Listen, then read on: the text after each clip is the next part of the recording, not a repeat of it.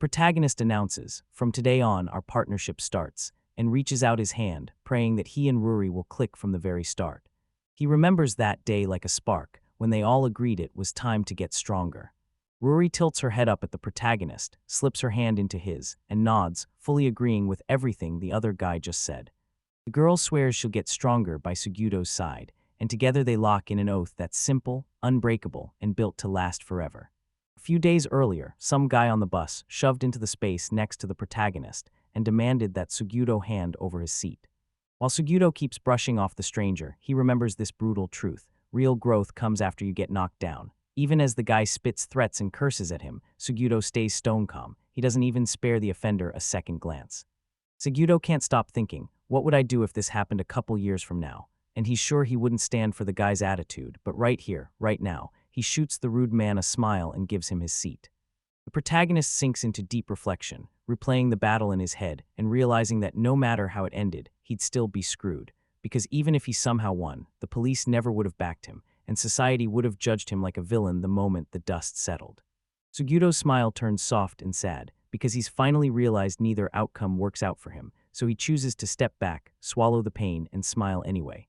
No matter what he's faced, the protagonist still can't accept this life, because he keeps asking himself what it even means to be human, if this is what growing up is supposed to feel like. On the bus, everyone stares at Sugito, and he's totally lost about what they're really saying, pity or pure contempt, while he fume spirals that he just embarrassed himself by handing his seat to that rude guy. Suddenly, the bus jerks hard, and the main character whips his head around with a stunned, "What?" The driver slams the brakes, but it's too late. The bus smashes into the crash. Sugito steps aside after giving up his seat, but the impact hits, and he scrambles to keep from falling by planting his feet hard on the floor. Then the crash erupts, debris blasts everywhere, and the riders on the bus cough and groan in pain. Sugito snaps his eyes open, scrambles to piece it all together, and figures the bus must have crashed. Then he whips his head around the cabin and realizes every single passenger made it out alive. The boy finally clicks. He's the only one who got tossed back during the braking, and he seethes at the person he'd given his seat to, right in his head, while Sugito clocks that every passenger is staring at him like he's a nightmare. He looks down and there it is. Glass shards caught him and he's been cut. Sugito finally comes to his senses and realizes he's hurt badly. Then it hits the boy. He can't move a single inch. He refuses to swallow what just happened, convinced his life can't be over that easily. And barely lifting his head, he hears a sound. It hurts, but then he realizes that the rude guy who got his seat in the first place didn't get hurt at all, so he whips out the camera, films the whole thing, and laughs. Sugito just freezes, staring that rude man down, because the thought hits like lightning: he's filming my death. Rage surges through the protagonist's chest as the truth hits, hurts like hell, but he forces himself up anyway, because he refuses to keep being the joke anymore, and now he's hunting revenge on the person who did this. Sugito can't stop asking why death has to take him, and why he's forced to cater to that jerk, because the guy's drowning in harsh emotions that clash with each other. The protagonist shot the man who ruined his life with pure, burning fury, and in that same heartbeat, his stare spat a curse at the whole world. Right before Sugito could finish his sentence, a blazing light exploded into view in front of his eyes. The hero wakes up in a dark cave, drops to the ground, then jolts up with a shocked scream. He jolts upright, stares at his own hands, and it hits him like lightning. He can talk, he can move, so he's alive. Sugito keeps staring at himself, stunned. His clothes are spotless and every wound is gone. He digs into his own memory, testing if it still works, and when he finally remembers who he is, he whispers, "Sumihara Sugito." Sugito watches the chaos unfold, totally baffled, and even wonders if he's dreaming, until he feels the cold air on his skin and the wet ground under his feet, snapping him out of it fast. With his hand on the vault of that cave, the guy finally decides this isn't some dream. Still stunned and slightly lost, Sugito can't help but assume maybe he's been saved. He drags his palm along the wall, realizes he's trapped inside some kind of cave, and whips around the second he hears the sound. Sugito spots a towering adult standing there with a pickaxe hooked over his shoulder and a bucket clutched in his hand. The protagonist figures he's finally lucky. At least someone showed up in that cursed cave, and he strides up to the stranger because the guy clearly wants to talk. As Sugito closes in, he spots it instantly, those blue eyes staring right back at him. While the stranger studies him, the protagonist can't help but wonder, what if his whole life led him to the one place outside Japan? The man shoots the first words at the shocked Sugito, slams the boy with a nameless label, and orders him to move fast, because the hero needs it, and now. Sugito goes completely silent, and the man presses on, snapping that if the boy won't leave, then he'd better stay right where he is, right there, until the stranger is done. The protagonist says nothing at all, and the man shrugs it off, then dives right back into his work. While Sugito backs off, the stranger swings a pickaxe and starts hammering the cave wall. The miner's back guy is even more stunned than before, staring in disbelief like, what on earth is happening here? Sugiro's instincts hit hard. There's no way that stranger is Japanese, and the worst part, the guy can't even figure out what language that man used on him. Even so, Sugito got it. He caught this strange foreign language, and somehow the meaning slammed straight into his head. After a while, the man packed his bucket with stones, hoisted it up, and strode off with a satisfied grin, while Sugito, who'd been staring at the miner the entire time, figured the exit was that way. So the guy wasted no time and decided he had to find out where he was headed. As he slips past the miner's work spot, he spots tiny, sparkling stones, and his gut screams trouble because the miner just lost his wallet. Sugito grabs a stone and freezes when he realizes it's see-through. In his hands, that glittering rock looks way more stunning than the rest, so he can't resist grabbing another one. As Sugito pushes deeper into the cave, he spots more miners ahead, every single one marching the same way, like they're pulled by the same unseen force. The main character spots everyone huddled on the left, hauling these heavy buckets like it's torture. Then the guy snaps, decides to tail them. Suddenly, a blinding glow sparks in Sugito's eyes, and he scrambles to cover his face with his hand. The guy finally bursts out of the cave. Sugito glanced around, and right by the cave exit he spotted a tiny settlement packed with miners, and that's when it hit him. This was *not* Japan. Nearly everyone around him rocks light hair, and when he looks closer, he spots strangers in clothes that drag his mind straight back to the Middle Ages. Suddenly, Sugito spots a bunch of people brandishing swords, and tension snaps into his posture.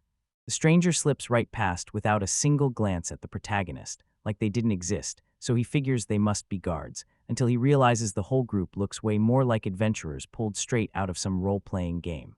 While Sugito stares at the armed men, a little girl slips in behind him, moving slow as a crawl, clutching a shovel that grinds along the ground. The girl slips behind Sugito without even giving him a second glance. Sugito keeps staring at the stranger and you can tell he's shocked, but the curiosity is winning. Then he realizes it's Ruri, and her eyes are ice cold, totally uninterested. She whips around for a quick look at the main character, locks eyes for a few seconds, then turns back and keeps marching off into the distance.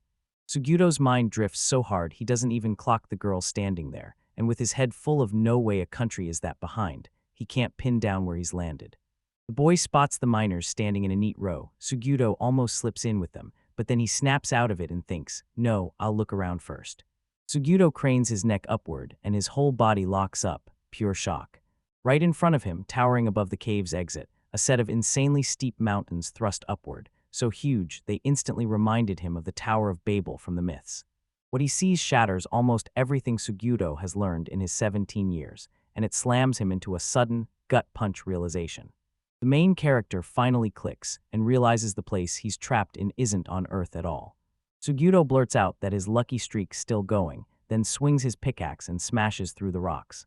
Sugito and Ruri lower their heads over the glittering stones, and you can practically see the shock hit their faces. The guy chokes back a cough like he just remembered something, blurts out an apology, and swears to Ruri, who's absolutely thrilled. Miners crowd the cave, some inside, some at the entrance, banging away and cracking rocks nonstop, so the whole place roars with noise. Sugito drops his pick with a heavy sigh, then curses through gritted teeth as sweat pours down his face. Ruri hangs nearby, slumped against her shovel, silently watching Sugito like she's waiting for the moment everything snaps. In his head, the main character is furious, because in the end, he's trapped doing stone mining. Sugito's mind snaps back to the instant he realized he wasn't on Earth. When someone yells, "Is everything okay?" the guy snaps his head around the instant he hears that voice. The guy who shouted at Sugito wasn't some stranger at all. Turns out he was a merchant with a shop right around the corner. The merchant blurts out that he missed the cue and asks if the protagonist actually got the magic ores. Then Sugito, totally thrown, repeats the question, and the merchant confirms he heard it right and asks if Sugito learned anything about those ores. In Berg, merchants tell you straight up, there aren't enough miners, the streets are crawling with thieves and liars, but adventurers keep roaring out of the local dungeons to hunt monsters all the time, so if you don't wander too far, you'll be okay. Sugito, stunned by the explanation, can't help but wonder if he's fallen into a fantasy world, and the merchant, totally misreading him, tries to comfort him like everything's fine. Jolting back to what he found in that cave, the boy digs a blue stone out of his pocket and blurts, "Is this magical or too?" The merchant nods and demands he show it, and Suguro just stands there, sweating over how much this discovery could be worth. The merchant sizes up Suguro's stone and says it's worth about one big copper coin, then smirks that the purity isn't half bad, so he slips in the idea that you can tack on another copper coin too, and finally slams the price at 11 marks. The protagonist grumbles that he wants to know the final price, then turns to a friendly merchant and asks what he can snag with it, just so he can finally get a real sense of what the find is worth. When Suguro realizes this money can only snag a few dried fruits, he snaps to the math. 11 larks is way under 100 yen, then his mind races back to that second stone he unearthed. Suguro pushes the merchant to appraise his find too, and the merchant perks right up, asking with excitement if it's an ethereal crystal. When the kid doesn't get it, the merchant lays it out. These crystals are insanely rare, and without them, you can't brew a single potion. Then he swings a deal. He'll buy the stone from Suguro for way above the market price. With the first one counted in, the total comes out to 2,611 lark. Suguro quietly crunches the numbers, figuring out exactly how many larks each coin can buy. After he finally nailed down the local currency, the protagonist hustled his discoveries to a merchant, then grabbed a single portion of dried meat for himself. Right as he reached for the door, Suguro suddenly remembered he couldn't crash anywhere and grilled the merchant about a shelter nearby, because there was no way he could sleep on the street in a world he didn't understand. The merchant jabs his finger toward the city and tells Suguro he can crash at the Dragon's Den Inn for just 5 silver a night. Tension grips him and the cash he just got won't last. He knows a way back to his world in a few days is unlikely, so he has to hustle, and Suguro starts asking himself, how much can he rake in by selling magic ore? After mulling it over, the guy steps up to the merchant and asks, "Do you sell pickaxes and buckets?" The merchant tells him the pickaxes are in the next building, and the buckets free. He's about to ask a question, but Suguro cuts in fast, saying he's about to prove he can do it.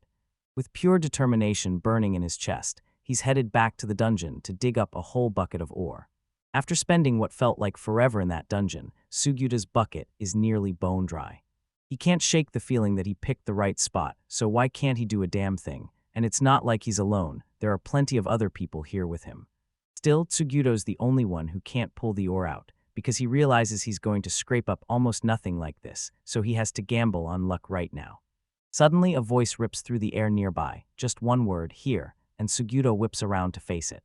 First, he zeroes in on the shoes of the person he's talking to, and on the shovel she jams into the dirt. She keeps repeating herself, pointing over there again and insisting, this is the right place. Short as can be, with wild long curly hair, stretched out elf-like ears, and ram-like horns jutting from her head. Shocked out of his wits, Suguro blurts out, "Are you talking to me?" And the stranger nods, yep, she really is. She studies him hard, clocking every tiny difference from a human, and when it clicks, he realizes the girl standing before him is still just a child, yet she somehow gives off the vibe of someone who'd belong to a wild, fantastical race. Suguro leans in and asks what's up with the wall the stranger is pointing at, and she snaps back that he should dig right there. He points at this random spot and demands, "Why isn't it here?" And she shoots back, "Ore was here yesterday, so there's no point digging around this place for now." Suguro tells the girl to get real and checks the spot he pointed out. There's zero sign anyone dug there. Then when the stranger insists she's being serious, Suguro snaps to the conclusion she's just lying. The girl insists she's telling the truth, and when Suguro points out there are no traces left on the wall, she snaps back that they're already gone, because it was yesterday. The boy kicks off an argument, saying it's ridiculous that those digging traces could vanish that fast, so Suguro grabs the stranger's attention, tells her to act right and apologize. She shoots back, "Trust me, you'll get the whole thing the moment you lay eyes on it." She flashes a confident grin, snatches her shovel, and starts digging right where she was told, like the answer is out there, waiting. Suguro can't believe it. She just swiped once and pulled a chunk of ore out like it was nothing. Even so, he still won't trust the stranger. He snaps that she only got lucky, and the guy keeps chiseling for ore in the exact same spot at the same time, muttering like, "Can't this wall just fix itself?" The girl shoots back that the walls rebuild themselves, no matter how hard you smash them. Suguro leans in and asks if the restored wall will be packed with ore, and the stranger answers, "Yeah, but it's coming back slower." Then she plucks up 2 chunks, weighs them against each other, and flicks away the one she judges as junk. Suguro asks straight up how long it takes to restore the ore, and the answer hits hard, about 2 or 3 days, then it clicks. The stranger doesn't just know, every local miner does too, down to exactly which wall to dig and on what day. The girl hurls one chunk of ore into the bucket, and the boy blurts, "So when do these buckets fill up?" And when they say they've still got tons of space, he jumps in, "All right, then what do we get for the ore we mine?" She grins and says, "Around 5 silver coins." That's enough for tonight, so Tsugyudo decides. If he knows exactly where to dig, the cash won't be a problem. He blurts out his thanks, convinced she just saved his life, then leans in and asks her name. When she finally speaks a few heartbeats later, she tells him it's Ruri. Tsugyudo blurts out his name, then fires back, "So why did you help me?" But Ruri just stays silent. She starts whispering something under her breath, so Tsugyudo has to lean in close, because Ruri wasn't just chatting, she was scared of that guy. After the girl blurts her confession, Tsugyudo grins and says she's super cute, then bursts out laughing. He can't stop thinking about her again, so he reaches over and gently strokes her hair. Ruri shuts her eyes with a bright, satisfied smile, and that moment hits Tsugyudo like a sudden shock. He's caught off guard. He notices there's no real hair on her head, just something that looks like wool, and he blurts out, "Are you a sheep?" Ruri snaps with fury and declares, "No, I'm a mouflon, not a sheep." Realizing he'd messed up, Tsugyudo blurts an apology, begs his partner not to stay mad, and swears he'll never repeat the same mistake. Then Ruri lets out a sigh and forgives him. He offers to take the ore and sell it, but when he spots the girl looking uneasy, he pauses, then asks, "Did something happen?" Ruri clutches a shovel and snaps that a guy named Donald is here. Then 3 heavily armed men with cold, unfriendly faces storm into view at the cave entrance. Tsugyudo asks about Donald, and Ruri points him out, the guy right in the middle. Spotting his massive height, the protagonist can't help but wonder who he is, and Ruri snaps that Donald's a bad guy. Then Tsugyudo clocks it, Donald's got an angry face. Donald and his men rip the ore miners, mines out and get away with it. No fear, no limits.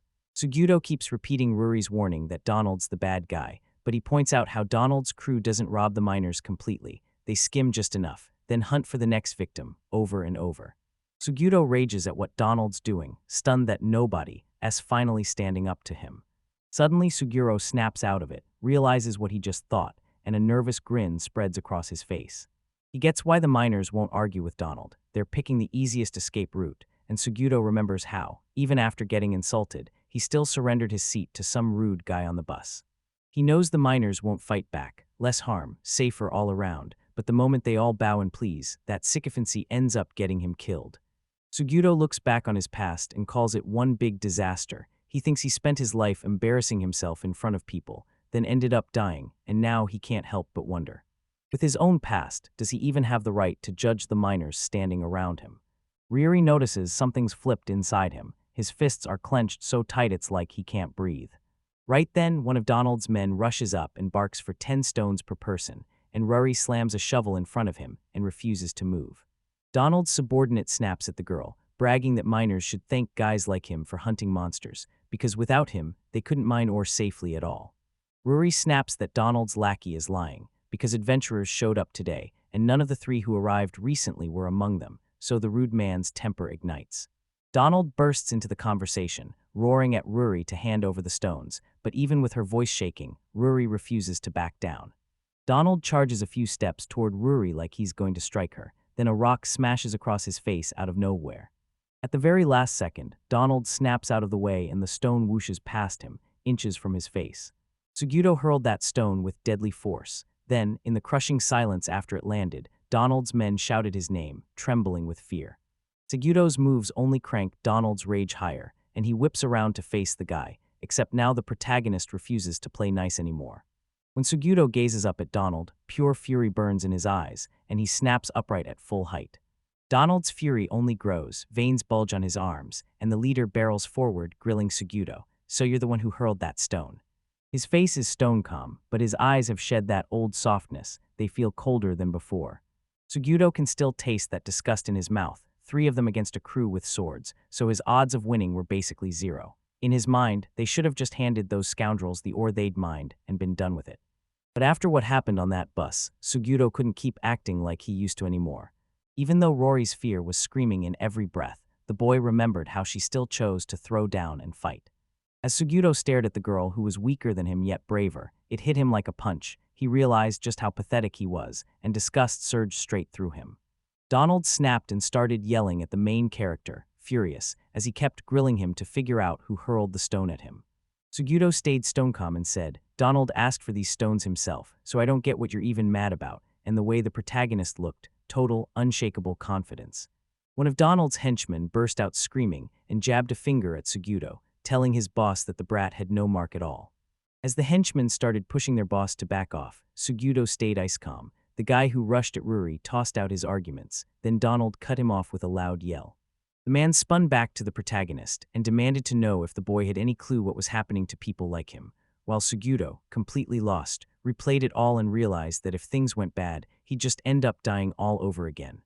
Even with his own death looming in his mind, Sugito refused to fold. He chose to walk out with pride, not to stumble through life as a complete embarrassment.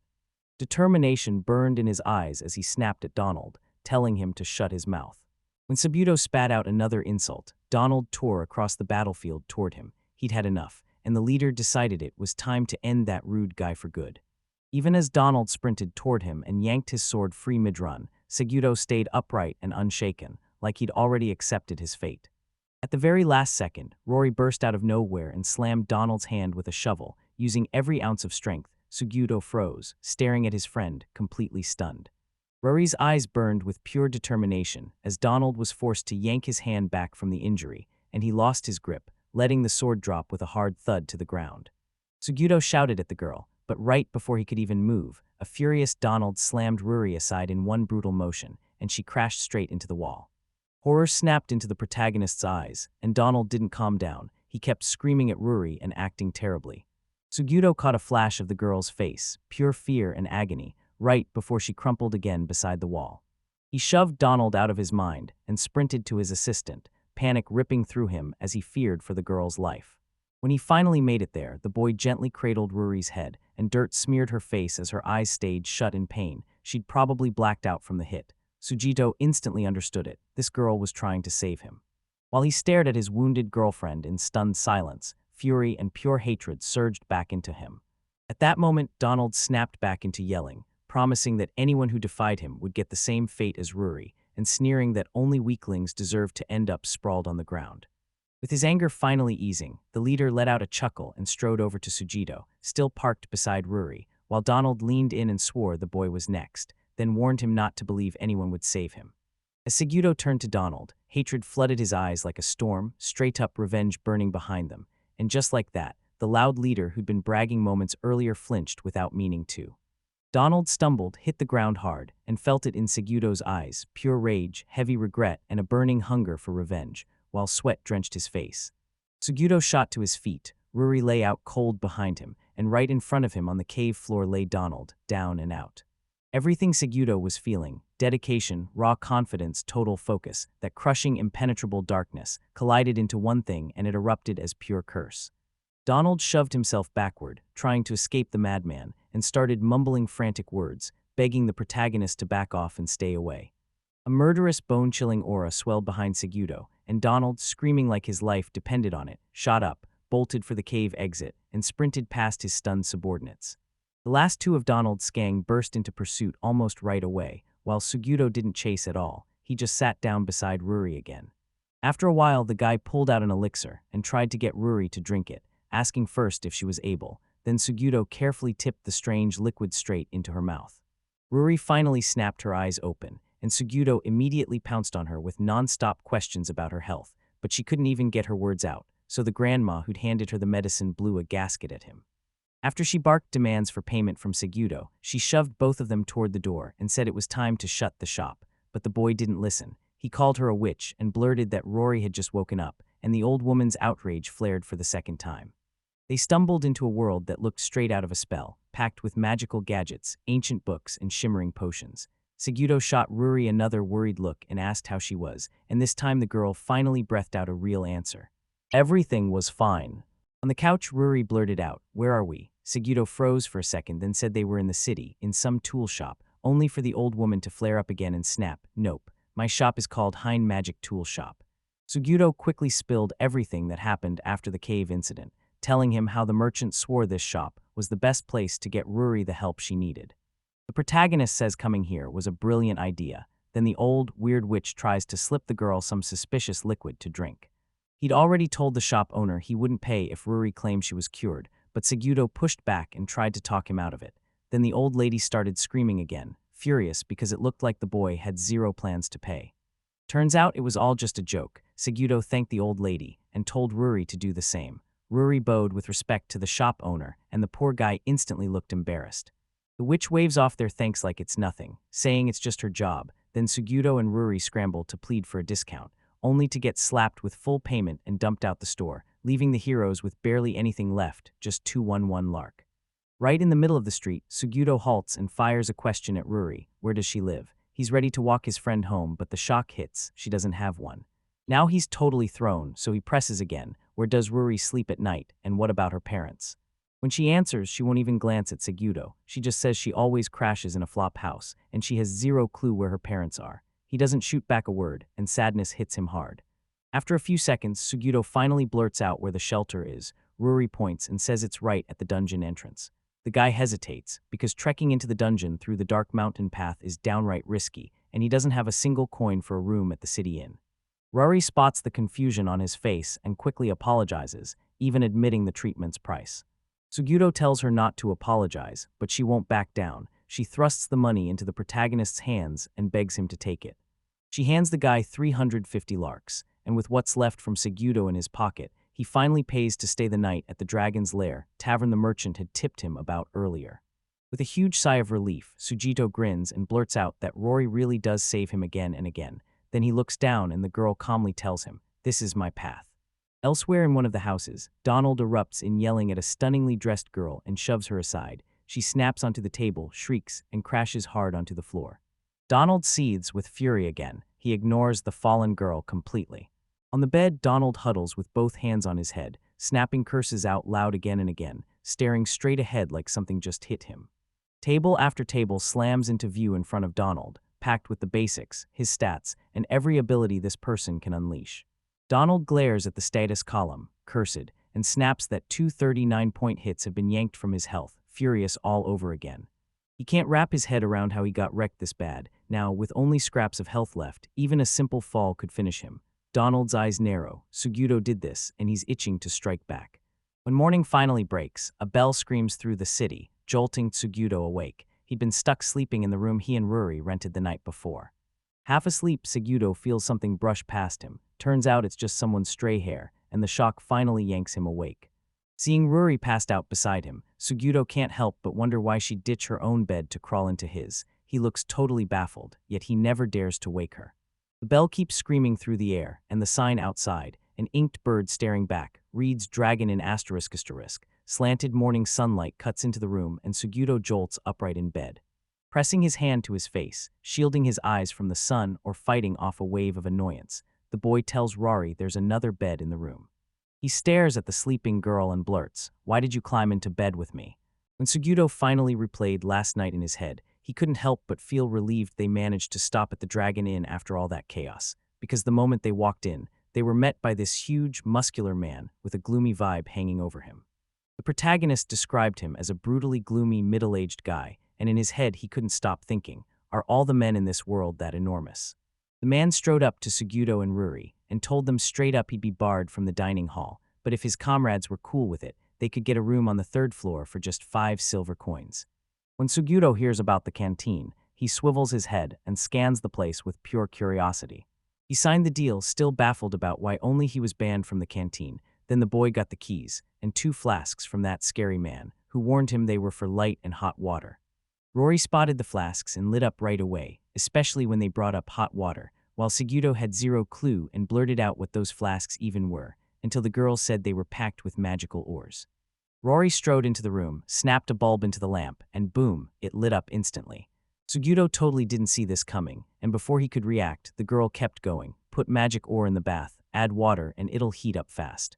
The boy figured this magic ore stuff was probably the usual deal, and once Ruri was done explaining, she straight up asked Sugito if he got it. Then she invited him to take a bath together, but the protagonist shot it down, claiming he already understood everything. Then Sugito stuffed Ruri with some dried meat, and she chewed it reluctantly, like she didn't trust the taste, not like she wanted to. Sugito figured it out. Sheep and mouflons are herbivores, so of course she'd hesitate. While Ruri kept eating, Sugito slipped off to the bathroom, lay down, and before long passed out. Staring at the clothesline strung right across the room, Segudo remembered every piece had been washed. Then he gently touched Rory's face and finally brought her back awake. After he groggily wished the sleepy girl good morning, Segudo carefully passed her things, told her to get dressed, and thanked Ruri for the laundry she handled yesterday. Suddenly, Segudo spotted a chain dangling around the girl's neck, so he leaned in, couldn't help himself, and demanded to know what badge she was wearing. Rory freezes at the boy's question, then asks if he truly has no clue. He shoots back, "Yeah, I don't," and Rory points out the badge hanging around her neck, but Segudo is still totally lost. Ruri fires off a quick question, did he lose his token? Segudo shoots back, "I can't lose what I never had." Suddenly, Ruri's face tightens. She grips her token and snaps that Segudo having no pendant is a huge problem. Then the guy's already tense too. After a while, he finally skidded to a stop in front of a 2-story building with huge windows and 4 tall columns, and he demanded, "So, is this the Adventurers Guild?" Rattling with memories of yesterday's run-in with Donald, Segudo finally got what they meant, no tag on him. But then the protagonist snapped back to the first miner he'd met too, because that one hadn't had a tag either. Segudo fired off another question, how anyone could tell if he really had a token when he could just shove it in his pocket, and Ruri shot back that the protagonist would figure it out the moment he stepped in. Segudo shoved the double doors open and strode into the guild hall, small and tight right off the entrance, where a counter waited, and behind it stood a girl in the guild uniform, greeting every newcomer like it was her job, because it was. With a bright smile, she leaned in and asked whether Ruri and Segudo had finally come to restore the token. Staring in pure awe at the girl at the reception, the guy froze, so Ruri stepped in and asked the stranger, who shot back that they had no recovery token, but they could make a brand new one. The girl looked shocked and blurted, "Are we really making a new token?" After he nodded hard, confirming he meant exactly what he said, the receptionist's desk-side panic shot through the roof. Suddenly, she shot up, bolted deeper into the room, and told the visitors to hang on for a second. Segudo worried and asked if everything was going to be all right, and Ruria calmly promised him it would. When he came back, the receptionist shoved a little bowl at him. There was a token inside, and told him to crush it in his palm and hold it for a few seconds. Ruri watched, then blurted, "It's going to activate." 5 minutes later, still nothing, so the girls grabbed Segudo and told him to wait again. 5 minutes later, the silence screamed, and now their smiles slipped as they started looking straight up, unsure. After all that waiting, Segudo seethed with anger. Why did he have to wait so long? Then a system notification blared. The mark was activated, and the account registration was officially complete. Right before Segudo's wide-open eyes, a storm of system windows erupted on the screen.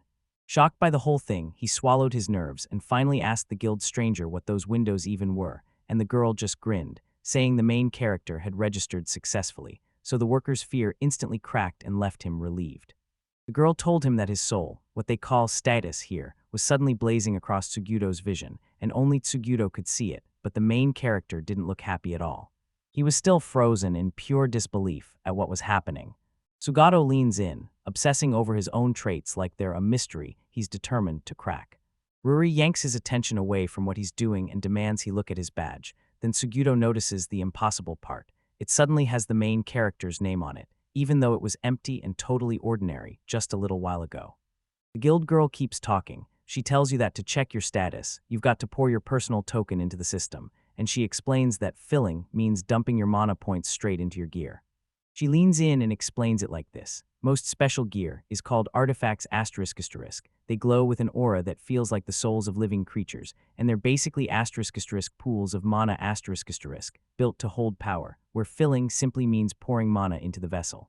The guild worker tells her how she begged Segudo to clench the token in his palm, so the mana pouring out of his body would flood it and fill it up. He stared at his mana points and finally got it. Filling that token took forever because his mana was painfully low. The girl told him the token stuffed in 10 mana points, but the moment they got used up, the artifact would shut itself off. Segudo stared at his stats, 239 mana points, and demanded to know what that minus meant, but the guild worker just froze because he'd never seen anything like it before. The girl's face fell because she couldn't help, but Segudo shot straight to the next question about what the status line meant, and the guild worker lit up. Turns out it tells your current state. Staring at the soul stats in his head, Segudo froze, because the cursed status stamped on that boy felt like it was hiding a truth he couldn't afford to ignore.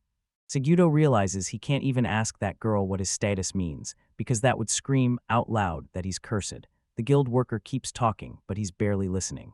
Then the girl finally blurts out the one detail that matters most. she scoots closer to Segudo, tilts her face up, and demands he look right at it.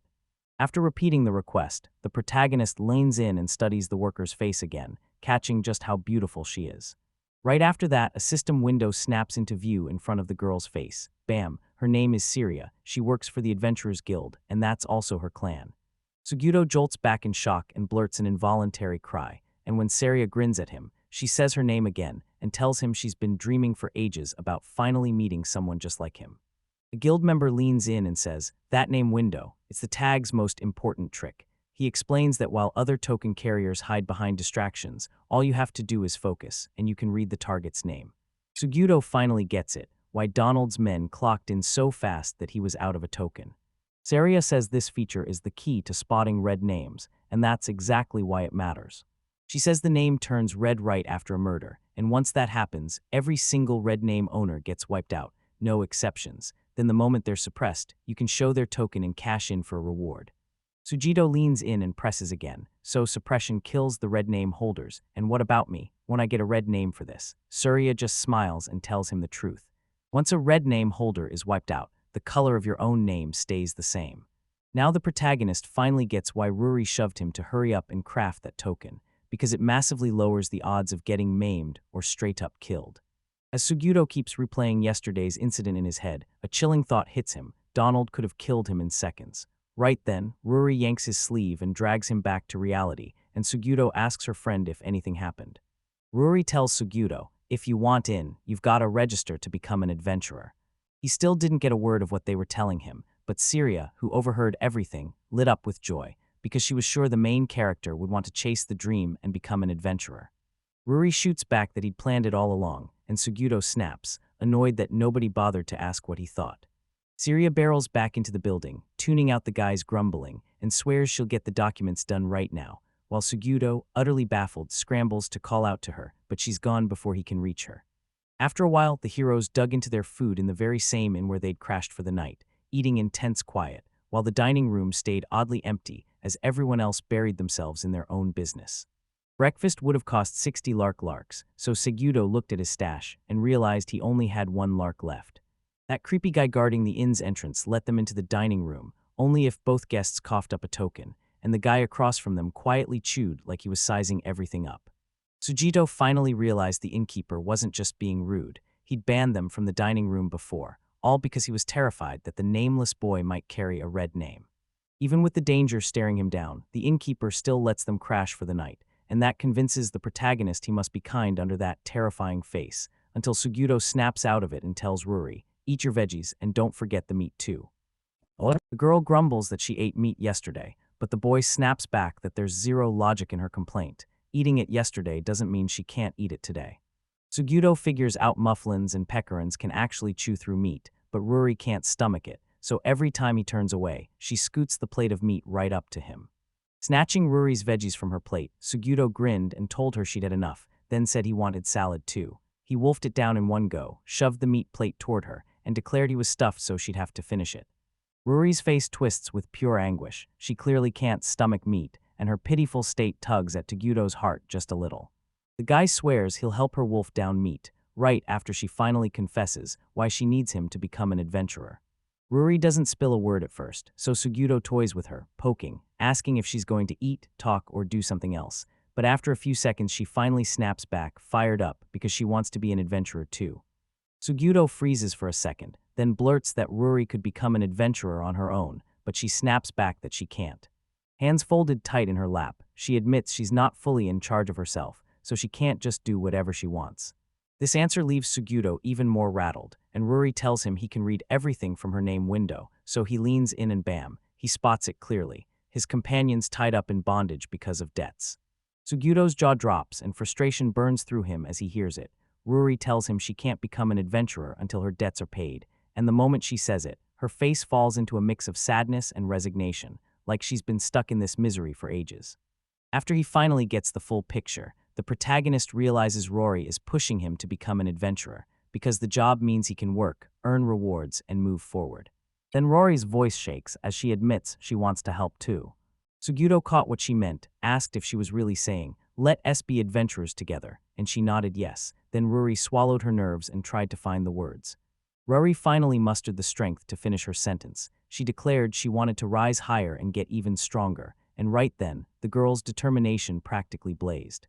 Sugito replays Seri's explanation of the level he just unlocked in the guild, and it hits him hard. He and Ruri want the same thing, to get stronger, even if that dream burns hotter than the pull to go back to Japan, even knowing the risks. He doesn't even glance at his companion, just blurts out why she wants to get stronger. Ruri clutched her fists and blurted out, fierce and unshakable. She wanted to get stronger so she could smash every bad guy, and that fire in her words left Sugito completely stunned. The shock faded fast, and the boy burst into laughter again. Ruri's cheeks burned with embarrassment and rage, so she started snapping at Sugito, who could only choke out an apology while still trying to stop laughing. After laughing, the main character finally admitted his tiny companion was right. Those plain words hit hard. He felt it for years. He wants to beat up bad people, but he couldn't back then because he was a weakling, a coward. Even so, his companion caught him. Now she sat right beside him, lips puffed in a pout, and Sugito finally reached out his hand toward Ruri. The boy said he wanted to get even stronger too. His face looked gentle, but you could feel the steel determination burning behind it. Sugito declared that starting right now, he and Ruri were partners, and admitted he really hoped they'd de-click. Stunned for a second, Ruri's smile burst out as she squeezed his hand back, happy as can be. Ruri swore to Sugito that they'd get stronger side by side. Sometime later in a dungeon Ruri doesn't recognize, she grabs Sugito and demands, "Show me your status, now that we're partners." He nods, then shoots back, "Fine, but I want to see yours too." So they trade tokens and let the dungeon witness it all. After checking Sugito's stats and skills, Ruri's eyes light up. She's thrilled. She even calls out that his evil eye skill is unlike anything else, but Sugito slumps, whining that he's stuck at rank F with just one measly point of mana. Sugito fires off to her friend, "Do you know anything about this curse?" And the girl hesitates, then starts rattling off everything she knows, different kinds, different fixes, like purification at the Holy Church, which Sugito shuts down on the spot, because that path is way too risky. Ruri says the second method is simple, bring down the one who laid the curse on you, but she thinks it's tied to Sugito's skill, so the guy grills her, "What do I do if I'm the one cursing?" And the girl just won't give him an answer. With a heavy sigh, the boy realizes Ruri has no clue about this. Then, right on cue, the windows pop up with all the info on his companion in front of Sugito. The boy crumples in humiliation as he realizes Ruri's stamina totally outclasses his. Most of her stats are totally normal for a 9-year-old, but then, boom, her skills and mana are insanely high, and Sugito leans in and says he's banking on Ruri's noise detector skill. With a pickaxe in one hand and a shovel in the other, the partners charged out to go monster hunting. 10 minutes earlier, Sugito told Ruri to dig up 2 buckets of ore, and it left her completely baffled. She asked what about hunting monsters, because that's the fastest way to level up. The guy looked totally stunned and asked if his buddy wanted to go hunting today, and the reply was an instant, "Yeah." But Sugito snapped that it was way too reckless. Before you hunt, you've got to prep your gear and dig up intel. The guy pitched mining ore for now since they only had 1 lark left, and the girl snapped that it was too slow, only for the main character to fire back that it wasn't slow, it was just the long, steady grind. Clutching the shovel, Ruri blared that the bad guys wouldn't wait on anyone, and that snapped Sugito a little out of his surprise. Picturing Donald and his subordinates, he realized his plan was way too slow. Then Sugito leaned in and demanded to know if his companion understood just how terrifying the labyrinth monsters really were. The girl told them they were right by an E-rank dungeon, where the monsters were practically toothless, plus the noise detector was Ruri's thing, so she could spot them coming, and together they'd score the perfect advantage. Sugito figured Ruri must have used that noise detector yesterday to predict Donald's arrival, so he pressed her to guess the exact number of monsters just by sound. Ruri shrugged and said if there were only a few, it'd be a piece of cake. The protagonist clocked the trick right away. This was perfect for slipping past all those monsters and hunting the lonely ones instead, and with his original plan still ringing in his head, Sugito headed back to the weapons problem. Ruri threw her shovel blade up with proud energy, and the dejected boy reluctantly praised it. With a deep sigh, Suguro finally decided he had no excuse to quit hunting monsters anymore, and he pushed the crew toward the dungeon to kick off the hunt. The second they stepped into the dungeon, the partners ran into a maze of twisty passages, and Sugito immediately fumed that it turned into a labyrinth right away. Ruri lit up and told them there was a route on the right, the garbage slit, and begged them to check what waited that way. But after they trudged a little to the right, Suguro froze in shock and demanded, "So, is there even anything there?" Ruri didn't even answer. She flicked a pebble, and the floor blew apart with a terrifying roar. With a calm face, the girl explained that every kind of trash gets dumped into the garbage chute, while the main character stared in total shock. Peering into that hole, Sugito saw nothing below, and the dread snapped tighter around his nerves. After showing off what the garbage slit could do, the partners ditched that route and headed somewhere else. Sugito even asked if not safe meant they were already screwed, and Ruri snapped back that yeah, they were. Then, out of nowhere, she heard something. The girl snatched the shovel like it was nothing, and blurted that the monster had finally been found. Sugito gasped and demanded if it was really true, then hurriedly asked where it was and how many they were facing, and the boy realized something was off. This had to be his first battle, and his nerves were spilling all over. Suddenly, she snapped with excitement and swung the shovel, screaming that the monster was right there and yelling at her partner to strike. Sugito saw everyone panicking, snatched her by the collar, and barked at her to calm down, because if she didn't, they'd fail. The girl shrieked that the monster was already here, and it was coming closer fast. Then a disgusting thing crawled out of one of the passages. Sugito snapped his eyes to the foe and knew it, just a goblin. Then the thing roared like thunder and charged straight at the hunters, and the protagonist froze in panic, spitting curses as it came. Even with fear snarling in his chest, he still swung the pickaxe, then saw the clock was against him, so he whipped the weapon through the air at the attacker, closing in fast. The pickaxe slammed into the goblin and launched it flying. Right then, Sugito snapped to the truth. Tossing his weapon at least wasn't stupid, because that monster was charging at them at breakneck speed. At the goblin's side, the screaming monster suddenly lurched upright in agony, blue blood spilling from its wound. Then it came charging for Sugito again, and this time Sugito had no weapon at all. A goblin sprang onto the protagonist, slammed him to the ground, and pinned him there, crushing him with its own brutal weight. While Sugito battled the monster, he caught sight of the attacker baring his teeth, and it was clear the goblin wasn't just fighting, it was ready to sink its fangs into him. At the last possible second, Ruri swung the shovel with everything she had, smashing the monster as it froze, stunned for a few heartbeats, while determination blazed in her eyes, ready to fight. Ruri yanked her shovel around and slammed it into the goblin, right as it stayed sprawled on Sugito, who hit the ground again.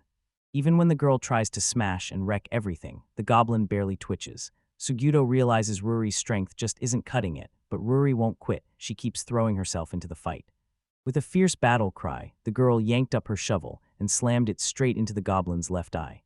Finally, the monster crumpled from the hit and shrieked in agony, yanking itself away from Sugito. Then the boy got it, and just like his companion, drove a strike straight into the goblin's right eye to throw it off balance.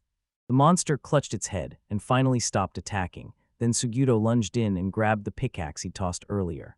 Swinging around, the guy smashed in the final, game-ending strike that left no room for comeback.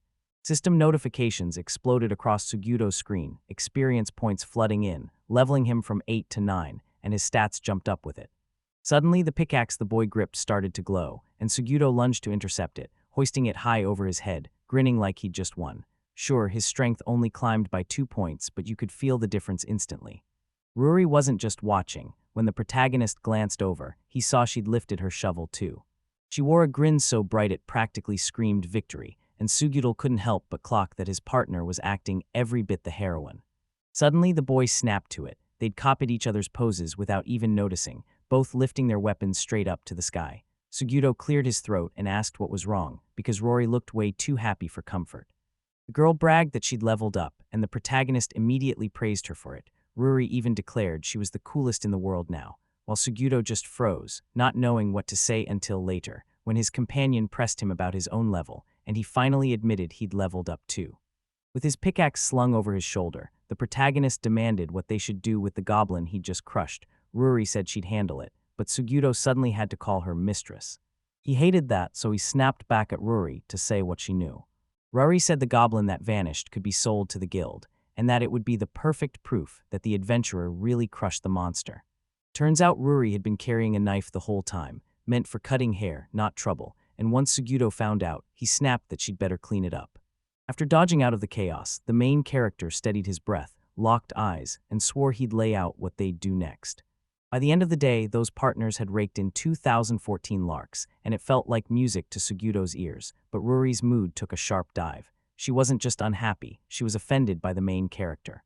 Sugito snapped, "So how long are you gonna sulk at me?" And she shot back, all annoyed, "I'm not sulking at all." The boy insisted the monsters weren't his doing, and Ruri snapped back that they had to dig deeper. Sugito then shot back that dropping down unprepared would be deadly. Sugito vowed to stay wide awake, ready to bolt the second danger struck. He even said the goblins were way faster than he'd imagined, and they still had enough brains to move when the monsters were gone. Rory didn't argue anymore, but her face still screamed offended, and he finally pressed some of his hard-earned cash into her hands, telling her to call it for today. Then he asked where she'd sleep that night, and Rory bluntly said she'd stay at the hotel. She said she only paid 3 pieces of silver for a night's lodging, breakfast, and dinner, and honestly, that sounded like a steal. Sugito nodded, ready to book a room too, but Ruri snapped back that he couldn't stay there. When Sugito found out this inn was built exclusively for slaves, it all clicked. Those cheap prices weren't a deal, they were a trap. Now the boy was left staring at his empty options, desperate to find a place to sleep for the night. As they kept moving, a merchant suddenly shouted at them. His name was Rail. He lit up with relief that Ruri was safe, and Sugito shot back that it was all because of Rail.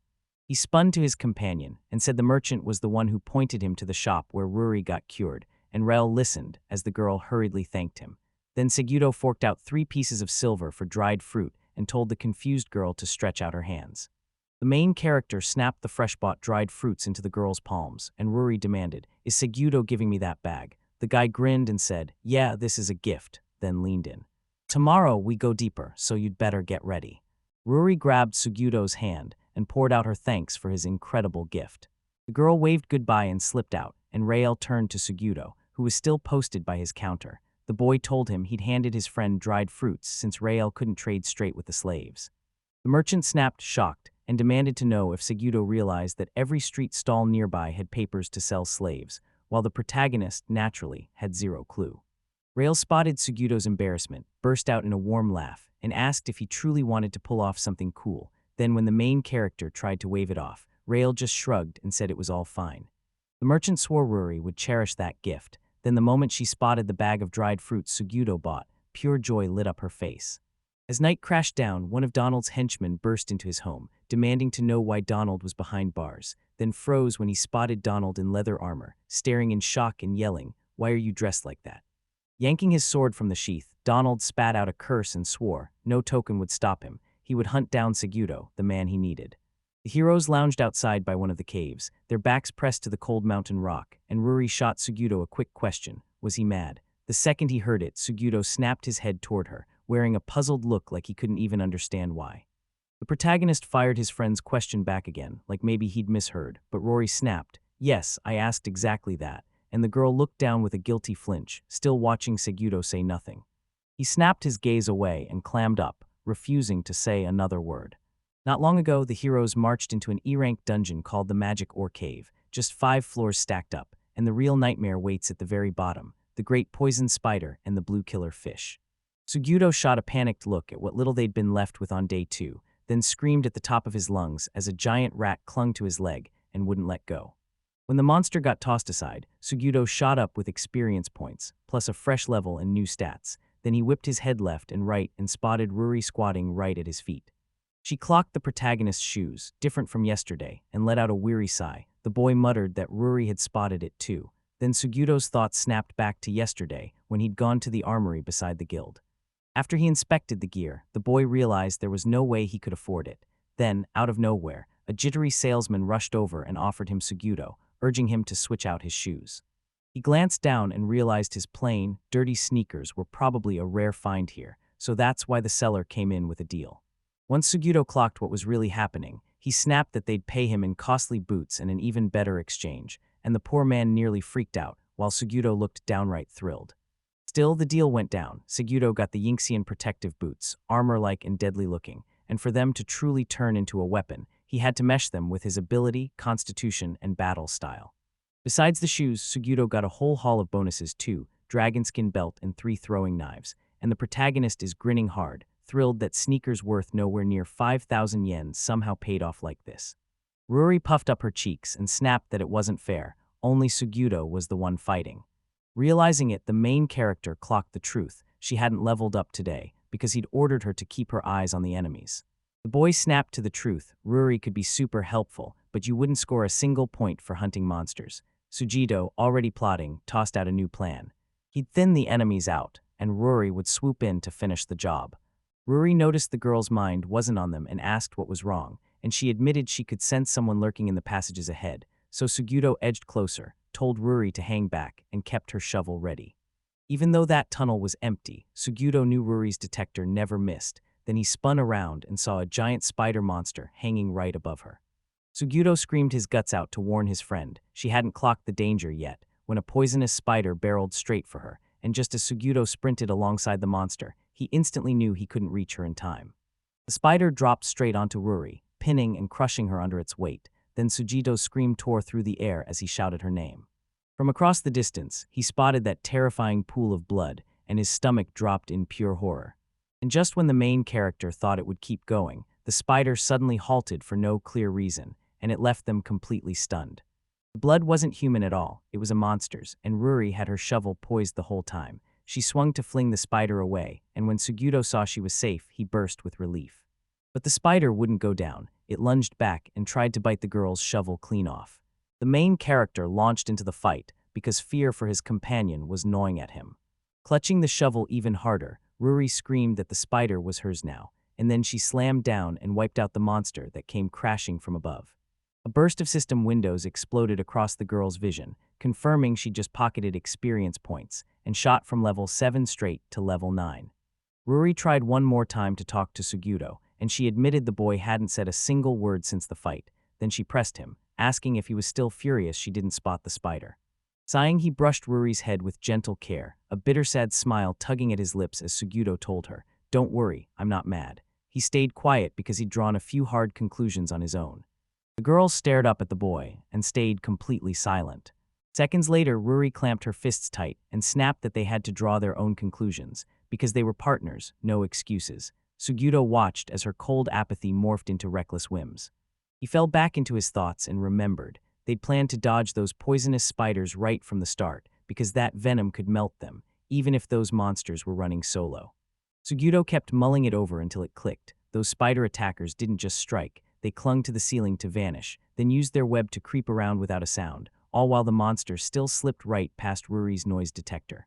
The main character finally realized he'd made a huge blunder. Trusting her completely was a recipe for disaster. Suguro realized they couldn't rely on dodging forever, so he warned Ruri they still had to stock up on antidotes and potions. After telling her not to stress and handing the shopping to him, he said it was best to call it a day and wrap things up. When Sugito saw the girl rise and swing her shovel, he clocked it. She was training her aim, but Ruri hit hard and he urged her to not hunt alone. Ruri gripped the shovel tight and swore she'd never hunt again that day. Then Sugito flashed a smile and waved goodbye. Ruri waved goodbye to her partner, clung to her promise, then flipped it, one promise for now, and a second promise to follow, because she'd just decided to dig for ore since she'd already promised she wouldn't go hunting. After a bit, a thrilled Ruri blurted that this was what level 9 could do, and in no time at all, she'd hauled in several buckets of ore. After thinking it through, she realized that if she kept going like this, she'd dig up a mountain of cash fast, wipe out every last debt, and then finally kick back in a hotel with Sugito. Ruri started tallying her stash, trying to figure out just how many nights her hard-mined money could keep her holed up at the hotel. Out of nowhere, a voice blared from behind the girl, praising her bright, happy face. Then Donald and his men closed in toward Ruri. Sugito scowled at that moment and snapped that the price was way too high. The old woman who helped cure Ruri smirked and said her fee matched the market price. Pay and you're good, and if you don't like it, walk right out. Turns out her name was Agatha. A sharp spark of irritation flared between the buyer and seller as they haggled. Sugito started tallying his money, because for that mission to wipe out the monster from the magic ore dungeon, he'd gotten 7 220 larks. Then it clicked. The fang of the poisonous spider was rare as hell, so he decided to sell it. But listen, antidotes and paralysis potions will set you back 1,000 larks each, and health potions, those cost 2,000 larks each. He decided to grab 2 potions of every kind and demanded a discount for buying so much. Then, like always, he and the cranky old saleswoman snapped into another brutal verbal clash. Trying to steady his breath, Sugito laid out what happened, reminding everyone that nobody owed him a discount. Then he offered one himself, but the protagonist told him those potions were for Ruri, because she'd been wrecked by a vicious poisonous spider, and her comrade refused to turn a blind eye to something that deadly.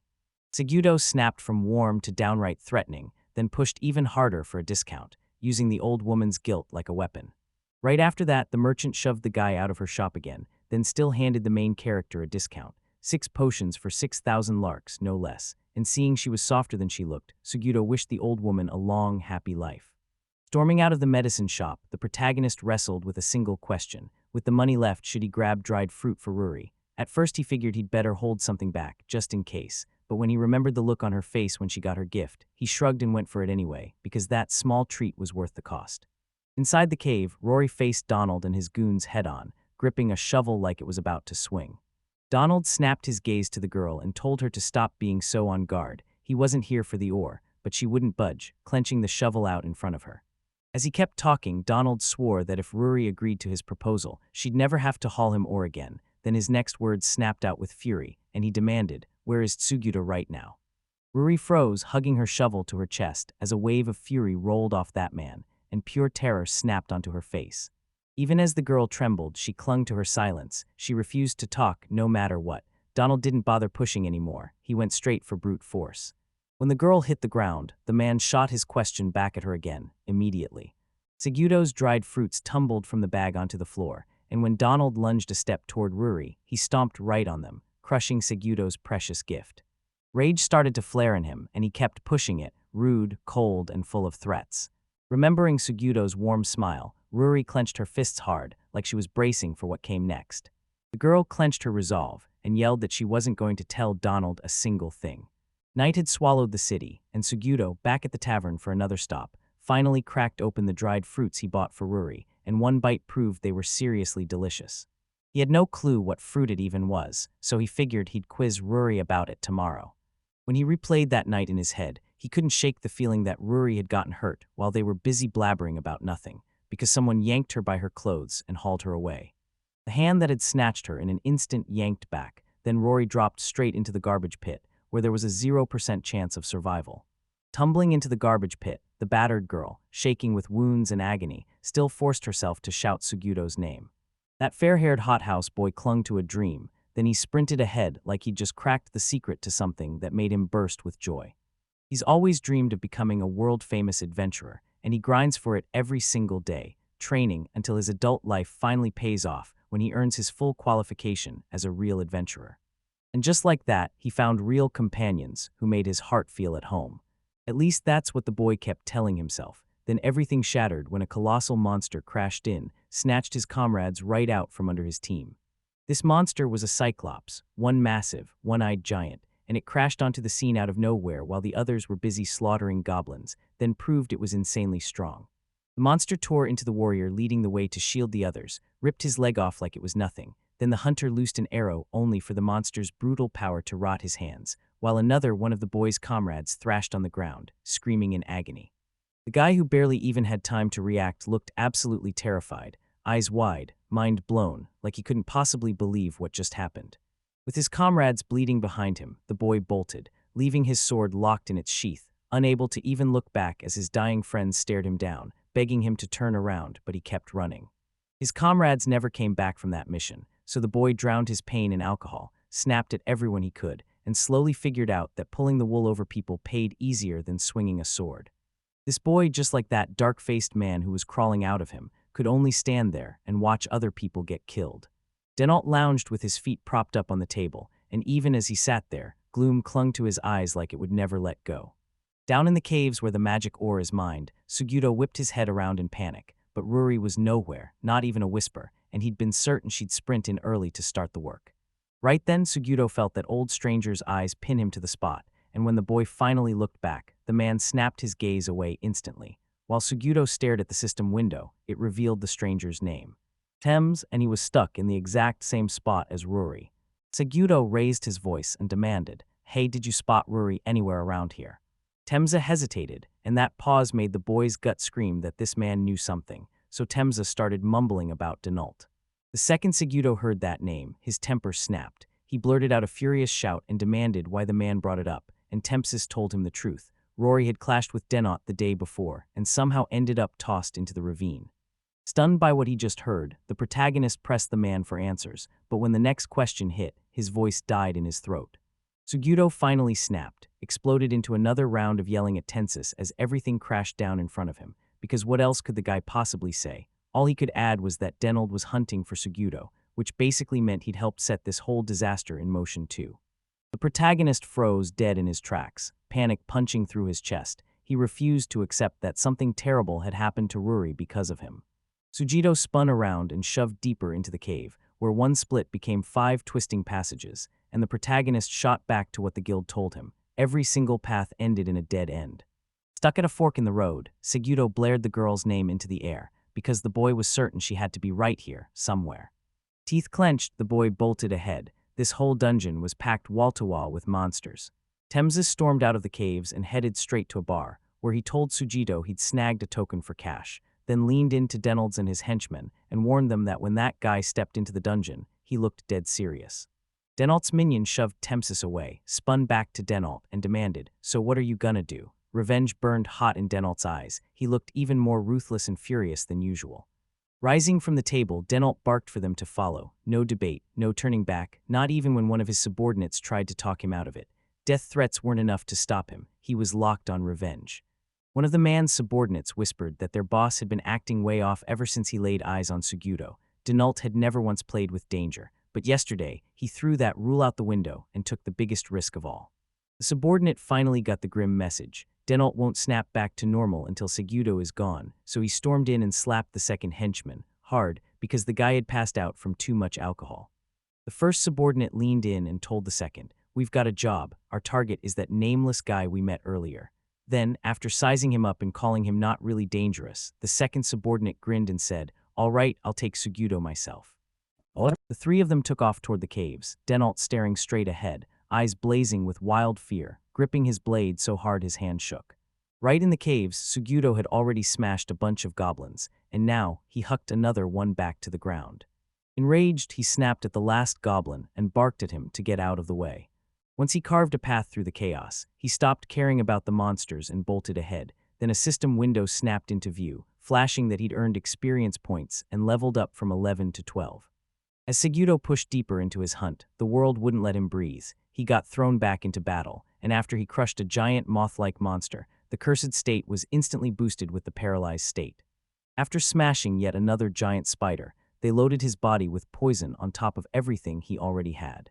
Blood soaked through Sugito as he frantically searched for Ruri, shouting her name again and again, his eyes burning with a terrified rage that begged for her to be alive.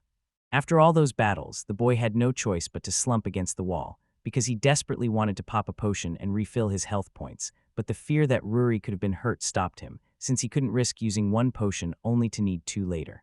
With his friend's smile still burned into his memory, Sugito stuffed the potion into his belt pouch and sprinted off again. Back then, the protagonist tore through 3 paths, yet Ruri was nowhere to be found, so he mapped out a 4th, and in the end he was down to just one last option. As he slammed Devur into the passage, Sugito clenched his teeth and told himself that Ruri had to show up right here in this stretch of the tunnel. No matter how hard he pushed, the path still slammed him into a dead-end wall and not a single sign of the missing girl. The protagonist froze in disbelief, because this passage was the final door they could possibly take. Suddenly, Sugito snapped back to Ruri's warning about the 5th passage, right side, and what waited there, a garbage pit so bottomless it felt endless. The guy spun around and trudged for the exit, because the dead end was all it gave him. He couldn't and wouldn't accept that his girlfriend had been hurled into that pit, but there was nothing left to do, and Sugito knew Ruri might not be there either. Still, he had to go look. At the very start of the labyrinth, the crew caught sight of 3 people who had just slipped into the cave. Blood soaked him and Sugito stood there, eyes wide and nearly out of his mind, staring straight at the terrified Donald. By digging through the system windows, the protagonist finally caught Denalt's subordinates' names, Garnon and Riot, and Sugito was so fixated he only noticed one freaky detail: their names stayed pure white. Then he snapped, "What did you do to Ruri?" Garnon, Donald's henchman, snapped to the boy's deadly aura the moment it hit, and fear drenched his face in sweat. Sugito strode a few steps toward the trio, then hammered each word as he demanded, "Right again," where Ruri was right now. Donald's face, same as his men's, was filled with raw fear. Then the man snapped at Sugito with a brutal threat, saying Ruri was done, and that the boy would meet the same fate if he stepped any closer, because the moment those words hit, the protagonist's eyes went totally dead. In the blink of an eye, his aura shot up 100 times, crushing the trio of adventurers with even more brutal pressure. Sugito choked back a silent prayer, begging Ruri to still be alive, because if her death was a lie, he'd never forgive himself. Now he finally understood how to wipe someone out without ever turning up with a red name. System notifications exploded on Sugito's screen. He leveled up fast, racked up experience points, and unlocked 2 deadly skills, Detect Magic and Magic Mastery. He finally got it. If he wanted to keep his name clean, he'd just yank off the badge before the massacre hit. Sugratu yanked the chain off in one brutal move, ripping it right out from around his neck. The second the boy hurled his mark at the men's feet, Denot's gut dropped. He knew the enemy was about to end him. Garnon and Riot screamed for the boss's attention, but he barked his terms at Sugito. If the boy lifted his curse, then and only then would he be forgiven. Yet the brutally calm protagonist answered with a straight-up death wish. Donald tried to explain himself, even swore he'd apologize the moment the curse finally faded, only for Sugito, eyes spiraling into pure madness, to cut him off and keep repeating the same words. His aura went nuclear, pure, ruthless killing intent practically dripped off him. Denalt noticed his words weren't landing, and fear snapped through him. Then boom, he screamed and lifted his sword to smash the strike down. The man dropped the weapon onto the guy's shoulder, and then just stopped cold. Even as blood spilled from the wound, the protagonist still stood his ground, while horror crawled across Donald's face. Suddenly, Sugito shot his hand up and clamped onto the man's head, snarling that Denault wouldn't get away like he'd done before. Those words ripped him back into terror, forcing him to relive the dead comrades he'd abandoned, feeding them to the Cyclops because he couldn't face the fight and froze. Sugito's terrifying curse finally kicks in. Its infliction ability has unleashed itself. Denault's health points plummeted fast, like something dark was draining him in seconds. The man jolted to the truth. If he couldn't stand, he'd die. But try as he might, he still couldn't budge Sugito's hand, and Denault's regret burned hard, because if he'd been in his prime, he would have stomped the boy without breaking a sweat. Suddenly, the man's mind snapped with one burning question. Why was he standing in front of this guy at all, and would he ever have crossed paths with him if he hadn't gone after the miners? Denault scrambled to piece it together. Why he was here, why he'd quit training, and why he'd stopped being an adventurer. Screaming through agony, the man fought to figure out what happened to him, why he suddenly stopped chasing his dream. The smiling faces of his comrades burst into his vision, like hope flashing right in front of him. Denault couldn't even remember it. His mind refused to accept how he'd thrown away his dear friends. Tears burned down the man's face as regret crushed him. He couldn't stand his ground. He left his comrades behind, and he'd betrayed the dreams he swore to chase. His hand tightened around his sword, and the trembling started all over again. Sugito, choked by hatred and driven by revenge, spat out death wishes once again. As soon as the boy let go, Denault crumpled onto the floor, tears still streaking his face, but the life was already gone. As regret swallowed this man whole, his life finally cut out, yet even in death, he still gripped the sword tight in his palm. Sugito relived the moment. He and Ruri swore they'd team up, and vowed to grow stronger together. He was dead sure his tiny partner was already gone, killed, and probably long before anyone could stop it. People had already killed him. 2 of those killers were standing right in front of him, while the one who'd just been knocked down seconds ago finally got what he deserved. Garnon stared in disbelief and snapped, Denault, because it felt impossible. There was no way his boss could have dropped that fast, that easily.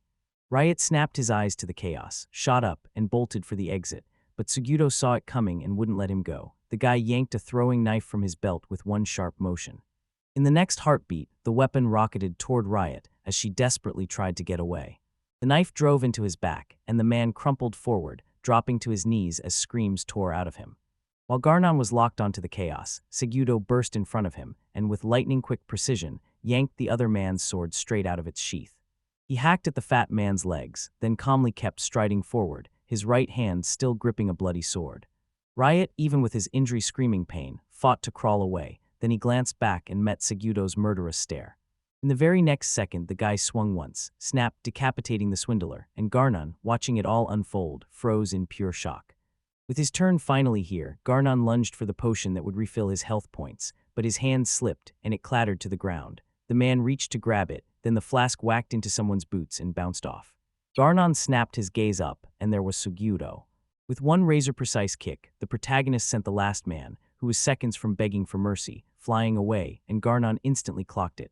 This guy didn't care about a single one of their lives. Sugito snapped his blade up and swung for the final opponent. At the very last second before the blade dropped, Garnon erupted in a scream, blasting the truth that Ruri was alive, and for the first time since this meeting began, real emotion finally cracked across the protagonist's face. Terrified to face the end of his own life, Garnon pushed on after that crazy guy, claiming he, Donald, and Riot only managed to wound Segudo's companion, then tossed her into the crack but didn't finish her off. Garnon knew Ruri couldn't survive, but he still fed the protagonist a cruel lie. There was a chance, and then offered to hunt for her together, even rallying others, also they could get back home. Segudo froze with his blade held high over the enemy, and for a long heartbeat, nothing but silence. Then the boy swung his sword down, snatched Garnon's health potion off the ground, and chugged it on the spot to heal himself, while the main character took a couple quick steps, grabbed the token he dropped minutes earlier and squeezed it tight. Garnon watched the boy grab the mark, and seeing his name stay bright in the system window made him grin like he'd just won. The man realized Segudo wouldn't lay a hand on him, not if he wanted to protect his reputation, so the protagonist snapped his orders and told Garnon to get up, and together they sprinted toward the last remaining passage. Then, out of nowhere, Segudo shoved the man. Garnon teetered right at the brink of the abyss ripping open in front of him, and somehow he kept his footing for one wild second. Then the floor still caught him, and he landed hard. Segudo whirled back to his temporary companion and fired off a question. Garnon, what's your max HP, and how much do you have right now? Startled, Garnon answered fast. His maximum was 322 HP, and right then he had 216 HP. Suddenly, Segudo slammed his curse skill into action, and Garnon, terrified and completely stunned, started trembling like he couldn't stop. The boy snapped his skill's effect off and shoved Garnon to recheck his stats. Confused, Garnon admitted his max health was down 5 points, and the status curse had finally shown up. Segudo finally cracked the mystery of his power. The cursed evil eye ripped the same chunk from his maximum MP that it took from the maximum HP of the person it cursed, and then both of them got slammed with the cursed status. The protagonist didn't keep Garnon alive just to run tests. He pressed the man's own words again and again. Even if you drop from that kind of height, you can survive, and then you'll ask who those words truly belong to. Staring at the pit that swallowed the world behind him, Garnon knew one slip would mean death, yet he forced himself to say out loud that falling was possible, so Segudo just kept doubting. Right then, the protagonist shoved Garnon to the ground and demanded he prove every word, while Garnon crashed and the man in him wondered if this was pure madness, taking on someone the instant he just grabbed the token. Segudo silently braces as the man screams tear through the air, spiraling straight into the abyss. Clutching his token like it could save him, the boy stayed planted near the pit's edge, and 3 minutes later, his name was still glaring in white. When it clicked in his head, the protagonist shot up from his seat, because if Garnon hadn't gone down so fast, Ruri wouldn't have been next. Segudo launched himself into the endless pit without even a second thought. As he dropped into the abyss, the protagonist dug in with every ounce of strength, refusing to shut his eyes. No way was he missing a single opening, and Segudo swore to himself he'd find Ruri, no matter what. Out of nowhere, a blinding light burst straight in front of the main character. Segudo toppled off a dizzying height, hit the water with a dull smack, and thrashed his arms wildly, desperate to stay afloat. If you fall, water might be the only thing that cushions the blow, but that help turns into a trap, because it's deep, pitch black, and waiting below is a blue killer fish. He finally crushed her, and the fish twitched one last time before going still, but the wind cost him everything, and suddenly his breath ran out. He scanned his surroundings without ever stepping out of the water, and where he surfaced felt wrong, like a flooded cave or some forgotten catacombs, eerie and ominous as hell. He paddled toward the shore inch by inch, eyes locked on those dark, looming halls, because the exit was way too far, and all he had left was water, stretching endlessly around him. Then he saw it movement. The men were getting dragged under by the same blue killer fish, their jaws snapping shut on his arms and legs, and he instantly recognized it. That school of blue killer fish was one of the deadliest monsters in this world, the Catacombs Guardian, guarding the ancient magical ore. Then he spotted a thin crack in the wall, jammed himself into the gap, and clung to the slick edges for dear life, only to burst out on dry land and finally let out a shaky, heavy breath. An F-rank adventurer boy, and where's Ruri? She better be here too. His fists went tight, his whole body shook, and he bolted out to go find her. This floor felt totally different from the first, like the whole place had teeth. If those blue killer fish showed up here too, then the boy could have been trapped on the 5th floor, but hey, it was only an E-rank dungeon. The young man tiptoed forward with sharp focus, eyes locked on the path, until a massive rock suddenly blocked his way. Up close, he spotted a razor-thin gap squeezed between 2 slabs of rock, and the young man lunged forward, crouched, and slipped inside with slow, careful precision. Right in the middle of the passage, his eyes snagged on a tiny red handprint on the wall, like some kid had pressed it there in a hurry. He shoved his way through, finally broke free, and rushed back to the press, only to find it was dry. The young man stomped into the puddle, and the splash echoed hard through the cave. Then, right on cue, a sharp cry snapped from behind the rock as someone spotted him and barked for answers, desperate to know who he was. The footsteps faded, then suddenly, another set of prints crept closer. The girl fought tooth and nail, refusing to spill where Tsuguta was, and swore she wouldn't let them take him. The boy went still. That was when Ruri's voice hit the air. Her voice kept cracking, screaming, sobbing, yet she refused to break, and he kept hiding, listening like a hunter, waiting for the instant he'd finally have to step in. Ruri's sobs choked off, tears streamed as her eyes snapped to something nearby. The boy stood there, half hidden behind a rock. Ruri looked completely drained, and the moment the young man saw her like that, fury burst into his chest. Ruri inched closer on shaking legs, clutched Sumihara in a tight hug, snatched the bottle, and gulped a few sips. Sumiharu leaned in and asked, "Were you crying?" Even in that deadly place, this girl got dragged through a full-blown nightmare, and she refused to quit. She threw herself between him and danger until the final second, never once thinking about what it would cost her. Seeing him like this, she froze in total confusion. He sat hunched over, head in his hands, and the tears kept pouring nonstop. She slid up quietly, lifted her hand, and softly ruffled his hair. Then she made it crystal clear. Everything's fine, and she'd never tell a word. The moment he opened his eyes, everything flipped. Right there, he realized he wasn't just someone. He was one of a kind because he was special. He was born with a power no one else in his species could ever touch, and somehow, he could unleash it anytime he wanted. No one could deny it. The king was staring right back at them, unmistakable and undeniable. The crowd erupted into one massive roar, and she lifted Excalibur, the holy sword, high above her head, looking like a goddess who dropped straight out of heaven. The heroine herself, Mrs. Ruri. The little girl blinked awake, and the boy tiptoed close to ask if she was conscious. She shot up, declared with blazing confidence, "I'm a heroine," and the boy just stared like, "Wait, what are you talking about?" She got tossed into a stinking garbage pit after surviving hell, and not even for a second did she get the luxury of sleep. Now they had to stay on guard. This place still had teeth, and it was way too soon to let their guard down. They crashed off the first level of the garbage pit and splashed straight into the flooded depths below. They couldn't just sit around. Starvation was right there because all they had was dried meat and fruit. The girl begged for dried fruit, but the boy snapped that she had to eat the meat too, or he'd soon be dead. The girl snapped that they had to reach the exit fast. Then she spun around and insisted they check that way first. Rory quickly realized that place was a death trap because a huge guy was waiting there for them, and it instantly crushed her. The young man frowned hard, convinced this giant could be a monster and a real threat, while she flung her arms wide to show exactly how huge the one she'd seen was. Suguro nodded, staring like, "Yeah, that's huge."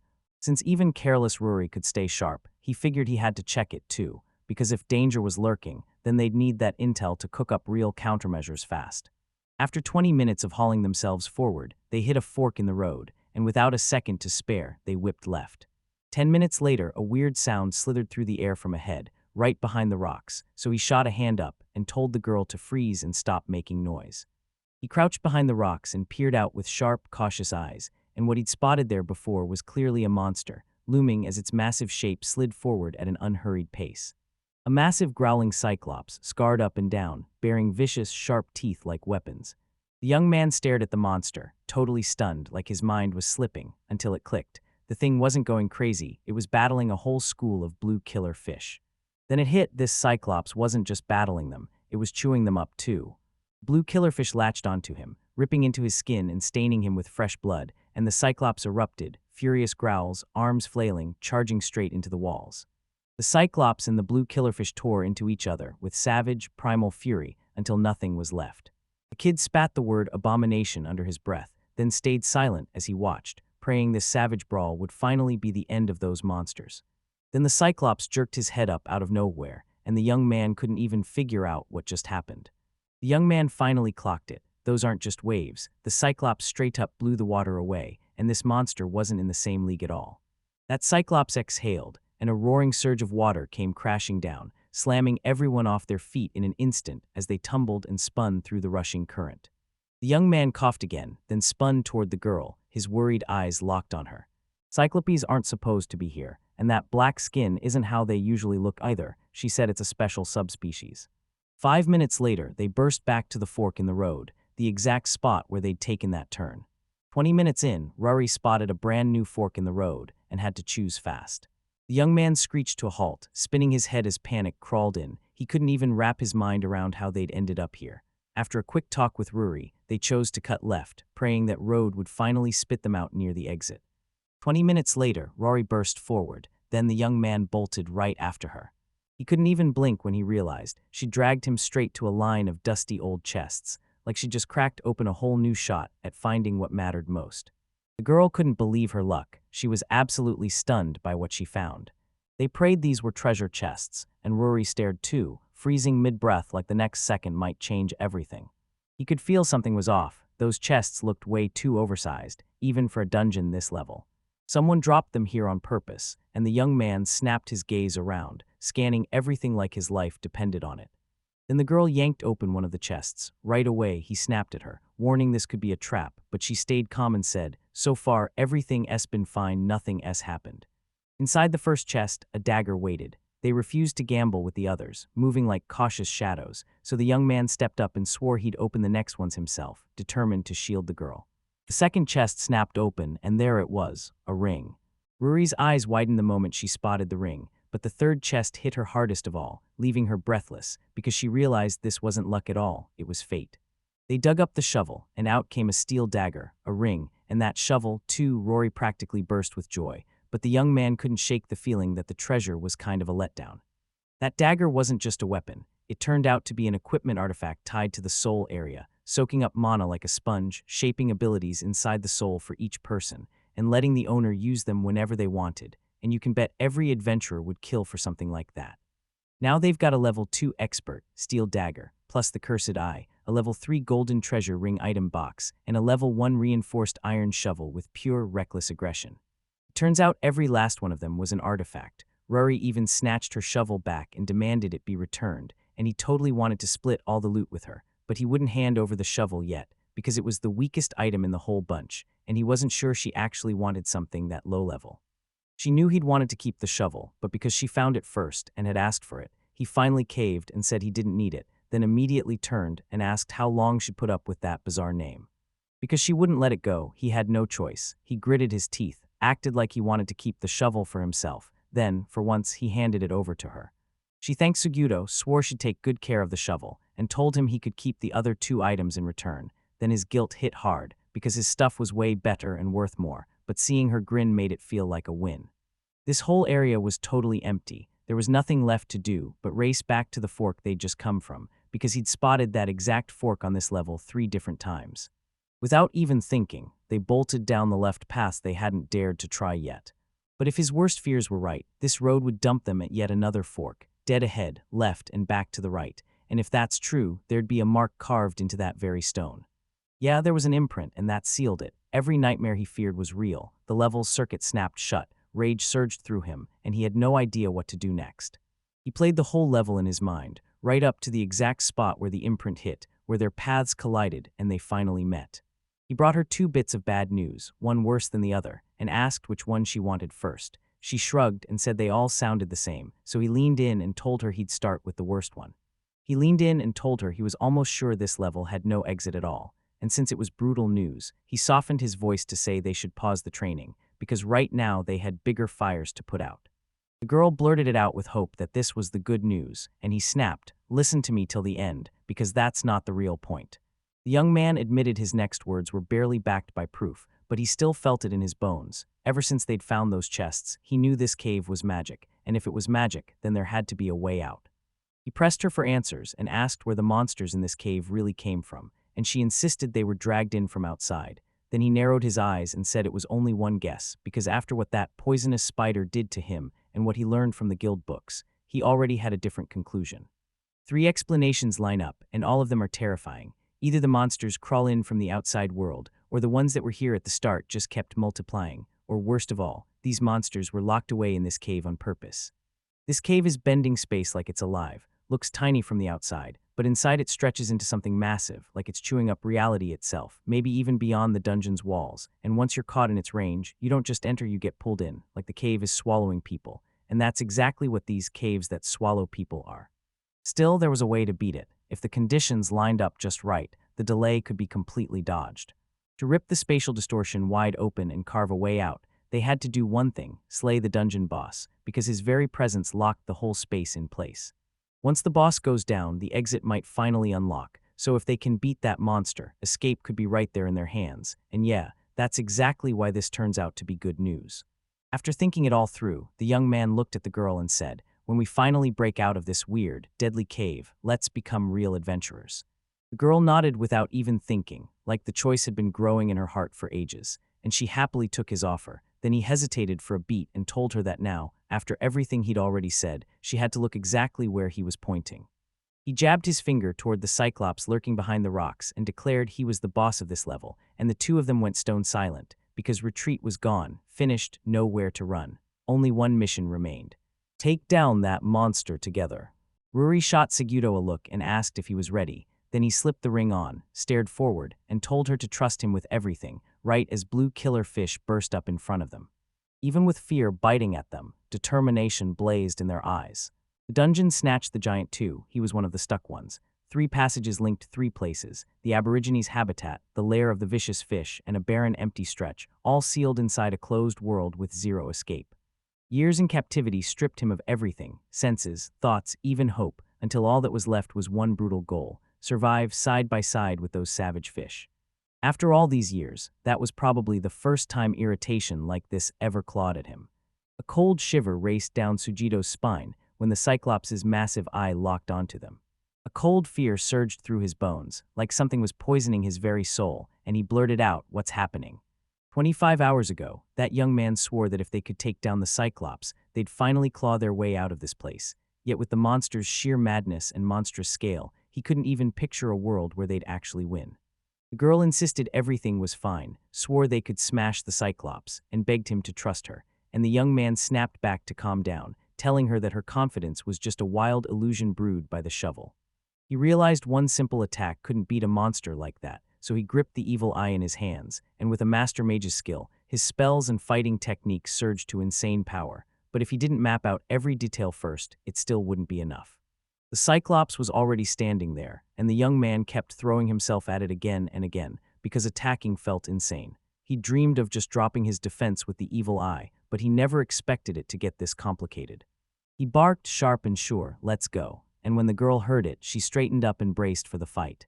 Now he's going all in, smashing the monster for every last shred of damage, because if he creeps too close, failure is baked in. His Curse of Evil Eye Level 1 let him unleash a deadly hex with nothing but his gaze, dropping the target's HP, even a monster the size of a Cyclops. Yet every cast cost him sanity, and the curse kept biting both sides until either the target or he finally died. The Cyclops roared like it was about to tear the sky apart, then charged straight for them. Ruri and Segudo braced themselves, because they knew the real punch was hiding in that throw. Segudo knew one evil eye trick would be enough, but if the Cyclops closed in, everything was about to spiral, because that monster was already hunting him down, and its strength and speed were far beyond anything a human could touch. The young man surged forward with every ounce of strength, wheezing in sharp bursts as his legs barely held him up, and the gap to the Cyclops shrank at terrifying speed. The Cyclops roared, clawed hands shooting out, yet all it managed was to rip the edge of the young man's shirt, and then a massive stone slammed into place right in front of him, cutting him off from his target. The young man watched the stone he'd found on this level rise up before the monster, and right then it hit him hard. This wasn't the Cyclops dungeon anymore, everything had flipped. That hulking rock that once sat on the flooded divider now looms, right between the Cyclops and the fork. As he fed her, the girl suddenly asked if he was going to move the stones. He swore he'd haul every stone through those tunnels, because to fully break open the evil eye, he'd need 480 seconds, 8 long minutes of nonstop running, and he'd force himself through the tight corridors the whole way. He was stepping into a brutal job. Moving all those stones was no walk in the park, so before he left, he slipped a ring onto her hand, only for it to be way too big and keep sliding right off. Now she finally got her chance. Could that ring beat the gloves and still work? He told her to tap the stone, then yank her hand back right away, and when she did, the moment she pulled away, the stone vanished. The gold ring from that treasure chest didn't just shine, it triggered the item box ability, a rare, insane power that let anyone stash anything they touched in a secret space and pull it back anytime. Then they sprinted toward the boulder, hiding a filthy garbage pit. Ruri's tiny hands shoved the giant boulder right back, the same one hiding the Cyclops. The Cyclops shoved for a crack between the rocks, but the boy could squeeze through since he's built like one person, so as long as he can spot at least part of his body and activate the evil eye, he thinks he's got it. The Cyclops had to clamber over that bare rock ledge above, and sure enough, he started climbing. The young man sprang up instantly and sprinted over to hit the power switch. Once the Cyclops slipped out from behind that boulder, he'd already crossed straight into Segudo's territory. The young man snapped the stones into place, leaving just a single gap for one person to slip through. Those stones boxed the Cyclops in, choking off his full strength, while he crouched to launch into a full-speed sprint to clear the distance and trigger the power of the evil eye. He came for the kill with an evil eye, then planned to vanish from the battlefield the instant it landed, because they were stuck at a fork in the road, with a garbage pit nearby and a huge room hooked straight up to it. Segudo prayed the plane would hold, then planned to grind the enemy down, circling him, draining his strength step by step until he hit rock bottom, before finally baiting him straight into the trap they'd set up long ago. A silent monster crept up on the young man, then froze right in the middle of the corridor like it was cooking up its next move. A blast from nowhere yanked the young man up off the ground like gravity vanished. He had zero idea what just happened, and pure confusion hit him hard. Segudo snapped to it. There was no doubt the Cyclops was plotting something, and he was about to smash every obstacle standing in his way. A mysterious power slammed Segudo onto the icy stone with brutal force, pinning him so hard he twisted in agony and choked out rough, desperate screams. He refused to believe the Cyclops could pull off something like that. He couldn't accept that power was really in him. The young man gasped for air, crouched behind a pile of stones, and horror hit him like a truck, because the Cyclops wasn't just a monster, it carried the evil eye too. The Cyclops kept inching forward, slow but unbreakable, and Segudo's mind screamed, how? Because with the evil eye, the body was supposed to freeze completely, and this shattered everything he'd ever believed. He knew it, his body was locked tight with tension, and every step felt like climbing through chains, and if the Cyclops had stayed put, just like he did when he triggered the evil eye, it would have turned into an effortless duel of stairs, where nothing mattered except pure willpower and razor-true precision. He didn't have time to wipe the enemy out for good, so he went for something smarter. He battered the monster until it was barely standing, leaving it for the next trap to finish his work. And when he finally got pulled into that trap himself, that was his opening to win. He thought it was over, so he feigned defeat, let the Cyclops think it had won, and even while his legs shook and wouldn't hold him up, he dug out a few coins and tossed them onto the road right ahead. If he was truly alone, he probably would have thrown in the towel already. He sprinted between the rocks, slipping through a tight passage that someone had set up ahead of time to choke the monster's speed. From the moment he saw everything unfold in the open, he clocked it. This Cyclops didn't just smash up close, it had a ranged attack too. So he had to live and fast, slipping from one rock's cover to the next, shadow to shadow. Ruri caught the glitter of coins scattered along the road, and her gut told her it was Segudo's signal. Without a second to waste, she knew it was time to move. Segudo bolted forward while the Cyclops thundered after him, and Ruri trailed close behind, far enough to stay safe, close enough to keep them in her sights, straight toward the place where the chests had been, and as he ran, he felt his evil eye's power surge and the gap between them snap shut. The young man crouched behind the rocks, convinced he was worthless, weak, fading fast, and staring at the thought of quitting, but deep down he knew one thing: even if he had to crawl, that road still led to victory. He hit the fork in the road and had to tackle the left path first, shove the stones aside and clear the way, then turn right around and use those exact stones to build a brutal barrier right in the monster's path. Segudo felt a wave of relief and joy crash over him when he saw how perfectly Ruri nailed it. Everything was exactly where he'd hoped it would be. He ordered Ruri to duck into the start of the left path at the fork, then wait. When the Cyclops finally stomped past, she'd trail him back and shove the stones into place to choke off the path. While the Cyclops' evil eye was stuck at the fork, the young man seized his chance and bolted, planning to get away without looking back or stopping.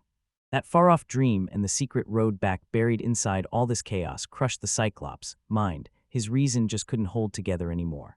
The Cyclops, used to playing the unstoppable tyrant, breaking and destroying anything he wanted, got his world flipped when some pathetic wretch outplayed him and left him fooled. Rage swallowed him whole, and he smashed the stones behind which his annoying target was cowering. The young man barely had anything left to do, just one last fork in the road, and after that, his whole fate would be locked in. He spotted a signal from the Ruri coins scattered at the fork. There was only one meaning: everything was finally running exactly like the plan. The Cyclops grinned, and just past that smile, a brand new layer of magic fish shimmered into existence. A massive boulder sat right in front of the Cyclops again, and the giant couldn't wrap his head around it. How could the young man still not get that this rock was never going to stop him? The monster couldn't get its head around how his prey moved that giant stone, until now, when he finally managed to climb it. He looked at the boy like some pathetic, hilarious little thing, then his thoughts slid toward the worst ideas, how to torture him, or even how to end him, until it hit him. He hadn't heard screams in ages, and suddenly his mind snapped awake, chasing the memory of what it felt like to feast on corpses. The Cyclops is about to smash every one of their pathetic tricks, because none of it stands a chance against this monster's raw power. Everything felt wrong. Where water should have been, there was only dry land now, and the Cyclops' prey, or Suguro, was kneeling there. Ruri stood beside Suguro, staring wordlessly as the monster closed in, then Suguro flashed a sudden grin. He knew the Cyclops would climb, and the second it stomped onto the top, Ruri was already gripping her hand, ring jammed at the base of the rock, when the stone vanished. The Cyclops crumpled, and a brutal pit of blue killer fish yawned open under him, pure terror freezing his face as his eyes screamed, "What is even happening?"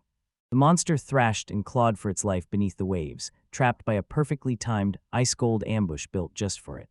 The moment they said their goodbyes, Ruri slipped away in silence, pressed the stone back into place, and sealed the trap entrance shut. The young man figured that if they could finally take down the Cyclops boss, the escape route would swing open, and they'd be able to break free from this level for good. The Cyclops couldn't claw its way out of the pit, and when it tried, another stone slammed the exit shut. Ruri instantly sent it right back into place. They finally exhaled like a weight had been ripped off their chest. A low, dull rumble crawled under the stone, and Ruri snapped to attention, her ears straining to catch every movement beneath. Sujita stared at Ruri and told her to yank out the stone now that the noise had finally died. Then he warned that the exit door to the outside could pop up anywhere. Everything finally clicked for them. Then they triggered their plan and the Cyclops crashed straight into their trap. Just 23 hours ago, they were posted by the garbage pit, sketching the plan. Then Suguro's eyes snapped open to it. The cramped passages, the scattered rocks, the open space. It screamed perfect trap. Suguro made it clear. The hole had to be deep enough that the Cyclops would start drowning the moment it fell in. Then he ordered you to ring the pit with stones from your inventory, slam the whole bottom out of sight under the water, and make sure anyone who drops in there has zero chance of getting out. He leaned in and told the girl, that's not even the whole story. Even those blue killer fish came in hot, but from the shore they couldn't touch a thing. He aimed to round them up in one crushing sweep and dump them right into a trap, then thought the Cyclops would get torn up by the pack. But the wild part is, the plan hit perfectly and none of them got hurt. They tried to stay calm, but something felt horribly off. Then they heard rocks vibrating and crashing together like the ground was breaking. The stones under their feet started to squirm, then shattered like something inside them had exploded, and Ruri and the boy went crashing into the water together. The ring still clung to Ruri's hand, and the young man could only pray she'd remember how to use it, because getting to her was a brutal struggle. He replayed how hard she'd pushed herself, then decided she'd get anything she wanted, right as something creepy started unfolding beneath the waves. Staring at the stones under the water, he suddenly snapped back, because just 24 hours ago, those exact same rocks were right there under him. Then it hit him like Ruri had flicked a stone with her foot. It wobbled just a little. She insisted she hadn't touched it, but the shock that the thing had moved by itself wouldn't let him breathe. Then it hit him, his eyes saw the wall stitching itself back together. He remembered Ruri's warning earlier. The dungeon's vaults would heal and rebuild even if you smashed them. Turns out, at this level, the dungeon didn't just hide monsters. It owned the stones too. If someone nudged one, the system counted it as destruction, and the stone snapped back into place. And that's exactly how the Cyclops managed to slip out of the trap. He didn't hesitate. He tore into battle like his life depended on it. The young man threw everything he had at the problem just to keep Ruri safe. With a thunderous punch from the Cyclops, they shot skyward, then crashed straight back into the water. He didn't die on the spot only because the watcher caught him, but even that soft landing still slammed him hard enough to shatter his right arm and ribs, and the pain knocked him out cold. They crumpled to the ground, but Ruri clutched the ring tight in his hand. With that power in their hands, they blasted their way up to the surface. Ruri shoved herself into overdrive, determined to shake Suguro awake. When he finally jolted awake, it took him a second to piece it all together, but right then, the Cyclops was already breathing down his neck.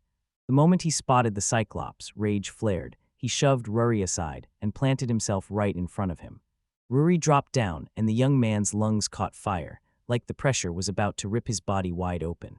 He couldn't move as the Cyclops' evil eye bore down on him, trembling there like a vassal before a ruthless king. If that's the king's power, then the weak don't get to choose, they only bow.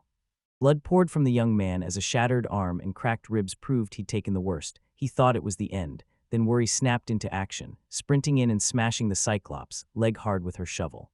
Ruri kept clawing at him, and the moment the young man saw her, his heart sank. She clung to hope and refused to quit. Suguro finally snapped. Just sitting around and doing nothing felt lame, so he pushed himself up, trying to stand. He snapped his cursed eye awake.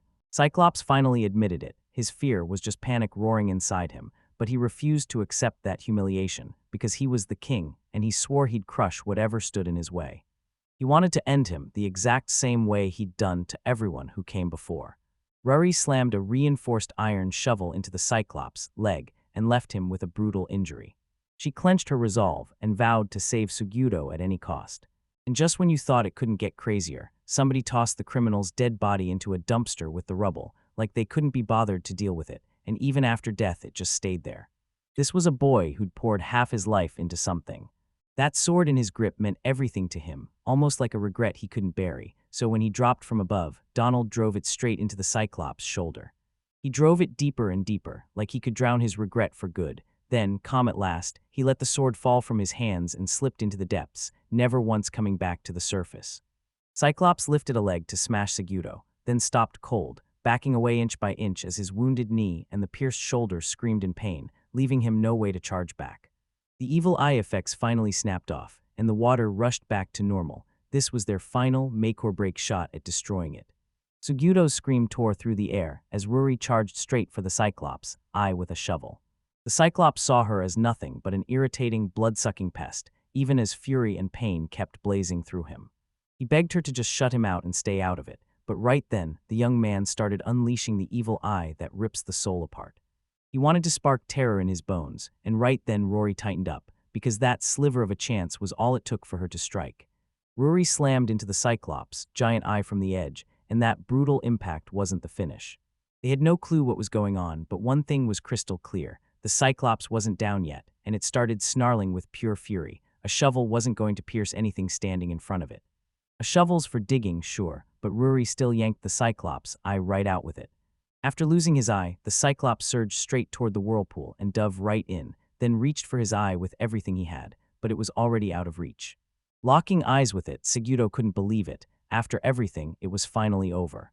Ruri thundered through the water toward him, and when he spotted her, he still managed a tired smile, like she was swimming either like a dog or a sheep, so he stretched out his hand to her. Then boom, his hand stopped obeying him, like it had been stolen, and he just stared as it dangled there while Ruri closed in. Then it hit him. This was the second time it had happened.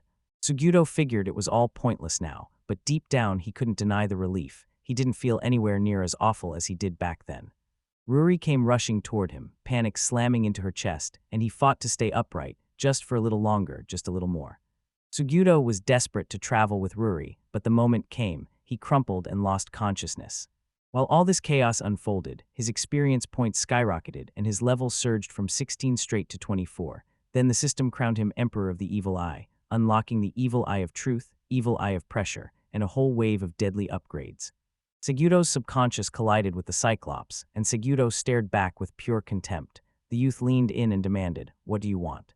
The Cyclops erupted into a huge glowing cloud of dust, and the young man stared, frozen, as it all unfolded. A blade of light blasted upward, and he leaned in, eyes wide, peering straight into that funnel, like something terrifying was staring right back at him from the deep. He cracked his eyes open and stared up at a spotless bed, then turned his head to see his grandmother right there, hovering over him, and she clocked the moment he was awake. Granny Agatha, strict but warm in her own way, muttered that he'd better hurry up and get home already, because she'd been shut down for ages, and he'd only just woken up. She even hauled a glass of water to him in bed, but when it came to her teasing, "Go home," the young man snapped that he only needed a little rest, especially since he was still wounded. Granny snorted back that his wounds were healed ages ago, and he'd just been sleeping here the whole time. His right arm looked like it had been shattered into pieces, yet somehow, he still couldn't figure out how he made it out alive. She told him, "Thank that girl, because if she hadn't used that potion, you'd already be gone to the other world." Now that I think about it, he could have just conjured the potion on his own, but he never once used it. He couldn't figure out why Ruri was fast asleep, all curled up and cuddled against him. He couldn't thank her enough for saving his life. Then Ruri fell asleep on him, and that drool spill was so outlandish it felt straight up unreal. Granny heard they wiped out the cave of magic ore, and the boy who led them straight to it told her the whole story on the spot. Then he shrugged and said, "If you think panicked flight counts as conquering, then maybe you're right." Nobody had ever laid eyes on the boss in the magical ore cave until these guys pushed in, stumbled into a brand new uncharted zone, and uncovered who runs it all. That only screams one thing: they've conquered this place. And you just know the adventurer guilds have caught wind of it now, because they're going to demand something. If Granny didn't brag to anyone that they'd conquered the cave, the whole world would stay clueless, though the monsters might have seen it too. Still, Sugito hadn't checked his profile window yet. And now, just like that, he's crowned the Emperor of the Evil Eye. This title isn't something you can just dream into existence. It's handed down by the world itself, and only a sliver of adventurers ever earn it. So this isn't just about conquering a dungeon anymore. It means the young man is about to drown in problems, countless as the stars above. Grandma Agatha snapped that the title had been stamped into his profile already, and now there was no way he could hide it anymore. It felt like a sentence. He had to lay his cards on the table, fully exposed with nowhere to hide, because this wasn't just about him, and he couldn't resign himself to it. Sugito stared at the sleeping Ruri, and then it hit him. She was Digger Frights.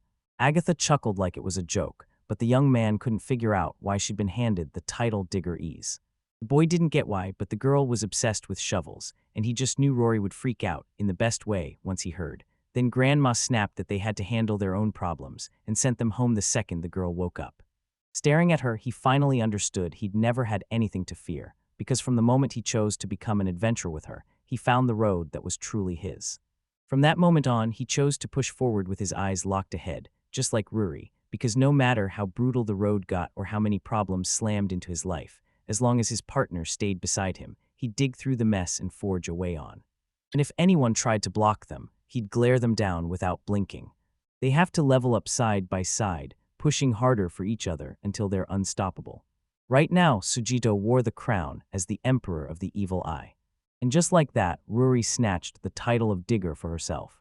Sugito thought Ruri had somehow got even fluffier, so he couldn't resist sliding his hand through her hair while she slept.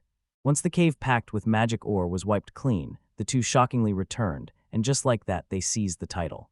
At dawn in Bergu, the magical ore city, everything buzzed with talk. Everyone couldn't stop talking about the two adventurers who stormed a cave that used to be pure nightmare legend, while in the markets traders traded rumors with glazed eyes, and the mine workers practically rattled out every detail of what happened underground, mouths chattering nonstop.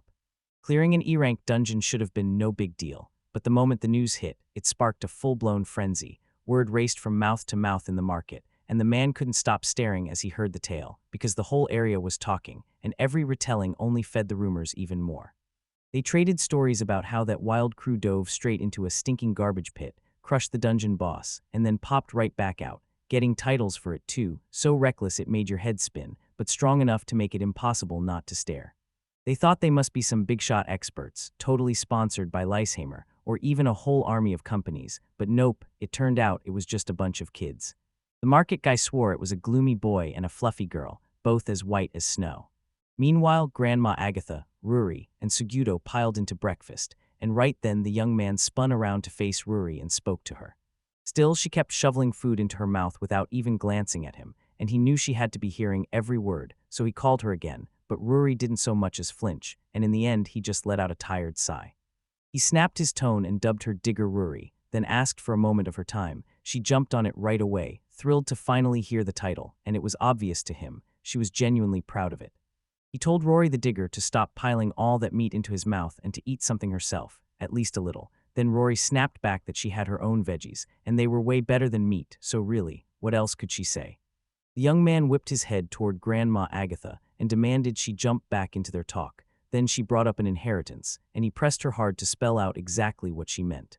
She sipped her tea and started talking, starting with the title, because the one they have now comes with skills so powerful they shake the room. But here's the scary part. The effects of those abilities are unlike anything anyone knows, and since they're that valuable, you can bet someone will come hunting to steal them. They didn't know the rules for grabbing a title yet, but there's one trick everyone already whispers about: inheritance, and if you kill the person, their title is yours to claim. No guarantees, none at all, and the odds of success are brutally low. In normal times, risking everything just to chase a high-rank adventurer fantasy is a surefire way to make yourself look foolish, betting your future on those tiny, almost non-existent chances. The young man argued that, yeah, they were weak and just kids, so Grandma Agatha nodded hard and said that meant they'd be easy prey, and that was exactly the scary possibility. Right then, Ruri finally finished eating, and Suguro tossed more bacon onto her plate. She stared at the bacon on her plate, stunned, and across from her, the young man made it clear he wanted anyone who thought they were easy prey to pay for it, while Ruri trembled at the sight of the meat sitting there. Grandma Agatha warned them to stay sharp, because even in the best times, that girl could get snatched in a heartbeat. Ruri took her bites of meat, but it didn't really taste like victory. He demanded Granny check whether the girl had any wounds, and sure, she examined her closely, but there wasn't a single scratch on her, and they could barely wrap their heads around how someone could have battled a dungeon boss and walked away unhurt. He said he got it, thanked his grandmother for helping, and the girl chimed in too, thanking him for the food.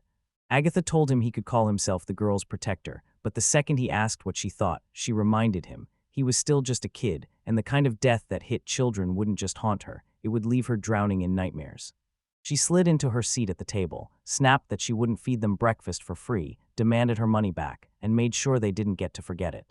Sugito swore he'd pay the money back, and Ruri snapped back that he wasn't her protector. She told everyone he was her partner. Then Segudo gently stroked her head, spun to Grandma Agatha, and said he understood every single word. They bolted out of the house, swearing no doubt, no excuses, that they'd return together. He said that, but during their Cyclops battle, they burned almost all their money just to keep trading signals, and now he's staring at the price tag of his own clothes. Then he blurts, "Let's dig up magic ore in the dungeon again." He suddenly felt sick, and his vision warped, like the world was melting in his eyes. Yet just a second ago, he'd been swearing that the potion fully fixed him and his status window was normal. He tried to shake it off, figured it was only exhaustion, and told Rory, "I'm fine, nothing bad's going to happen." They rushed past a blazing market, where vendors shouted their wares, and the whole street vibrated with non-stop noise and energy.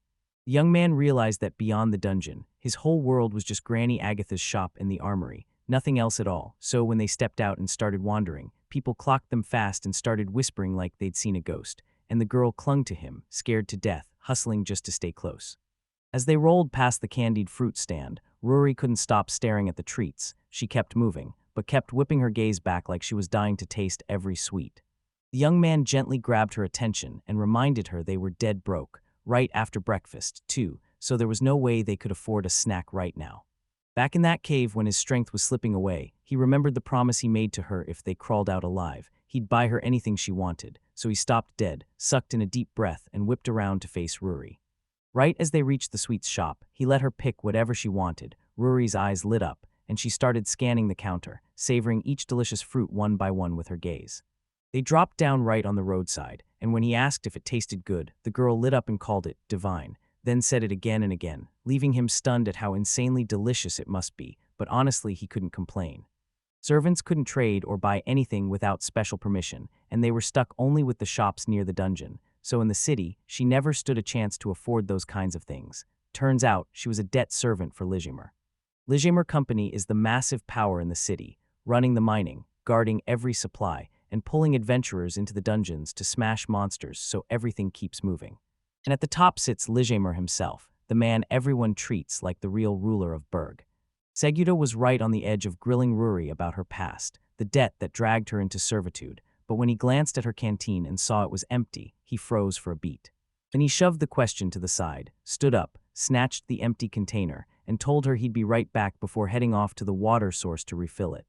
As he filled his flask at the wrought iron fountain, his eyes snapped straight to Ruri.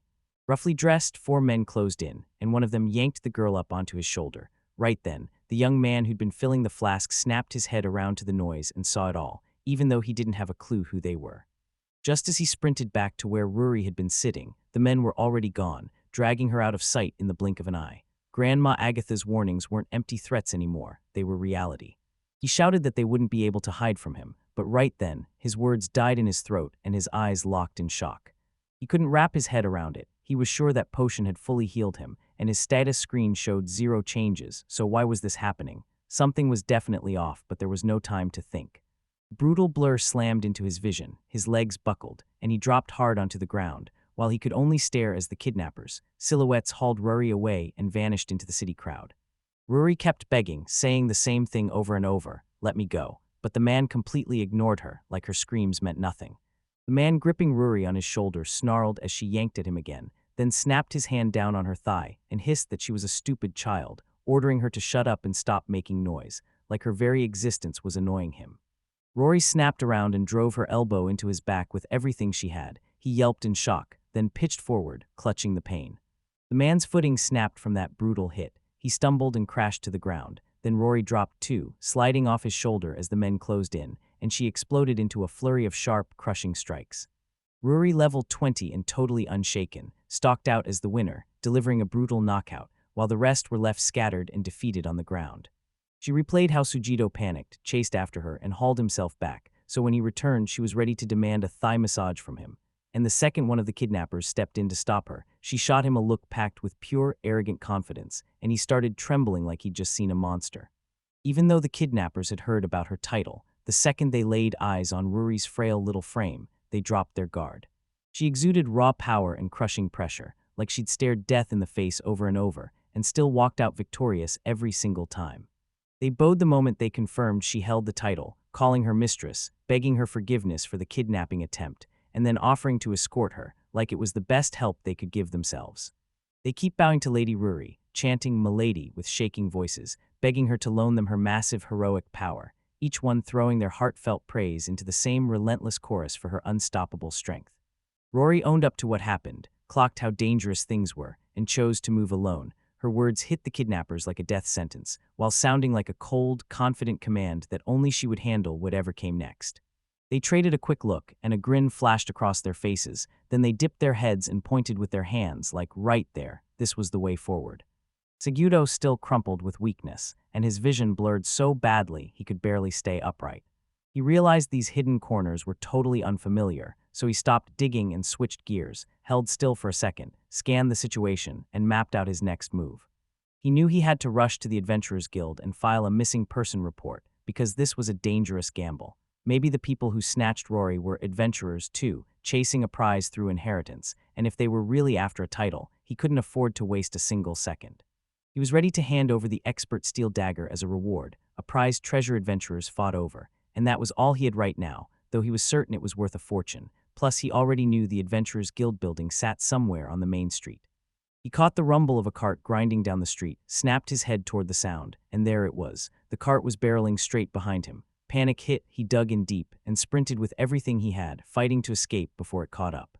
They finally caught up, and the white-haired man in the cart pulled up beside him, then dipped his head and apologized for barging in so suddenly. The man slammed the carriage to a halt, kept his gaze locked on Segudo, and nodded like he'd just clocked a legendary threat, so he knew the Emperor of the Evil Eye was here. "I'm freed," he said, and suddenly this meeting felt like it could spark an alliance nobody saw coming, or unleash a brand new kind of danger. Fried dipped his head and from far away announced he'd come for Liasimer, his mistress, bringing a message meant for Tukudo alone, delivered with respectful calm by a B-rank merchant working under the Liasimer company. Sugato realized one thing fast. Before he made a single move, he had to listen to Fried first.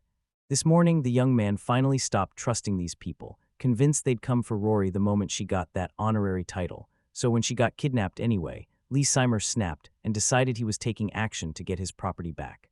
Fried told everyone he'd been handed direct orders to grab the digger, Ruri, and the Emperor of the Evil Eye, Segudo, and he'd already known they'd be traveling side by side, so he came swinging for both of them.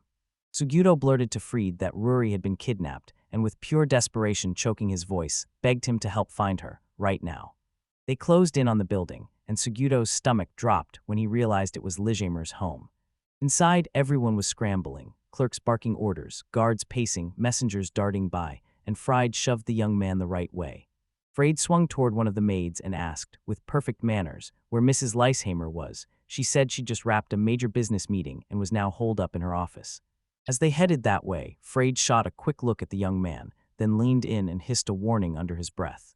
Fried stared at the boy with a grim face and snapped that he needed to get himself together, for his own good. Segudo didn't get it, not fully, because those words felt deeper than simple advice, but right now wasn't the moment to chase extra questions.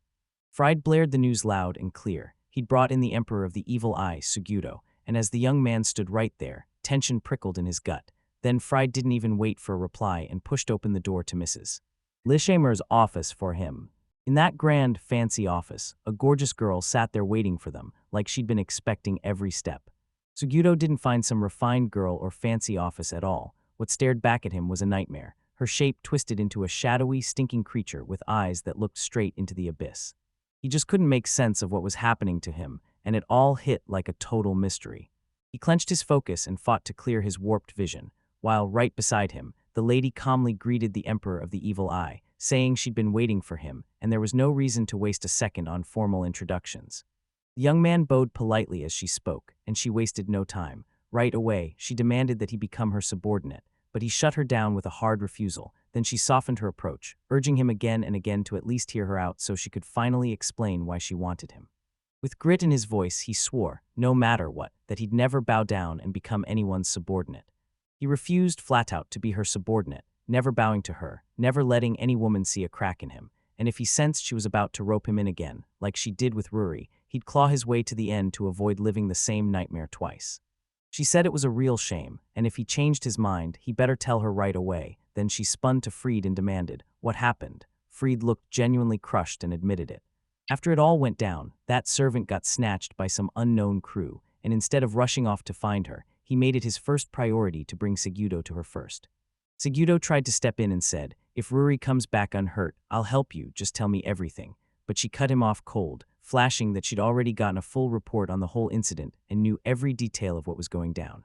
She went on to reveal the twist. Her servant had secretly teamed up with a special adventurer and started running wild, breaking the rules, and now Oliver Rory's property was getting seized as punishment. But there was a catch. Part of that property, plus the reward, would be handed to the young man for helping out. Then she leaned in and asked him, "So, how do you feel about that?" The young man snapped to it right away. Beneath the pretty speeches and polished talk, this woman had one goal: strip them of everything they'd built, gambling every step they'd taken together with Ruri through the dungeons, until she could finally claim it all as her own. Right now, Ruri's sitting on two special artifacts. One of them is a ring packed with the skill item box, letting her stash and carry anything she wants, and that's exactly the ring she's determined to snatch away from Ruri. From the start, she didn't care much about the property itself, because offering it meant she already knew they had those artifacts. The real mystery was how she found out, where that information came from, and just how deep she dug into their business. He refused to be fooled. He told her straight that even though she had the two artifacts right now, they still belonged to him, and if she planned to take them from his people, she'd better leave those artifacts with him. He clocked every one of their reactions. Then Mrs. Leisheimer burst into laughter and told him his demands were totally out of the question. Then she added with a grin that she actually liked his attitude and that she hadn't seen a stubborn kid like him in ages. She insisted, "Then there's no reward for him, because I'll take back the servant you snatched from me," and she said she'd return the one who was taken, while he would hand over his artifacts, and they'd forge an equal alliance, side by side, to grab back everything that was stolen. He realized this wasn't some simple deal. It was a trap with teeth, and that woman's cunning ran deeper than anyone wanted to admit. The image of Ruri in those hands instantly sparked fear in him, because he couldn't stand by while she got dragged into someone's dirty schemes and twisted games. She said it in a calm voice, offered to rip Rory's servant shackles off and hand her back her freedom.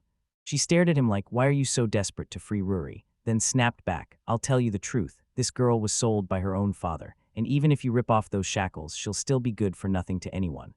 She told him this: if he freed Ruri, he wouldn't be able to truly help her, because being alone was her proudest victory. Without any power, she was just a helpless lamb that couldn't survive on her own, so she figured it was better to place her somewhere safe and teach her manners, and only then would he finally get what she meant. He still remembered the way Ruri once whispered her dream, how she wanted to become an adventurer, and those words burned into his mind like a promise of hope, conviction, and pure determination, because he knew that for her, this wasn't just a goal, it was the road to freedom. She craved power with her whole soul, and this woman in front of him had zero clue what Ruri endured, how she fought tooth and nail, and still walked out alive, not realizing that beneath that delicate look was raw strength and unbreakable will. They listened in stunned silence, then calmly told him he could go. Right there, Mrs. Leisheimer ordered Fried to find and rescue Ruri at once and bring her back. As Fried stormed out of the office, he clocked that Segudo was hit with a wave of sickness right after their chat, pale as a ghost, eyes foggy, and completely drained. Mrs. Leisheimer couldn't shake her curiosity about what had really scared Segudo, and she watched him closely, trying to read the fears and feelings hiding behind his face. When she caught that he was the Emperor of the Evil Eye, it hit her. Segudo must have glimpsed something forbidden, and now she couldn't stop picturing what that would unleash. Ruri got thrown into the same crew that kidnapped her, and they hissed, "Watch your step, night's already creeping in." Then the kidnappers bragged that they were blessed to have her, this hero with equal strength, and called it a huge honor. Ruri snapped back, "Forget it, leave this to the digger, and I'll take it from here." They beckoned her into the room, and Ruri strode inside with a bright grin, confident, steering the moment like she owned it. The title is basically the world's stamp of approval, an eerie power that fate planted for a reason, and its lessons are so strange they don't make sense to the human mind. Meanwhile, Digger Ruri was trapped in that room. They burst into laughter and started hurling cruel names at Ruri. One of them swore that a busted house with a basement buried underneath was the perfect hideout. In the slums, spots like that are everywhere, and their company always treats it like a convenient stopover. They chose to stay upstairs until Lanza showed up in person, even though the girl holding the title felt, to them, like nothing but a dumb kid. So Rory snapped back to herself, grabbed for the door, tried to shove it open, but the lock wouldn't budge.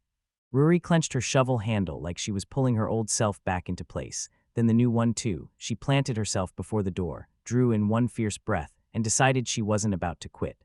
Across the room, the boy snapped to attention at a faint rumble in the walls, and the other kids in the cell scooted closer, staring like hawks, faces tight with fear and excitement, pushing the same question over and over. When were they finally going home? The kid slowly sank into the seat beside the younger ones, totally tongue-tied, and then, after he scraped up every last ounce of courage, he leaned in and whispered, "I don't know when we'll get home, but I'll stay with you until it's over." Rory stared at the door, aching for it, already dreaming about smashing it to pieces. She hoisted the shovel and smashed it into the door, hard enough to dent the wood, but the blade wouldn't go through, it just jammed and stayed. Ruri snapped it back out, stepped away, then hit it again with brutal force, repeating the same relentless slam over and over.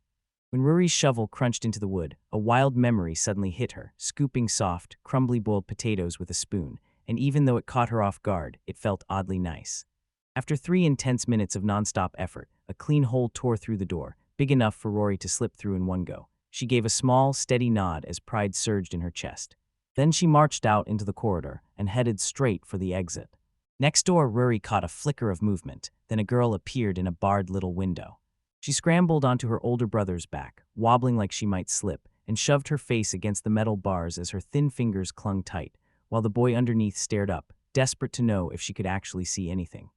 Then another kid crept up behind his brother and started yanking his shirt, begging him to lift him onto his shoulders, and the boy snapped, "Stop." But the girl swore something light and fluffy was behind the door, asking him if it was a cat, and she insisted, "No, it doesn't look like a cat." While Rory, stuck on the other side, kept staring at her.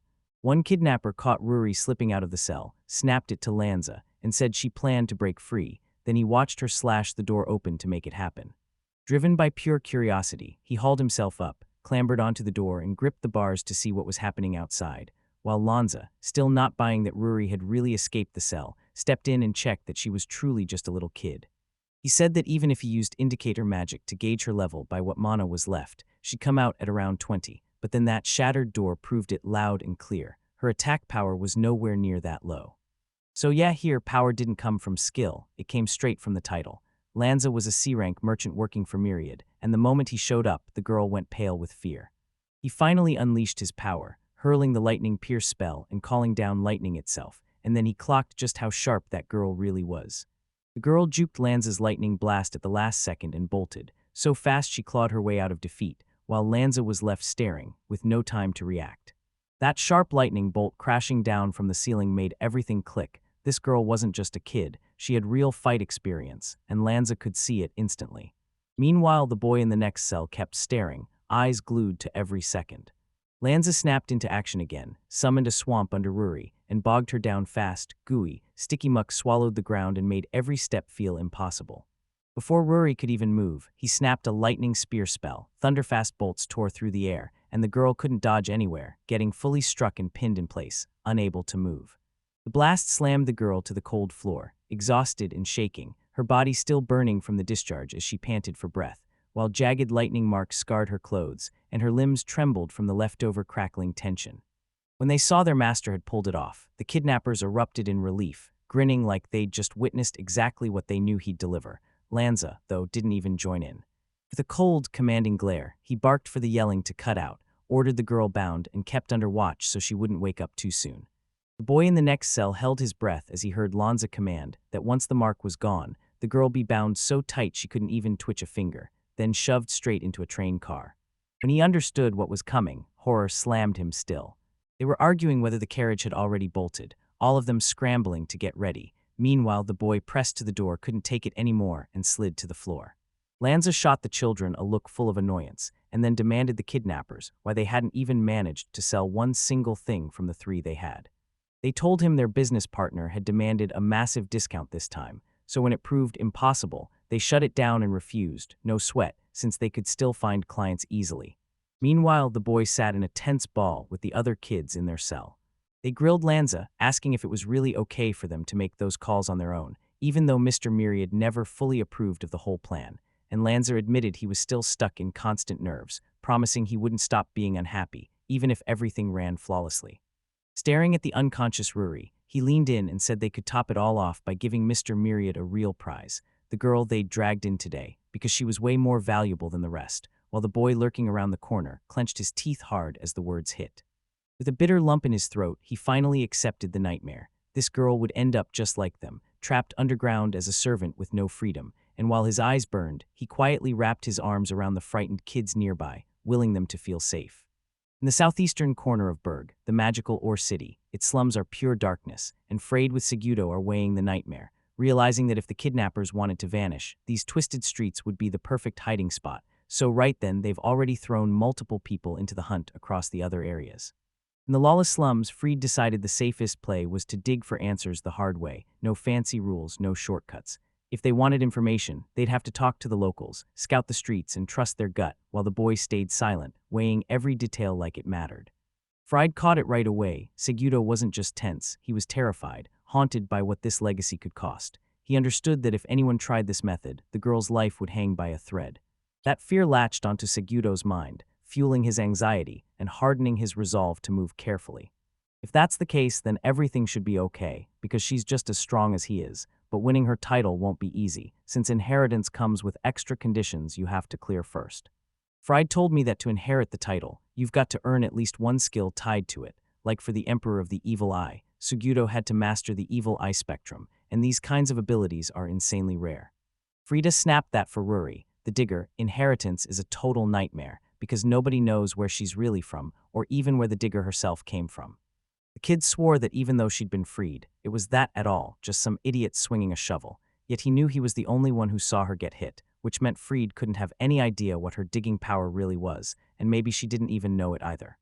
At first, they set out to scout the place, and right along the way, they ran into two men. Then more of them poured in, closing around Fried and Segudo, and you could tell, these guys weren't here to talk, they were here to start a fight. When they stared at Segudo, it hit them. He wasn't just anyone, he was the Emperor of the Evil Eye. Freud snapped the neck of one of the men clean in his bare hands. Seeing that, Segudo and the other bandits froze in pure shock. Freed yanked Mana straight out of his mark, and even though they were only supposed to question the locals about Ruri and piece things together, Freed just couldn't resist. He needed to fight, like he always did. The young man took one look at the work listed on their marks and realized it didn't fit them at all. The men closed in around them, circling like wolves and readying themselves for a brutal fight. They lunged at Segudo from the shadows, convinced he was just a kid, despite the powerful title he wore. The young man finally clocked him, then swung in a brutal kick that smashed straight into his leg. He snapped aside, slipping every single strike like it was too slow to catch him. He made up his mind to go easy on them, and one of them finally caught on that he was targeting their legs on purpose so he wouldn't kill them. The man said, "Now that it's all over, let's sit down and chat for a bit." They swore he was insanely strong, and the craziest part, he didn't even need to fire off his evil eye. The man begged them to listen and claimed they were hunting a kidnapped girl, but the other guy snapped back that it wasn't them. Then they were told it looked like 4 kidnappers were behind it and asked if they had any clue about that crew. They started arguing if one of them could have pulled off a kidnapping, but then a rumor hit. Malik's men snatched the woman, yet they can't shake the feeling it might have been someone else. He said that if we were talking about 4 men and a girl, then he could see the whole group. Honestly, she didn't look kidnapped in the slightest, and even if he couldn't recall anyone bringing it up, he still felt it was worth saying. If we take his words at face value, then we're talking about one thing: he dragged us there. That place looked totally abandoned, so this guy figured it'd be the perfect spot to sneak in and scout. He said he didn't think the prisoner even noticed anyone coming to the building. He told them that 5 men and 4 kids had been there not long ago. They hauled everything off in one smooth, fancy strip, then every single one of them walked away. No names, no marks, just silence. The man pressed, "Are you sure?" And they swore. Big carts, hauled in batches, and shipped off to places just like that. These kids were ripped away and shoved into a life of servitude, forced to work like they had no choice. The kids they snatch up get loans for food and lodging. Then boom, they're legal debt servants, approved through the Merchants Guild by the company's own people, while the firm even trades openly with the underground servants. The man swore he knew exactly where to find the girl, so they tore off straight to Rosalik. The company that runs every servant in the area, including Berg, sits like a crown with the rose right at its center. If the culprits hauled underground servants along, then there's no way the sprawling company isn't packed into the plot. The men finally realized they made it. Turns out the rumors about them heading to Rosalik were dead on. Man, these names were blazing, straight up red. The moment a fighter wearing a mark takes out another marked opponent, their name flashes red on the status screen, and just like that, the whole room turns on them. Every red name target is hunted for elimination, and even if they've got a bounty, people stop seeing them as people and start treating them like monsters. Right there stood a girl with the red name hanging over her, bearing that title like it was a warning. She was one of the 3 legendary Crimson Disasters, and when she was finally asked what brought her to this country, she had to answer. She shot him a question: was he really about to block her path? He lined in and demanded to know what her goal was. The girl declared her mission loud and clear: wipe out the dealers who traffic underground servants and rescue those trapped souls. Far north of Berg, the fabled city of magic ore, past the Holy Road, 2 carts came into view, rumbling along as they were pulled past on foot. One was already an hour out from the Rose, and the other was seconds from crashing through the gate. The girl mumbled in her sleep that the fruits were absolutely delicious. The boy couldn't believe it. This girl was totally carefree in a moment like that. Out of the whole world, only 3 people have ever read the names, the ones people call the 3 great crimson evils. At first, anyone with names like that was treated like a criminal, heads wanted, huge rewards posted, so they had to hide and stay in the country just to survive this brutal world. But in the blink of an eye, this trio ripped themselves out of the shadows, slipped into crowded places, and just took what they wanted: food, power, and even the right to sleep in their shelter. Even while their lives got slammed over and over with attacks and contempt, they never stopped being exactly who they were. Only 30 brave warriors stood in that squad, strong enough to bring down even dragons. The man snapped that he'd never let a monster like her cross into the country.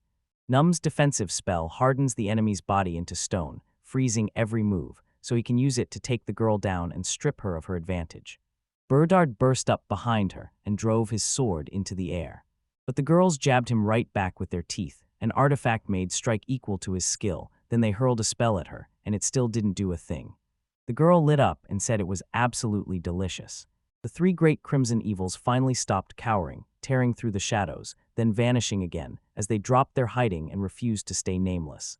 No one else had the guts to step up and take on that merciless monster. The letter promised the underground trade would shut down for good, then swore their dealers would be wiped out and every underground servant would be saved. The girl blurted out that she'd screwed everything up, and now she had to beg them for the exact location. The elite district of Rosalica, where Myriad's headquarters sits like a fortress. The man snapped that ages had passed since they were meant to come back, then demanded what it all meant and where he was, only to be told he was still expected at the president's office.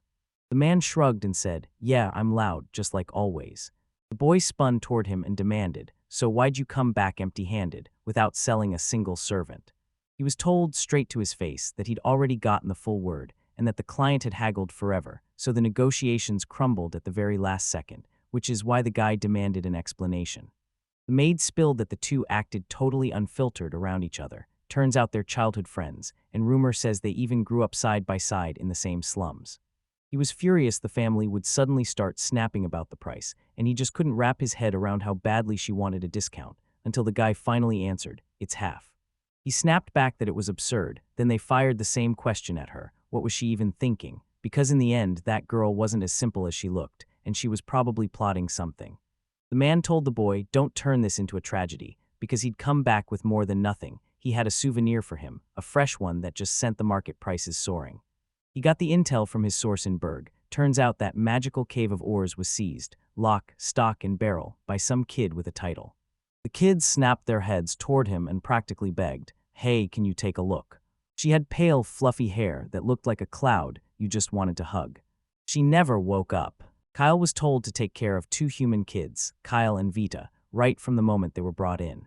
Now they just dropped this girl into the mix, and if they shoved her in like that, it's basically their way of telling him, don't lose sight of her either.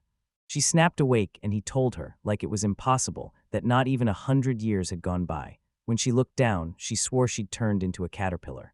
The boy confessed how they'd grabbed her the moment she was thrown to them, then ripped away her token. He lunged to loosen the knots, but the ropes were cinched so tight they wouldn't budge. The ropes vanished like smoke, and the boy jolted in pure shock. Then the girl snapped, "Who are you and where am I?" He introduced himself and said, right now we're in Roslick, and that their group had all been snatched up by an organization calling itself the Myriad Company. They're forcing her to pay off that debt by becoming the company's service provider, and it looks like that fate is right around the corner for her. The girl snapped that everything was falling apart, then demanded, "What about him?" But the boy stared blankly, clueless who she meant. She thrust his old t-shirt into his hands, and he couldn't stop staring, torn like he'd barely touched it in forever.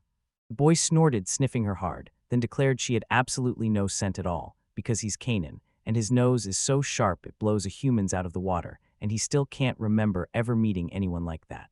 He leaned in and asked, "Is he important to you?" The girl snapped her head up and nodded, like she'd just made a decision. He said he finally got what she meant. The people he loved stayed back in the village where he lived, and now it's been 100 days since they snatched him away, while he just knows everyone's freaking out and hunting for him. At least the boy's already mostly an adult, but the other kids are still barely old enough to understand, and you can bet their parents are freaking out even more. He said, "That's exactly why I've got to get stronger for them. No matter how slim the escape is, I'm finding a way." The girl kept smashing out that skill, her trusty box of objects, until the boy finally snapped, "Who are you?" and demanded she spill a little about herself.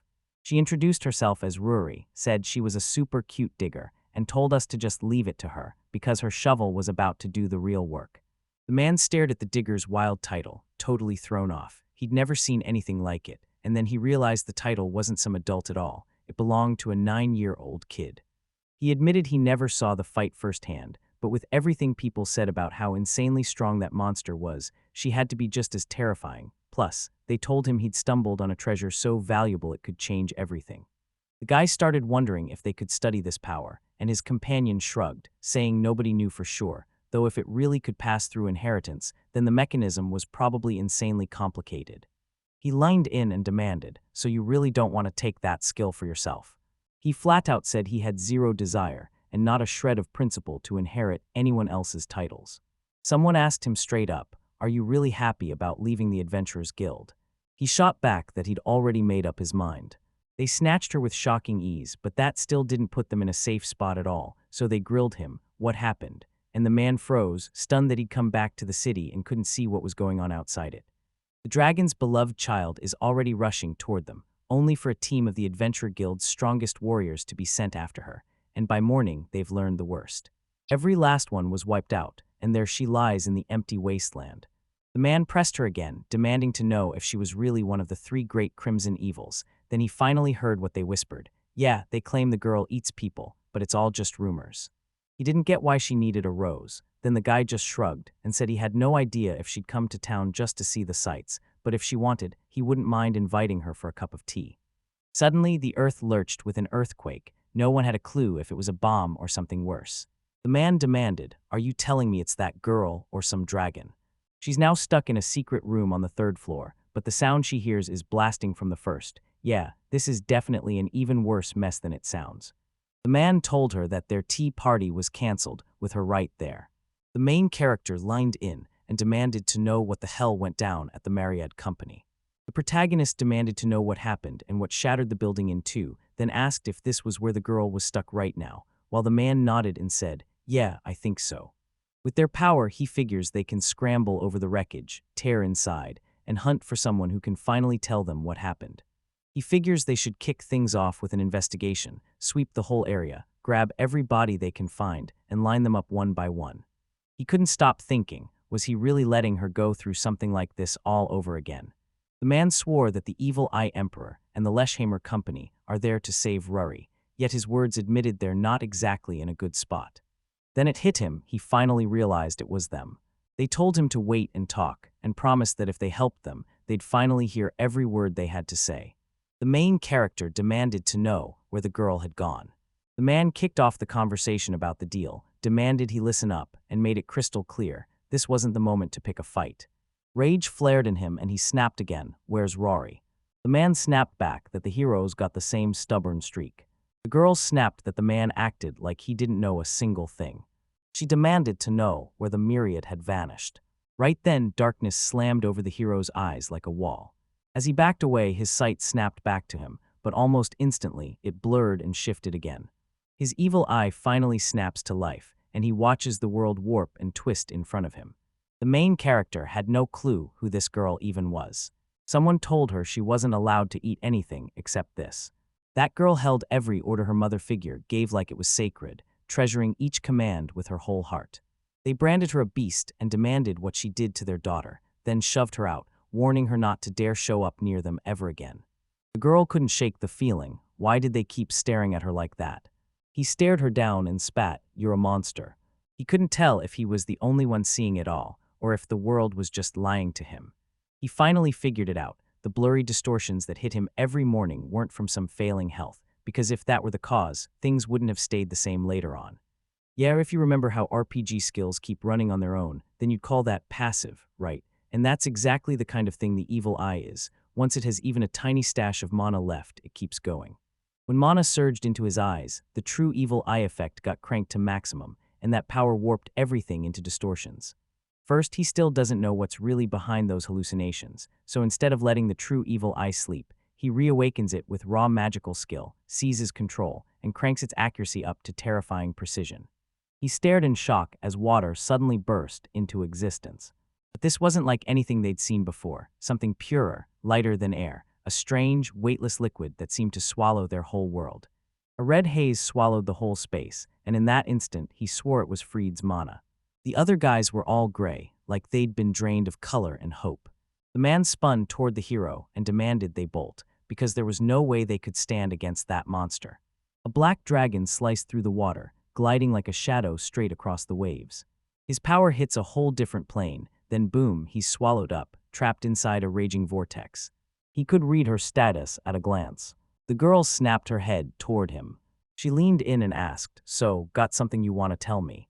The girl demanded, "Where's Myriad?" And the man shot back, "What do you want from me?" She smiled sweetly and said, "If you tell me, I'll keep my word and be less cruel."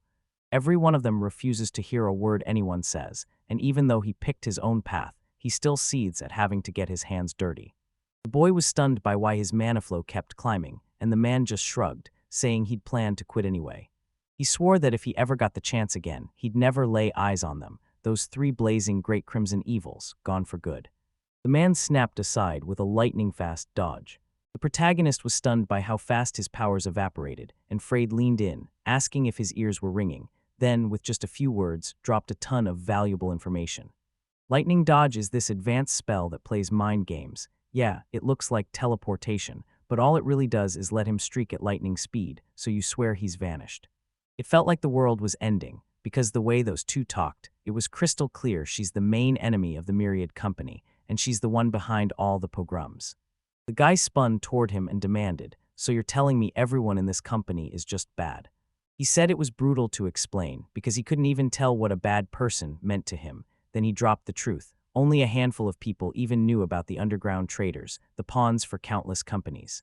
These folks lived like royalty, treated the poor like disposable tools, and kidnapped them to turn them into servants. And for everyone else, they had no clue those secret operations were happening at all. The boy demanded, "So Ruri's in this," and they snapped back that the girl who sparked all that trouble was one of the fabled red names, the three great crimson evils, cold enough to ignore any justice commoners even talk about. "Forget her," he ordered, "and retreat right now." With the power of the true evil eye, he finally glimpsed 6 parameters. Then he saw her clearly, level 56, a red name blazing, and he realized straight up he couldn't beat her. For them, justice doesn't just feel different, it hits like a whole new set of rules. A maid barged in and begged someone to help her. Freed told everyone the hero didn't stand a chance against her. The guy said, "We're together." And they just can't accept the brutal truth that stronger people are trampling all over them like they don't matter. In the chaos of the explosion, the secret headquarters got ripped open, room 11, the underground servants' forbidden secret room. A shockwave of an explosion tore through the building, and the boy froze in disbelief before snapping, "What's happening?" Then he rushed to calm the kids, telling them, "Don't be scared." The boy spun to the girl and blurted out, "Tell me, how do you dig a hole in a brick wall with a shovel?" He grabbed her attention and demanded she stop. The boy asked her, "What would you do if we heard them?" And she snapped, "I'd beat them up." He reminded her they'd already tossed her in there anyway. After all they did was hurt her. The brawl played out right in the dungeon, where everyone could see it. She said she's done playing for good, and next time, she's going to crush them, no doubt. People swear the race is fiercely loyal, but put them under pressure and they'll start slipping. Then if someone earns their trust even once, they snap into place and move fast to follow that person. With that attitude, he couldn't possibly refuse, so the boy nodded and said they should take a different route. He jabbed a finger at that spot and demanded she punch a hole straight through the wall. She just smiled and said, "Easy." The girl told him merchants always talked about a warehouse out that way, and he admitted that he'd catch snippets of voices there before, so he accidentally learned exactly where everything was. The boy knew their worth better than anyone, and he went and snatched up their tokens. He swore her badge was gone, and said the men probably grabbed it and ran off with it. The boy shrugged it off. "There's nothing we can do." Then he pushed a gun into the conversation, insisting they get armed in case danger came crashing in. He snapped that he wasn't impressed, even though it was his first time gripping swords with his own hands. And hey, it was an emergency, so being ready mattered. Then someone pointed out that his tail was wagging. Ruri declared that nothing beats a shovel, it's the ultimate weapon. The boy blurted that he'd go with a sword, then froze at how long it was, because the whole job was simple: grab it, draw it, and crush the enemies in one single blow. The girl shot him a hopeful look and asked if he could get it. Then the kids erupted, yelling that he couldn't and that he'd need to pull with everything he had. And just like that, their escape is finally underway. They had to carve tunnels right into the walls. Plus, he's put in a ton of work for the company before, so he knows that building like the back of his hand. The boys insisted they had to get in there, so they hunted down a back door. He told them the carriage was already waiting. Now they had to bolt and escape in it. The hero promised he'd head to the stable for the horses, but right now they had to get them inside. Just as he settled in, a man already sitting in the carriage cut him off and demanded to know who had decided to send a visitor. He said they both think alike and pushed, "So tell me, did you also dash through the back door?" The main character grabbed the girl's hands and screamed for her to bolt right now, because staying there was pure danger. He fired a question at the villainess, "Do you know Ruri?" And she shut him down cold, "No, I don't." He asked her if she even remembered the names of the people she killed, and she just shrugged, saying she didn't know. She shrugged it off and said she didn't care at all. The instant she closed the distance to kiss him, something in him snapped, strange, sharp, and impossible to ignore. He's getting hunted like a fraud, only the hunter isn't a snake, it's a full-blown dragon. A chill ripped down his spine, his instincts screaming, "Run," but the truth hit him hard. He'd already ditched the version of himself that bolted from problems without fighting back.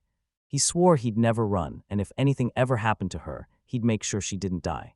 Panic hit him, and then he caught eyes staring in disgust, like the whole world was refusing him.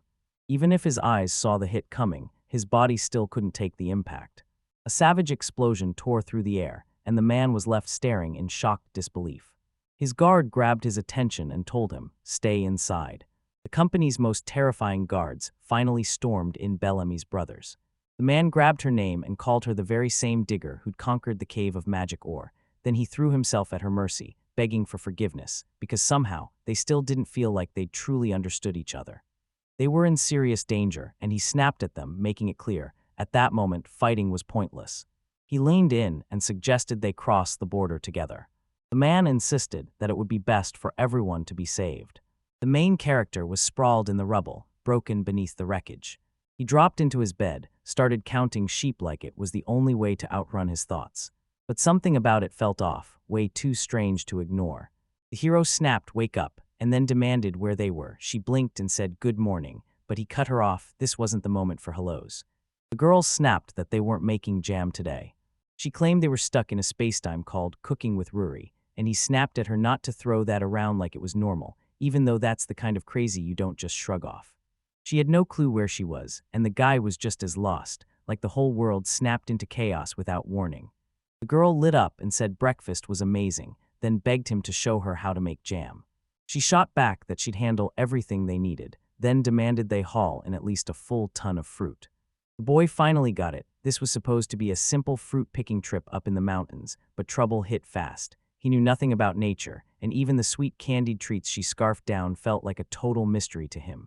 These were Apollo's sour-sweet little fruits, right before they start picking them, and yeah, they're small dairies that grow right under the trees. They tracked them down, and boom, right in front of them opened a portal to a whole fantasy world. The guy swallowed his pride, apologized, and said he felt sick after what the main storyline just threw at him. Up on the tree, there was something else too. She claimed it was just as tasty, but they were stuck way too high to reach it. The boy scooped her up, and the girl snatched the fruit using a shovel. The shovel finally swung in, and everything got wrecked. The hero swore they weren't trying to help.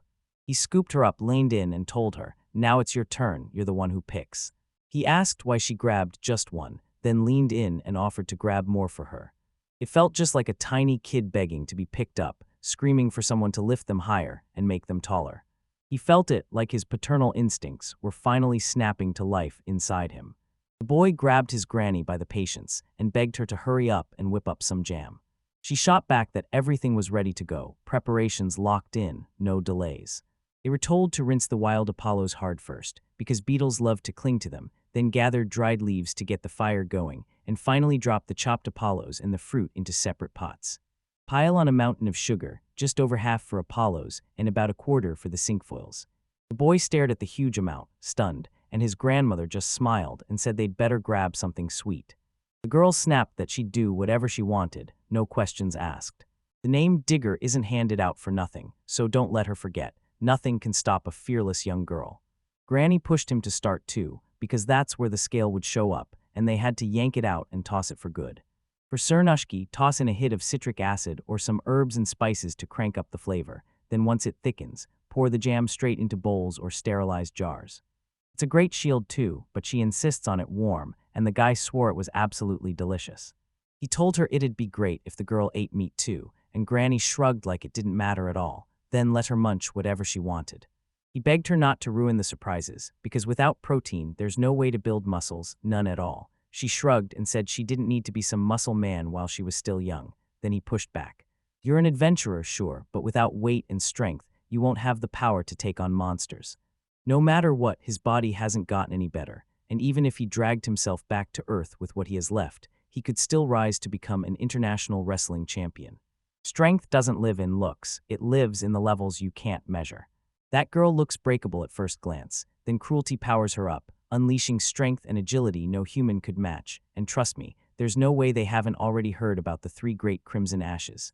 He still couldn't wrap his head around the fact that she'd somehow stumbled right into one of them. Granny tugged her aside and told her to come over for just a minute, then handed her a bundle of supplies meant for the road. The woman demanded, "Why does this house look so weird?" And they told her flat out that they shared it together. He leaned in and asked the girl if her grandma had ever handed her a gift, then begged her to show it right there. Agatha grew the plants herself, then distilled their essential oils into a bottle made for hair that's thick, light, and full of volume, so you get everything you'd ever want right there in her shop. The girl shouted his name, and he swore they'd never stay put, even if someone put a gun to their heads. Granny told her they'd also mixed in Apollo extract, and that sweet aroma immediately melted her stress into calm.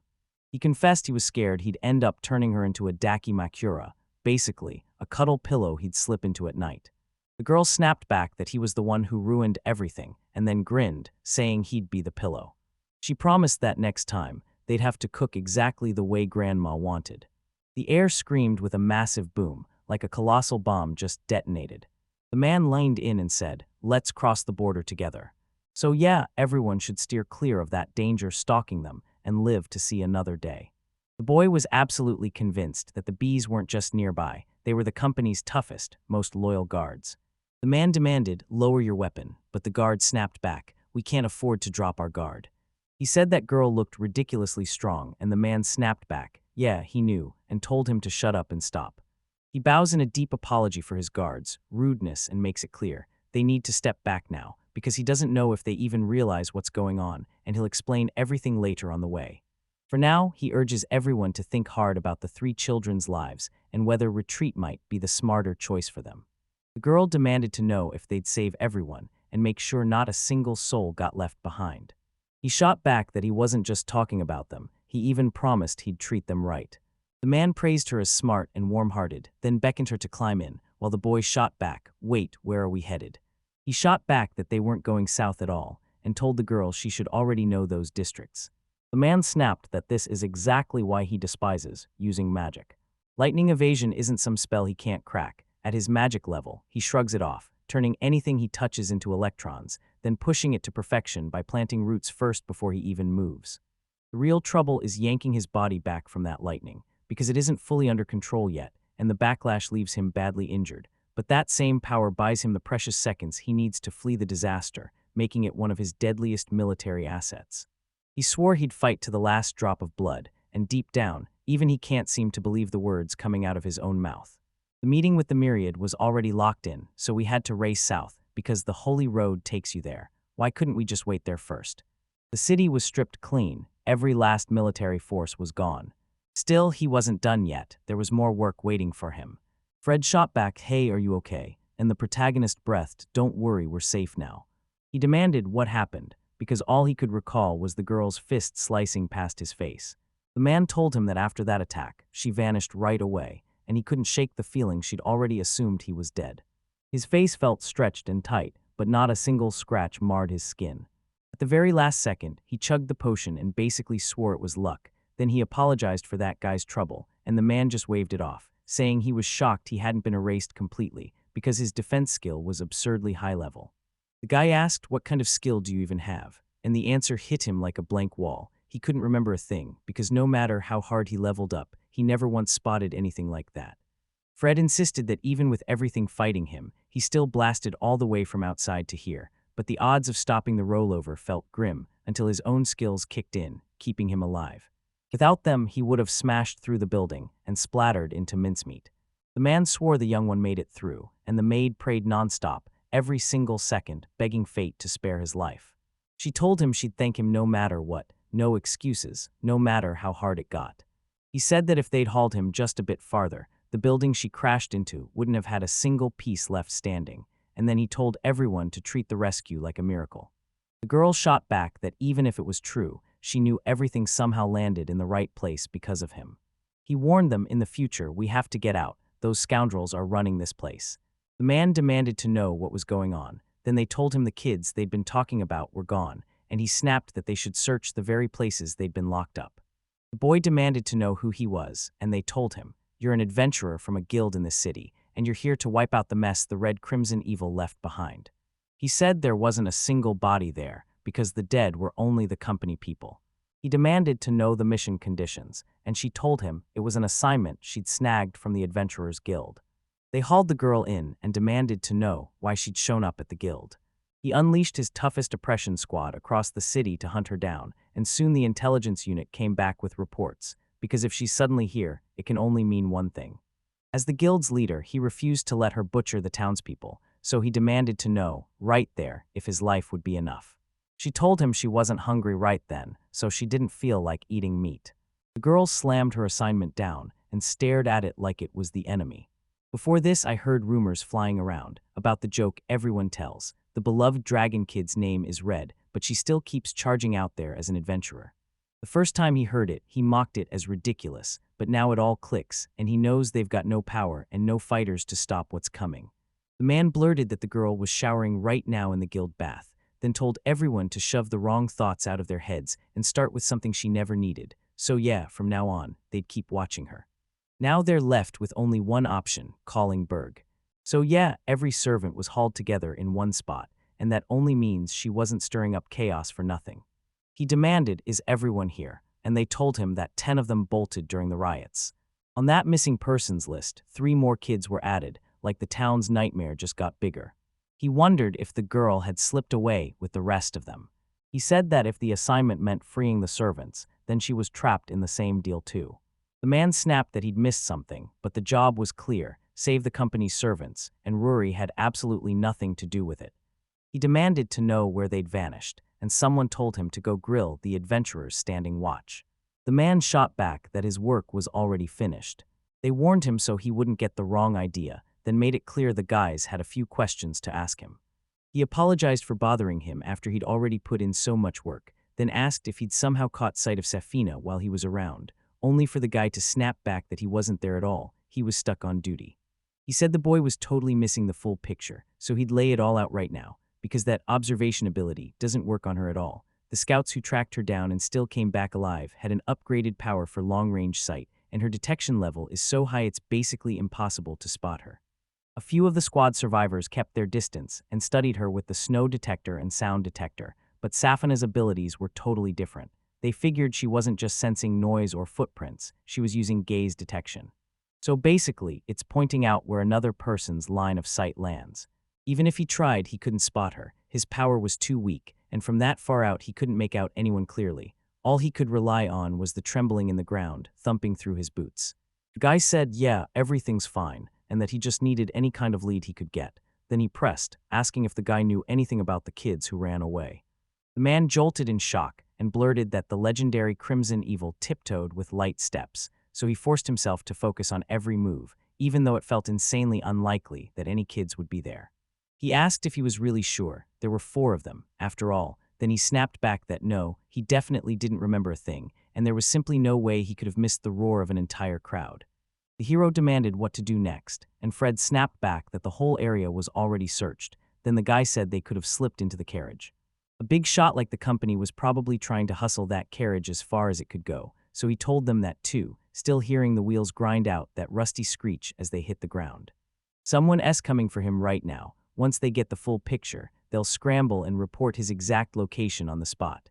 He shot back, saying he didn't have a low detection level, and that he'd been the one who helped them more than anyone. The man shot back, I don't know if the girl can even walk out with that company, and the hero grinned, then we'll test the theory and find out. He shouted, let's split up, and told the guy, wait right here, then sprinted off the other way.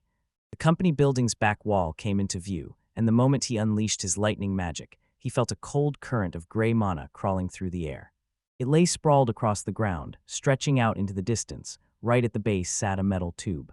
He asked her to give him a minute, and when he warned that the drain was acting weird, she just shrugged and said she had no clue about it.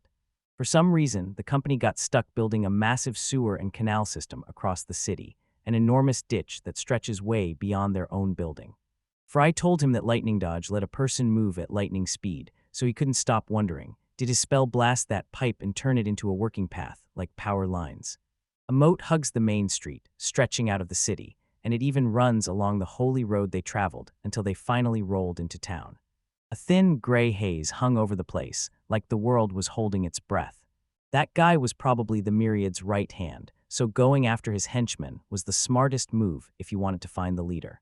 And yeah, the girl too, because just south of that road sits Berg. The girl slammed a fist on the door and shouted, like she couldn't wait another second. She said a message had just arrived from the Adventurers Guild Master in the city. The girl blurted, it's an emergency. They cornered her and demanded to know what he really wanted from that plain little merchant. The man demanded to know where they were, and her fury cracked loose. She'd slaughter anyone who dared repeat her name, tear down anyone who got in her way, and if she spotted them, she might strike first. Safina is one of the 3 great Crimson Evils. She's the absolute worst nightmare humanity has ever faced. But trust me, there's something far worse waiting right around the corner. The boy begged, please don't frighten the little kids, and the man just laughed like it was nothing.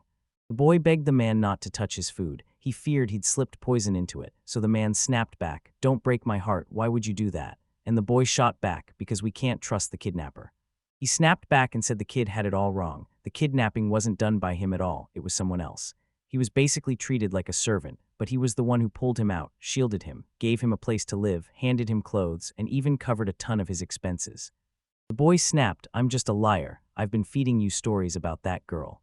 He confessed he was crushed, and insisted they'd never really get along. Then the man shot the girl a hard look, and warned that even when a subordinate apologizes with all their heart, they still won't be forgiven for the mistakes they make. She shot back that everything was fine now, and the guy warned her not to take the bribe. Just like he'd warned them, they were trapped in the same kind of danger, so he pushed for one smart move, get out together. Forget the city for a moment, he urged, and head north. The man swore he'd return it to the girl, but without a token, you're locked out of seeing anyone else's name. The boy couldn't believe it, she actually had a title like that, and it hit him like a shock. The man roared out, demanding to know how much longer she planned to keep him waiting. He couldn't figure out why those pitiful little merchants like her were suddenly pushing for private meetings with them. They told him no matter how you snap at her, she still stays the house's representative. They told him to stop spiraling into a tantrum, but come on, he should have figured out why they got those names, because no matter what he did, they were still going to haul him to the negotiating table. Since this was all about the three crimson evils, the girl snapped that nothing had changed, then begged him to make sure he didn't keep them waiting. She's clearly setting her sights on taking total control of Berg. At the meeting, they zeroed in on one of the three terrifying crimson evils barreling toward the coast, and nobody knew what it wanted. If it was coming from the north, it was almost certain to swing through the city first. Half the city lay in ruins, and the guild's message finally reached them. At last report, nearly every warrior was wiped out there. She zeroes in on the main merchant, on the boss of the company, the one with all those connections. He was a famous merchant, all power and deals locked inside the city, built a monopoly, then used his influence to choke the servant sales trade everywhere else, even in Berg, and everyone had been watching his every move for ages. He probably got marked because of the mission. Safina took it, wiped out the underground merchants, and freed the servants, and suddenly he was a target. He'd heard her name too. Safina was infamous for being weird, still taking guild missions even with a red name hanging over her head. If she suddenly decides to head to Berg, all that'll be left is ruins, and then it'll be too late. They've got to move right now. Everything's gone wrong, and the clock is against them. They're nearly out of good fighters, and nobody knows when they'll be able to get back on their feet again. He snapped that they were just show-offs and begged them to save their talents for when it truly mattered, then said if he wanted to talk like that, he should come after her with the Holy Knights. Because he didn't care, he just insulted her and demanded why he'd waste his warrior's strength on some red name when he had far more important things to do. The girl snapped, calling them fools to their faces. The beloved dragon child, locked onto her one mission, stepped up and flat-out offered to do the job without her ever having to carry it out herself. The girl blurted out, "Why am I slacking off?" She was warned that the paperwork was a nightmare and that they hadn't heard a thing since morning. They even reminded her that her administrator duties mattered a lot, but she absolutely couldn't lose track of those too. The girl warned him that things were about to get brutal from here, and the other basically told her, "Then we go back to work." The man threw out an apology and snapped, "I've got to run, I'm in a hurry." He told them he'd been aching to see the guildmaster. The man said he had 0 meetings on his calendar, but he still carried priceless intel about the 3 great crimson evils.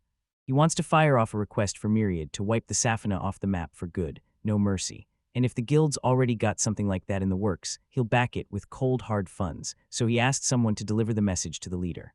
The girl snapped back that this wasn't their assignment at all, because the organization hands out a totally different job to every adventurer the moment disaster hits, like a monster invasion. The man snapped that they had to hurry. He said it was insanely important, and then he demanded to know what was happening. The girl said the adventurers' guild had been handed a job to snag members of the Myriad company. Then she looked him in the eye and declared, "You're under arrest." He snapped that she was crazy and swore he couldn't remember a single company stunt bad enough to earn punishment like that, yet she insisted they'd set up a black market to target them. He snapped that she was spouting nonsense, bragging that it was all legal, like they even got their badges renewed, but black market servants don't get that kind of mercy, they rot in the slums, and the guild turns around and uses that same service.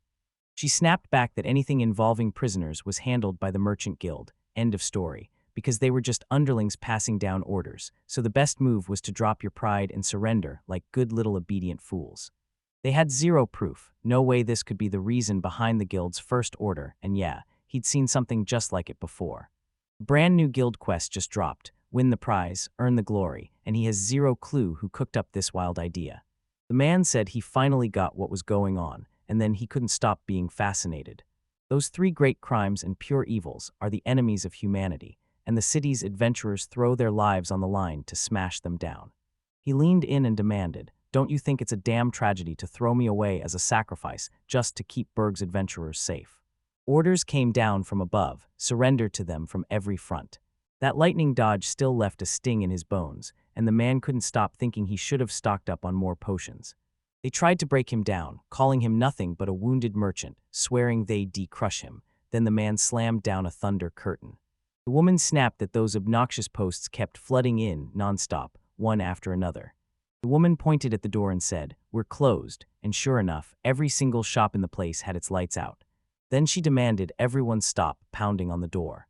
A man came up and demanded to sell him a couple of potions. Riding up to Berg in a horse-drawn carriage, the Myriad Company's top merchant leaned toward Bayou and said, "Looks like the streets are empty." Bayou blinked at the silence. Then the man smirked and explained they'd already been warned. One of the three mighty crimson eagles had finally arrived. The horse slammed to a sudden stop and let out a loud, piercing neigh. Inside the carriage, the four kids slam into each other when the stop hits out of nowhere, and they're left utterly clueless about what's happening. The man snaps at the coachman for that sudden stop and grumbles that he almost got thrown from his seat. Meanwhile, the kids sprawl across Ruri's soft hair, using it like a fluffy down pillow. The merchant stares out the window and demands to know what smashed everything. The second the sword tip hovers at his face, he shuts up immediately, and cold focus takes over. Two armed soldiers barked orders at gunpoint, forcing everyone to scramble out of the carriage. The company stepped off the transport with the kids, and the second their feet hit the ground, they realized they were ringed by adventurers, every one of them leveling swords and spears at them. The two men scan the crowd, confirm everyone around them works for the company they need, then swear they won't lay a finger on anyone, only if the merchant comes with them. The scarred blonde man faced the adventurers and snapped, accusing them of being bandits because they couldn't seem friendlier, while Ruri, totally ignoring the chaos around her, quietly munched on every delicacy in sight. The armored man roared to the crowd that the guild's mission had been known for ages. Their job was to grab the people from the Myriad Company, and every move after that was just the mission playing out. The merchant blurts out, totally confused, "Wait, what are you talking about? And who told you about the Red Name's invasion?" Right after that, the adventurers snap into silence and stare down at the ground. The head of the vast company straightens his shirt, and then bursts into loud, unstoppable laughter. One of the adventurers, stunned by that reaction, blurts out that there's nothing funny about it at all. Perched on a wooden crate, the merchant leans in and asks if that beloved dragon kid is really an A-rank adventurer. The crowd around the carriage snaps into shock at that question, because everyone can tell Master Myriad read every emotion etched on their faces. One of the trading company's fighters hurls a plan to wipe out the adventurers, but the leader snaps him down mid-sentence. The merchant tips his boots onto each other and demands, "So what's the payout they promised you for finishing this?" And the mercenaries are stunned speechless. Myriad's leader sneers, barking that the great adventurers are nothing but bribed cowards who won't lift a sword, just itching to sacrifice him so they can live, and the man leans in out of sheer curiosity, asking how much the mercenaries will get for that noble little bargain. A steel-clad adventurer with a wicked glare corners the merchant and demands, "Got a last wish for me before I'm sent to the afterlife." Master Myriad snaps his eyes shut, grins at everyone nearby, and then breathes out a single, powerful word. The company's boss dangles a reward 100 times bigger than the guild ever offered, paying in full to buy back their honor, and the adventurers are completely stunned. The armored man makes it painfully clear he doesn't buy his story at all. Then he leans in and snaps, asking if he's decided to turn this whole mess into a joke. The merchant hammers it home. Safina has already unleashed a pogrom in Rossalik, and she won't spare anyone, not even if they beg. But Master Myriad grins through the fear, vows to fight all the way to the end, and refuses to let her set the rules. So he's ready to pay right now. After checking the warrior's rank, he figures the guild can cough up 10,000 larks, while the merchant blows his mind with a deal for a whopping million larks, handed out to every single one of them, if they're willing. The adventurers just can't wrap their heads around it, because that kind of money is so absurdly massive, it's almost impossible to put into words. The dark-haired warrior snaps his voice at Myriad, demanding this circus end right now, because that price would take a normal person half a lifetime to earn, and handing it out to every adventurer around their crew is way too much. The scarred man swears the rich guy isn't bluffing. He's a real merchant with cash to burn and a total obsession with prized treasures. The mercenaries stared in shock at the news, utterly unsure what to do next, while rage surged straight through their veins. Master Myriad swore that back when they were true adventurers, they'd once been proud to throw themselves into battles and brawls. No real warrior would just quit that fast, and still, they couldn't ignore the merchant's words. They didn't even try to deny it. They admitted they really did want to sacrifice their leader to Safina. Their pride could be brought back in an instant, and the profit would explode 100 times over. The man leaned in and demanded, "So, are you guys okay?" The merchant knew this was the kind of moment where even the faintest voice, no matter how weak the speaker, could swing everything. With a sly grin, he flicked his token and urged everyone to stop dawdling and get in line, now. Digital money is this invisible cash locked inside your token, and yep, you can swap it out like regular money. The merchant's token snapped onto one of the adventurers, tokens with a loud metallic asterisk ring asterisk, and boom, 1 million larks poured into the mercenary's account, leaving him with 1,052,210 larks in total. When he saw that much, disbelief shattered him, then pure joy ripped out of his mouth as he screamed, "I can't believe it." He clutched the token in both hands, then blurted out in shock, "I really got the money." The Myriad company head stared him down, snapped into confirmation, pressed him on why he'd lie, then personally counted them all, demanding to know if there really were 23 mercenaries. Ruri kept her head high as she stood dead last in the line, praying she'd finally snag some money too. At last it was her turn. She marched up to the merchant, thrust her hand out with the token, and bowed like she meant business. He stared at her like he didn't know where to put his eyes, and he realized, money really does blind people. He leaned in and asked Ruri if she truly wanted the job he offered, then she nodded fast, like it was already decided. Staring at the digger, he snapped that he can't hire her. She already belongs to someone else, and this power won't work on her token either. Ruri dropped her gaze in crushing disappointment, and the merchant kept talking like nothing happened. Master Myriad leaned in and asked if she truly owed the Leiserhammer company, because that man had to talk to their boss, and yep, they were old friends. Ruri's eyes snapped to a bracelet flashing on the merchant's hand. She asked if his inventory was stuffed with candy, and the man grinned, yeah, it was packed, and then he added that coins were in there too. The head of the Myriad shot his hand out, and shimmering coins spilled straight into the girl's palm. Ruri was bursting with joy. She threw her mouth open and beamed at the money like it was pure treasure.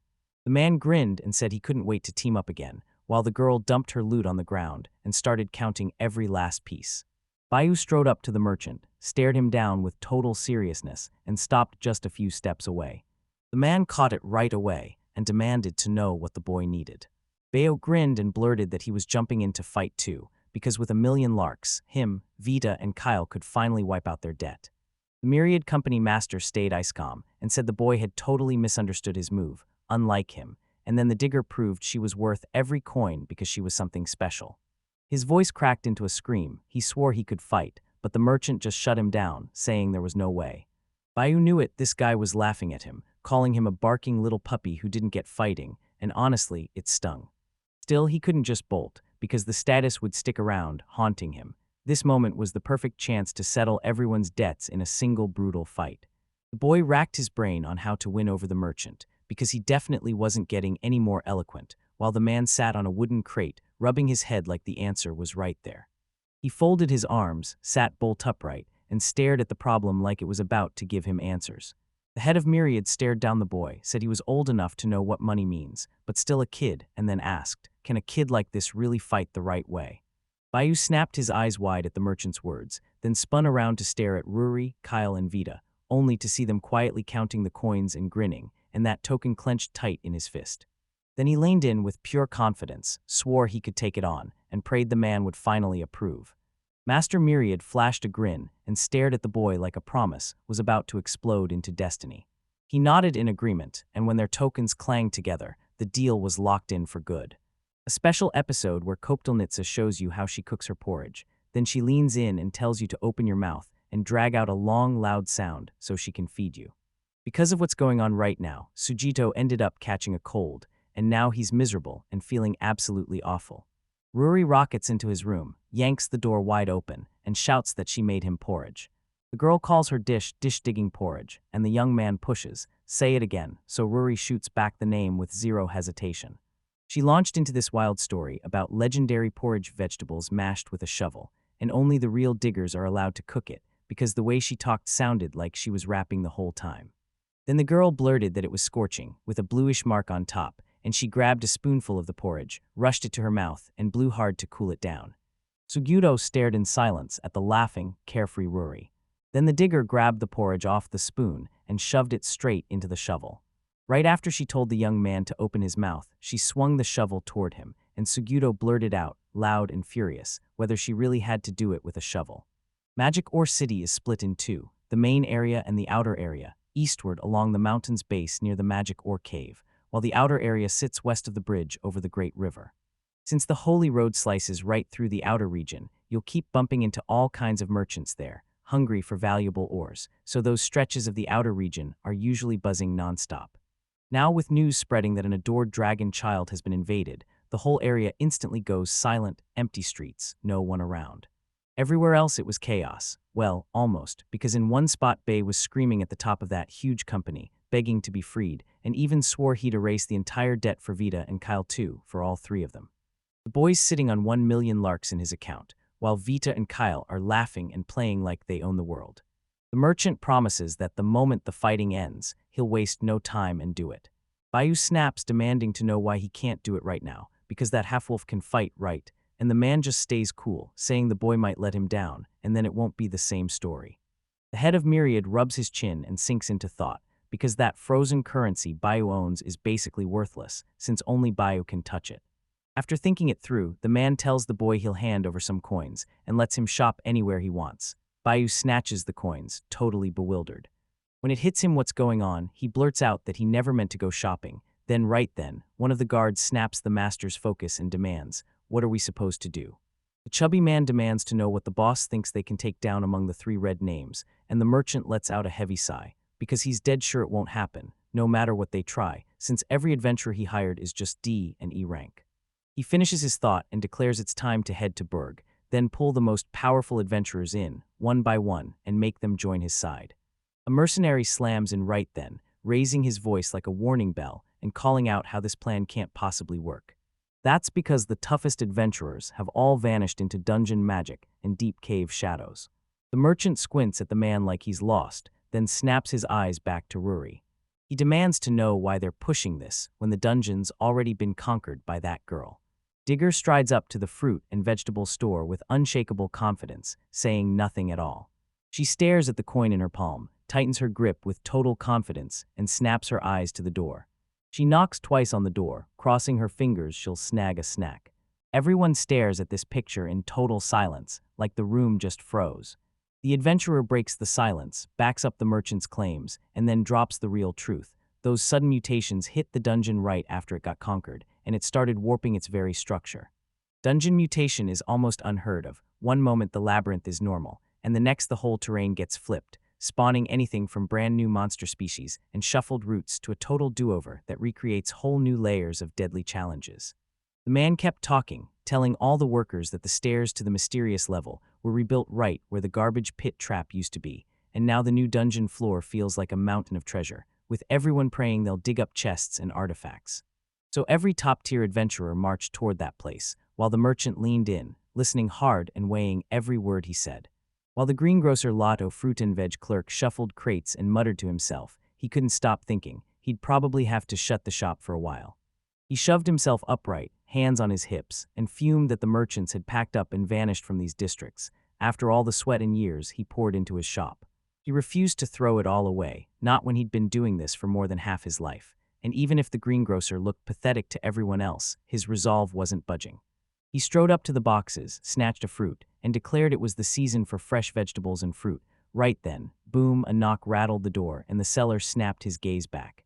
Staring at the entrance, he couldn't shake the feeling that somebody was messing with him, because at this hour, there was no way any customers should have shown up. Leaning in close as the door swung open, the man peered outside with total confidence, sure the street was finally empty. Suddenly, a tiny hand yanked his clothes down, tugging hard just to make the seller notice. Ruri stood her ground, stared him down, and waited like she was hunting for the first real crack in him. The girl dropped just one word, and the merchant froze, stunned by her status, not realizing right away that the child was there to buy vegetables. Ruri shoved a coin into the man's hand and told him she wanted to buy vegetables, sending the seller into pure, shocked disbelief. In his palm sat this massive gold coin, worth a whopping 100,000 larks, while a single bag of dried fruit cost just 100 larks. Then he stammered and asked the girl if she'd bothered to ask the owner about buying his goods, and she shook her head. The merchant hung his head, apologized, and admitted he couldn't sell her a thing. Ruri puffed her cheeks in a funny, pouty huff, and the poor man squirmed with embarrassment. Still, the girl didn't budge. She marched right up to Bayu, grabbed him by the collar, and dragged him straight to the merchant, leaving the greengrocer stunned to find 3 more kids there, while Bayu screamed in pure confusion and blurted out, "Where are we going?"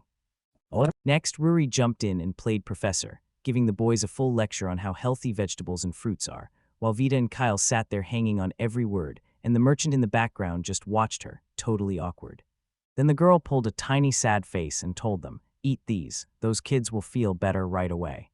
Right after the picture, Vita and Kyle stared at the moorknob in awe, clutched it in their hands, then handed over what they wanted, the half-wolf, while the merchant eyed it like he didn't know what to do. When Bayu asked Rory if she wanted him to grab some, the kids burst into happy dancing, and the greengrocer couldn't help but beam at the beautiful sight. When the seller saw the boy's permit to buy, he froze in shock at what kind of kids they were, but the merchant's wife cut in fast, saying, "Just give it all to them. We're tossing the spoiled stuff anyway." The man nodded and agreed on the spot. Those tomato-looking moorknobs got sliced into kid-friendly chunks, then the cook dusted them with spices to make every bite taste better. Two traders beamed as the kids snatched up the sweet treats, skewering every bite on special wooden sticks like it was pure magic.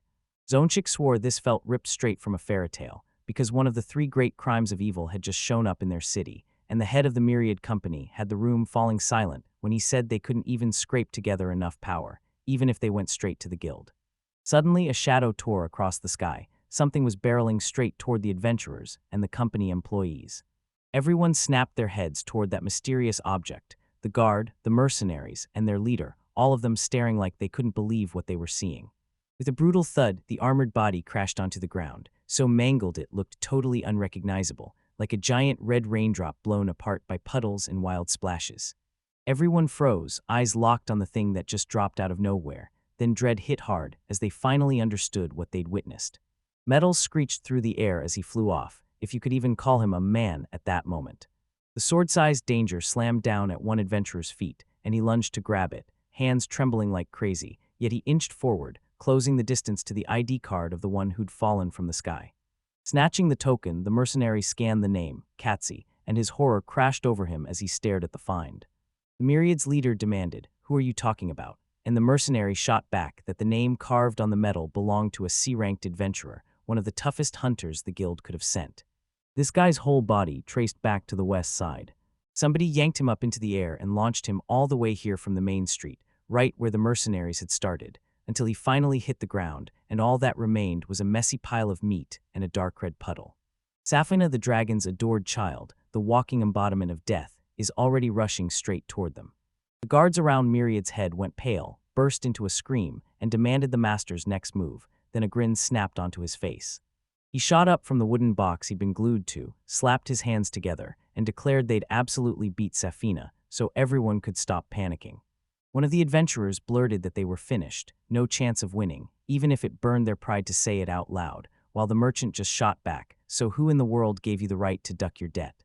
But he also made it crystal clear. He didn't want anyone twisting his words, because that line isn't a green light to go recklessly. The merchant shot his finger toward the jagged stone peaks and barked an order, "Everyone back that way now." If you had to sum up a man named Myriad in one word, warrior would hit the mark. Even if he looks like a total amateur, and his level barely scrapes into double digits, he just pulled off and moved so weird and bold it left everyone staring. Just like how some people turn adventurer and pick either swordsman or sorcerer, it feels straight out of video games. Choose your profession, and set yourself up to be better than everyone else, so you pick the smartest path for yourself to hit the goal and win. Myriad chose the path of a merchant, convinced they were the strongest forces around. A carriage and its horses thundered through the heart of Berg, the magical ore city, while around 24 mercenaries rode guard around it. Suddenly something heavy slammed into the carriage roof, and the shock hit everyone inside and out, because that transport should have jolted, yet it stayed unbelievably steady. Lanza peered through the window, grinning because the inside was buzzing with energy. Then Myriad blurted out that the guy was already here. The leader didn't even flinch, his face lighting up with pure joy, and the kids went wide-eyed at this surprise visitor. The cloaked man, wind whipping his hood, clung to the carriage and refused to climb in, confidently claiming he'd beaten the head of Myriad to Berg by far. But the moment he looked around, it was clear this ride was nowhere near the plan. After the guild visit, Lanza rushed to the magic shop because his health was in tatters, and he needed a potion right now. The old lady behind the counter didn't care a bit about any Myriad company or guild quests. She only talked about one thing: adventurers were the ones who got handed those jobs. The merchant asked if she looked like an adventurer, and contempt burned in her eyes. Then she turned to Myriad and Lanza said, "I was saved by a kind granny." He doesn't even dwell on anything else. He's locked in on the present chaos, and he blurts out what he's thinking. The leader just fires back a single question: "What's wrong?" Confused, Lanza jabs a finger at Ruri and demands why she got dragged along. Right then, the girl snaps her focus to him, ripping herself away from her sweets. The merchant shot back that he hired Digger because she's a goldmine of talent, and the horned girl nodded solemnly, confirming everything while introducing herself. Then Ruri stepped in with unstoppable confidence, saying they were going to win. With a stick-shaped veggie in her hand, the girl raised it like a weapon and went straight for a bite, then sliced the air with it like a real sword, showing off fencing-level skill, and Lanza just watched, silent as stone. When the performance finally died down, the cloaked man yanked the leader up to the roof to get answers, and Myriad practically lit up, because he'd been waiting to talk about something too. Once they were perched on the carriage roof, Lanzas kicked the conversation off, asking the leader if he knew about the guild's mission, and why a whole pack of mercenaries was charging ahead of them. Myriad leaned on the railing and said, "They're all my allies," then casually revealed he'd hired each one for 1,000,000 larks, and the magics shouted in shocked disbelief. Up on the roof, Master Myriad finally cornered the question that had been gnawing at him. Did Lanza even realize the digger was owned by the Liashimmer company when he snatched it? The cloaked man admitted it plain as day, then snapped that he didn't trust the elf at all because she felt far too suspicious. Miners were always scarce, and Berg was no exception when it came to magic ore. The Liashimmer company kept begging for workers, but their leader acted odd every single time. Myriad can't help but chew on every question about Lanza. Usually the master throws out some handy cover story for his business, claiming he's only trying to protect kids because everyone else can't. But when he turns to the cloaked man, the head cuts through all the lies and demands to know if he truly did it with honest, open intentions. Lanza goes silent, but his mind replays how helpless Bayou, Kyle, and Vita looked. Myriad kept talking, saying the slums were where the underground debtors with no tokens get shoved first. No way you'd call it livable. Still, that cloaked man pushed through, found kids there, and handed them over for care. He filled out every required document, swore he'd give Myriad proper care and solid shelter. But that promise still doesn't change what his business really is, and he knows it to the bone, showing not a shred of mercy, using every trick he can to rake in profit.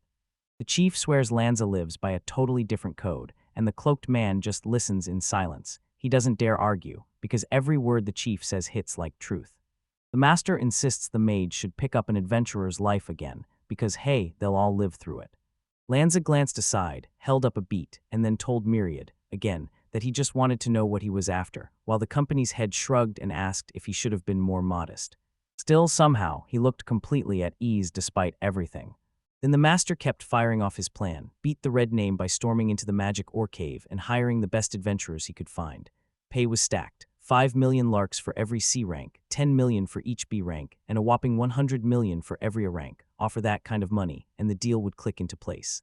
The moment the numbers were announced, Lanza blurted out in total shock that Myriad was about to sink the company, and even with his sharp words, you could hear the fear underneath his judgment about the master's call.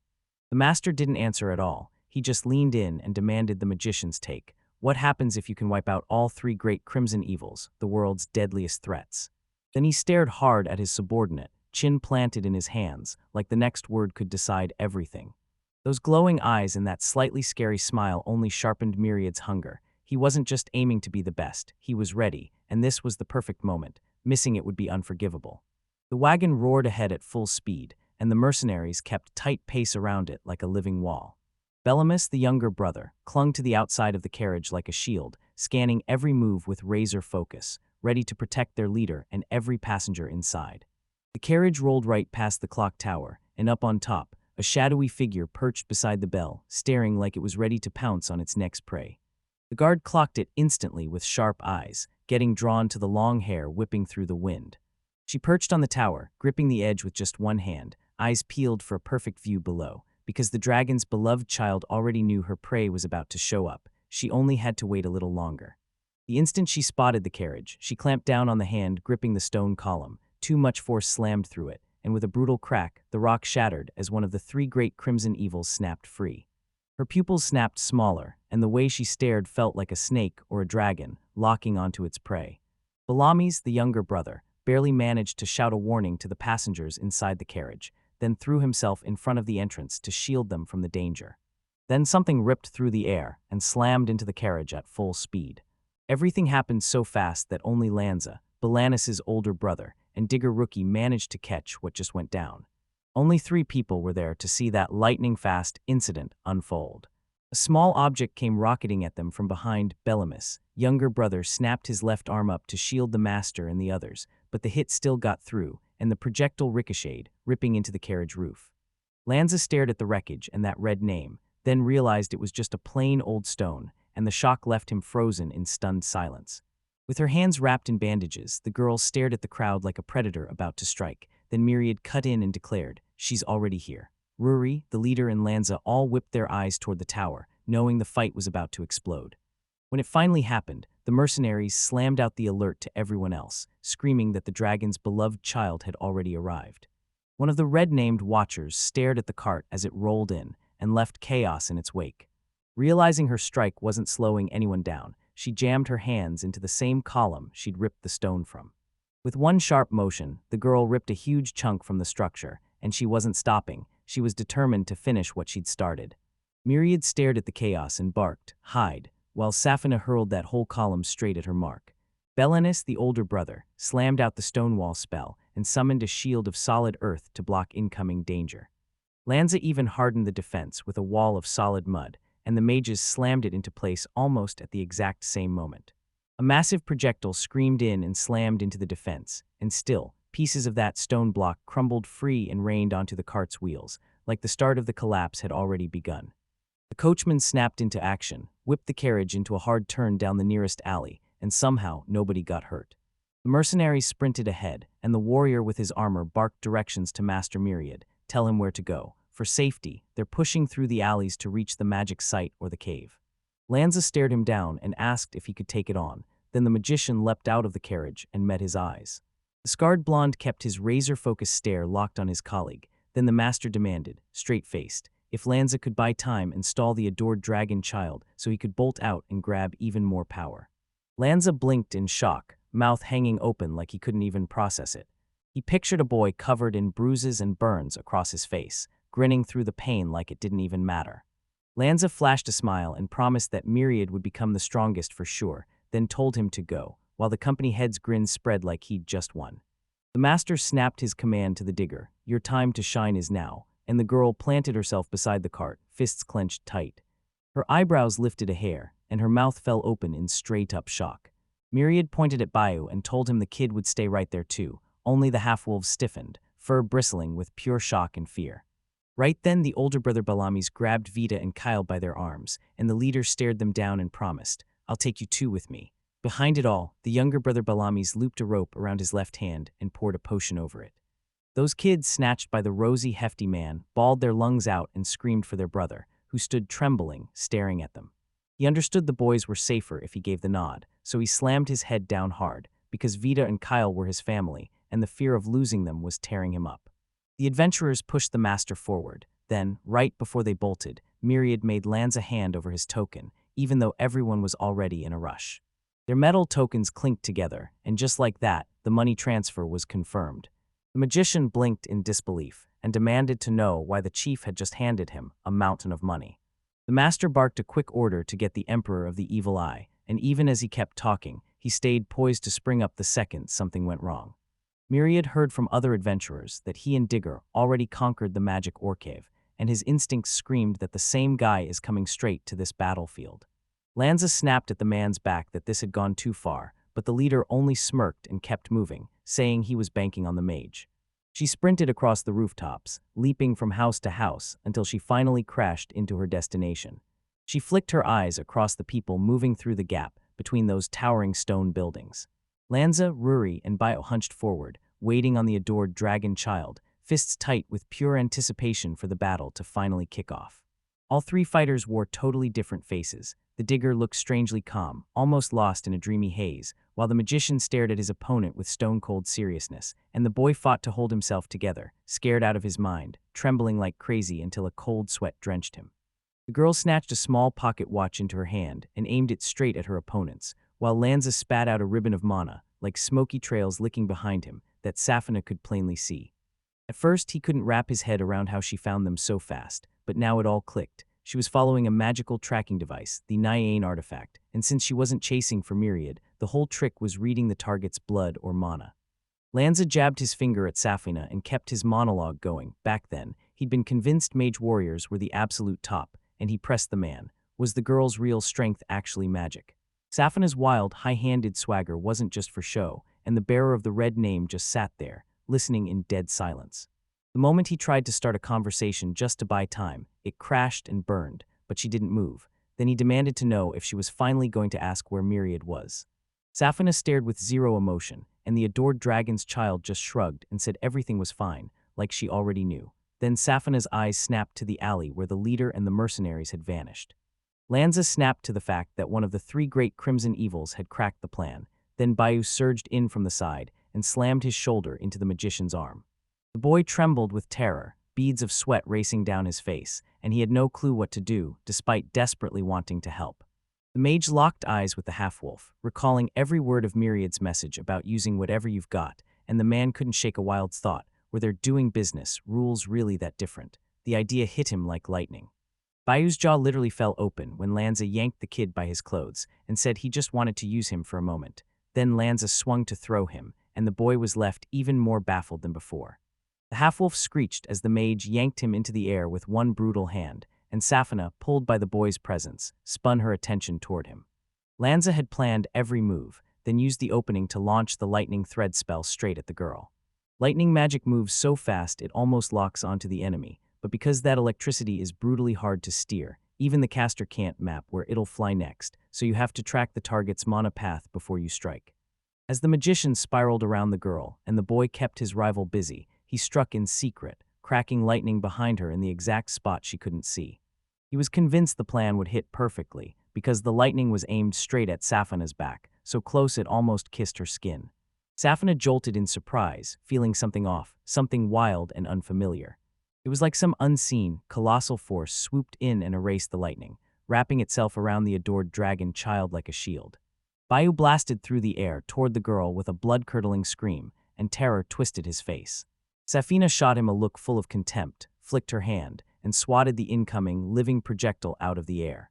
The boy shut his eyes, bracing for the worst, while the magician smirked, sure that his attack was unstoppable and that anyone caught in it would die. Right when the red name's hand was about to sink into the bayou, something soft slipped in front of it and cut the strike short.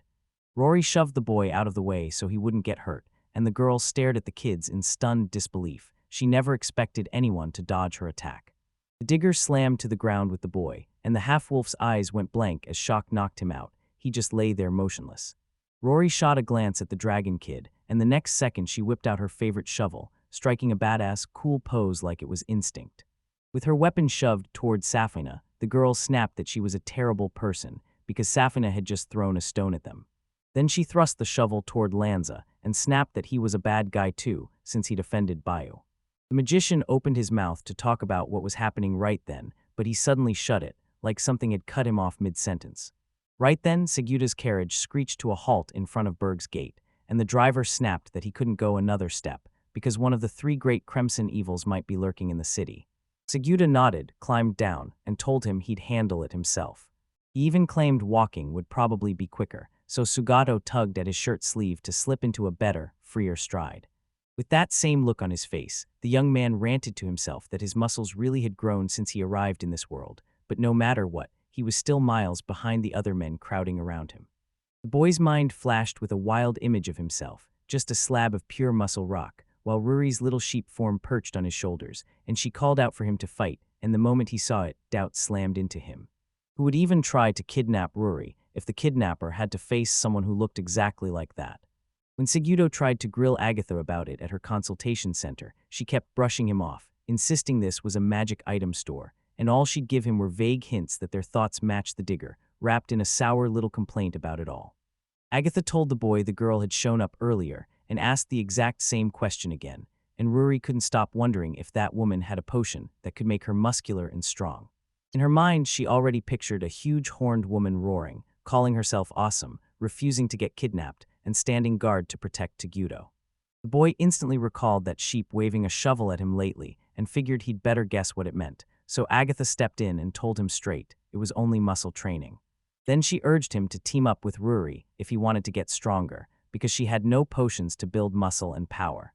Ruri gripped the shovel in one hand and jutted it toward Lanza and Safina, shouting that they were both bad people.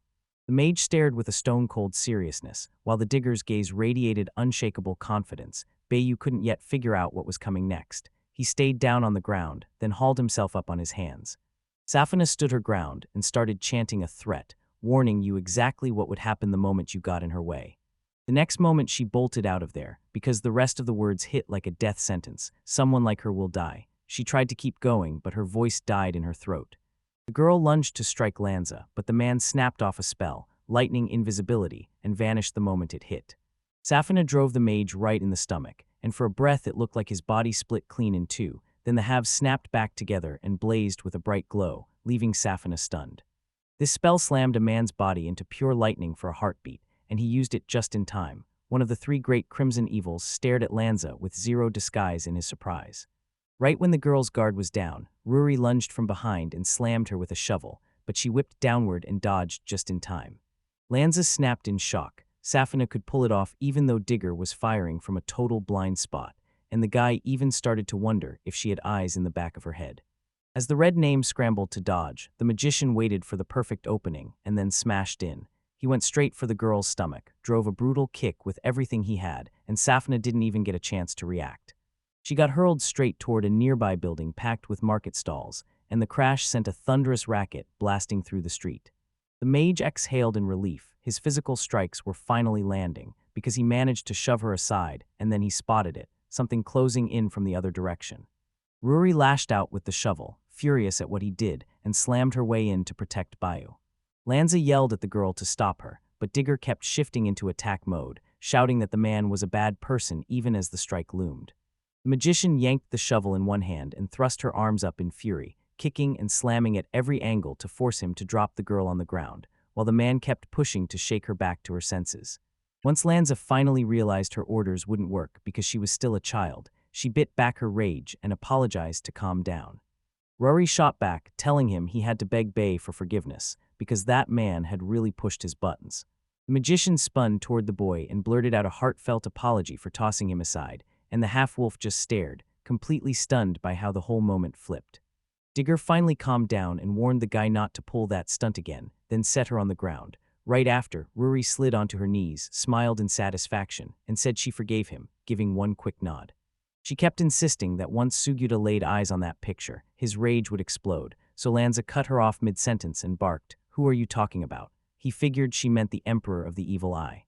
She kept her panic to herself, ignored the man's words, and insisted she'd be stronger, because Sugita was her partner, but he wasn't here.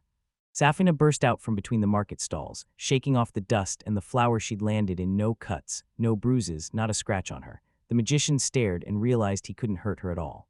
Even when Ruri spoke up, the Evil Eye Emperor's power still stayed a total mystery to him.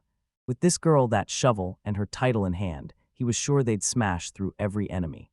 Lanza fired off a question. He needed the girl to trigger her title power again, because that's exactly what she used to bust out of the dungeon. Ruri stared at him, completely blank, and snapped back, "What are you even talking about?" Lanza said she was talking about the instant she blew the dungeon door to pieces. In just a few heartbeats, Ruri's eyes blazed with brilliance, her excitement bursting wide open, because only now did she finally understand the power behind her title. She decided to test it for real and jammed the shovel into the stone slab under her feet, and it slipped in with shocking ease. His expression hardened with pure determination. "This is basically an unstoppable force, and it's terrifying," he said, and now every promise would sound brutal and hollow. Lanza pushed them to strike Safina first, forcing the girl to put her down, and he demanded to know if the sheep could actually pull it off. Rory's heart got yanked hard by words like promise, terrifying power, and the weight of responsibility to finish the task, her ears twitching like she couldn't help enjoying every second of it. The girl shot the shovel up over her head and grinned, basically begging them to hand her the job. With Ruri and Lanza facing Safina, Bayu hung back behind his allies, heart racing because he'd never been in a real battle before. But when he looked at those three, he knew, no doubt about it, they were all insanely powerful. And this time the heroes strike first. Lanza pumped himself up with a barrage of spells, sharpening his agility, boosting his strength, and hardening his defense. As an adventurer, he forged his own killer technique, spiral around the enemy to slip in, bait them into looking the wrong way, and leave his comrades to crash straight into the blind spot. Then he darted in fast beside Safina. Then he yanked a potion vial from under his cloak and hucked it straight at his opponent. She slammed the bottle on instinct right into the magician's trap, because when the glass shattered an eerie liquid still clung to her bandaged hand. With the tactic locked in, Wanza gambled everything on surprise. He cracked open his upgraded potion, and the bottle spilled a poison so nasty it was almost impossible to block, hoping it would at least stall the girl for a heartbeat. The mage tried to shrink her options and force the perfect opening, but when she slapped the potion away, the girl shot her hand up and blocked the mage's view just enough to throw her off. The man lunged to seize the moment and charged straight at Safina, fists cocked to land a punch. It was a total misdirection. He aimed to move his leg and slam the spell in before the girl could even think to dodge. The dodging skill of one of the three great crimson evils was unreal, so sharp that the attack kept crashing and failing again. Safina burst into motion, juking and weaving with unreal grace, never once opening herself up for a hit, while Lanza refused to back off, pushing forward again and again, swinging for the strike or at least trying to throw her off. In Bayou, their fight played out like a wild dance, so the boy just stared with his mouth hanging open, his face lit up with pure shock and joy. Even as he pushed her agility higher, the mage still couldn't land a hit. She slipped every one of his non-stop strikes like they were timed perfectly, but he didn't fold, because this was exactly how their plan was supposed to play out. The moment Lanza sensed the opening, he snapped out electric kick, his legs blazing as lightning discharges crackled through the air.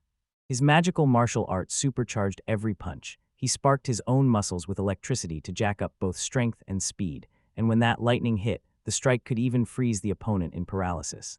Lanza snapped in with a blazing high-speed strike to shatter her timing, and the girl dodged it again, barely.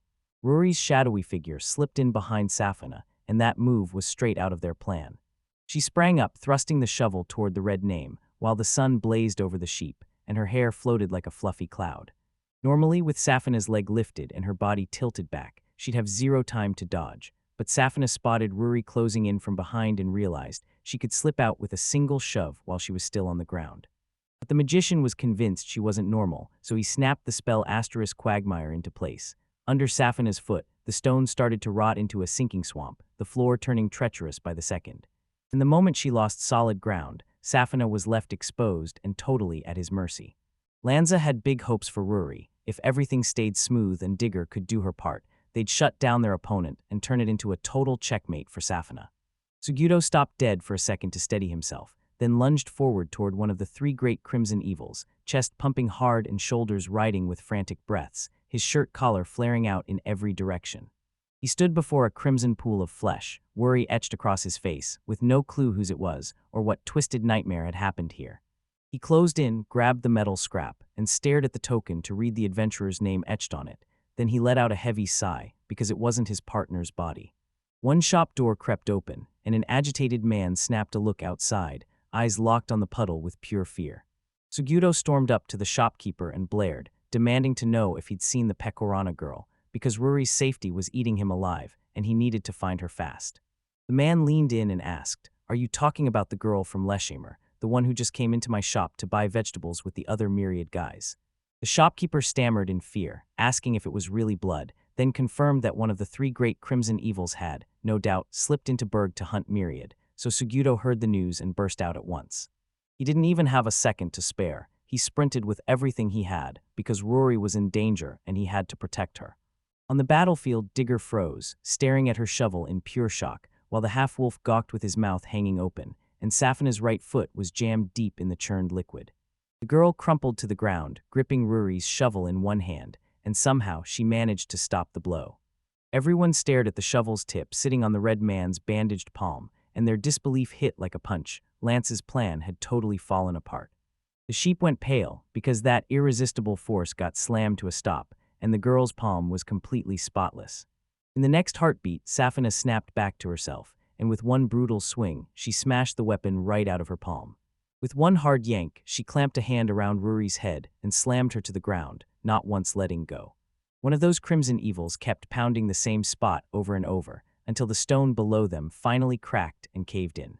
Ruri finally yanked her hand away from the sheep and walked off, leaving it sprawled face down. Then a dark burgundy pool started spreading from the top of her head. Lanza couldn't believe what he was seeing. He swore it was impossible. When defeat finally felt inevitable, he clenched his jaw and sprinted. Safina caught it instantly and barreled straight toward him. The moment they closed in, she drove her fist into the mage's stomach and shoved him back hard. Luckily, Lanza pulled off lightning dodge once more, scrambled out of danger unscathed. then let his body kick back into healing. Safina slammed in hit after hit, and the magician just kept juking out of every strike with the same cool timing, like she was a blur, and he never once fell behind. Then the adored dragon child unleashed another lightning blast, but Lanza's spell slipped a split second late, and in that instant, he never got the chance to defend himself. His cloak kept whipping in the wind, and a brutal gash split his side, like someone had yanked out a chunk of flesh right there on the spot. Lanza snapped into violent coughing as thick red goo oozed from his mouth, and Safina licked her lips like she was savoring a feast. She even held a chunk of his flesh in her hand. Then the man finally buckled and started to tumble forward. He gave a small, shaky smile, praying he'd bought enough time for the chapter, while the magician stayed cool, calmly counting on a whole swarm of possibilities. His body crumpled onto the ground, and Safina stood right in front of him, blocking the sheep behind. Crimson pools spread beneath them both, and neither one twitched. Bayu stared at them, pure terror gripping him, frozen, scared to move. Feeling his eyes on her, the girl whipped around to face him. Fear froze the boy in place. He knew anyone who blocked Safina or gave her the wrong path would get killed, and now if she caught his eye, Bayu would meet the same end. His sweat poured off his face, and panic screamed in his eyes. The boy still saw Kyle and Vita, snatched away by Myriad's men, and he couldn't turn his back on them. Protecting his family burned hotter than fear, so he had to fight. Bayo's hand shot to the blade hanging at his belt. Suguro sprinted deeper into the city, chasing Ruri and Myriad's men by their trail, and he couldn't believe what he found. A severed left arm, a smashed-up road, and debris scattered everywhere. The more he sprinted and the more battle scars he spotted, the tighter panic gripped him, until finally the boy stopped. Before his eyes a battlefield unfolded, dead still, bodies everywhere, and then he spotted fluffy hair and that familiar bow. When the girl didn't move, despair crashed into Suguro like a nightmare. Just like when those adventurers tore into Ruri and left him bleeding, the boy's mind snapped, bloodlust surged, rage roared, and remorse crushed his chest. His eyes burned with boiling darkness, horror and hatred twisting his face. Then one thing took over, revenge. The boy sprang to his feet and sprinted at Ruri, yelling her name at the top of his lungs, praying she'd finally wake up. Suguro sat inside this weird, half-magic pocket of time, clutching a paper covered in dates and plans, because right now, Ruri's cooking was on the schedule. The girl is crushed by how the story is unfolding. She curls up with her knees to her chest and weeps in quiet, helpless silence. With everything going sideways, Suguro is crushed too, yet this time he's pushed into thanking Granny, like the universe just locked the door and told them, you can't do a thing. This time, Suguro steps in to cook, not Ruri. After a while, Suguro finally nailed the dish, tossing in those tomato-like veggies they'd spotted earlier, and the whole cooking sequence got completely chopped out. He whipped up a simple mornab paste. First, he sizzled crushed garlic in olive oil, tossed in chopped mornabs, covered the pan and heated it until it was perfect. Then he stirred it into cooked pasta, and boom, a gorgeous dish hit the table. Sugito slammed the ladle against his shovel and shouted for Ruri, time to eat. Ruri glanced back at the clanging sounds, and the boy immediately turned around and changed what he was about to do. He thrust his hands forward and screamed the spell, ****, summon Granny ****, and boom, glowing magic circles erupted in a blinding flash on the ground, and out of that light the merchant Agatha stumbled into existence, completely baffled. She was stunned that the boy could wield magic, and Sugito shot back that he'd learned it himself, because Lanza had been blasting spells nonstop in the last battle, and it drove the boy so crazy he decided to master magic too, but all he could do was summon Granny. Agatha and Ruri stared at the dish the boy had cooked, and it practically begged to be eaten. The boy even said Granny was trapped under a contract with him. She couldn't return until she swallowed the paste, so they warned Sugito not to pull a stunt that terrifying again. Agatha leaned in, grabbed the boy's dish with her fork, and popped a piece into her mouth, then declared it would help her. The grandmother chewed in grim silence, tasting that paste in disbelief. Yeah, it could be eaten, but it was raw, flat, and bland, and the boy never peeled off the skin from the mornabs, so it kept clinging to her mouth. Sugito stared at the woman without blinking, hanging on her every word, because this was the big moment, the outcome of his very first solo cooking. Agatha shot back a sharp look from beneath her brows. With a soft heart, the grandmother told them that for Ruri's first try, the dish was actually great, and Ruri lit up because she loved vegetables so much. Then she said the boy should get a flower circle, the same as a gold star for tests and exams. Grandma Agatha told me to yank off the stubborn knobs, then slip the veggies into hot water so the skins peel right away. Ruri happily twirled her pasta on her fork, and while she chowed down, Sugito leaned in and begged Granny, tell me something this time, because his eyes were locked on the status tokens and those name windows.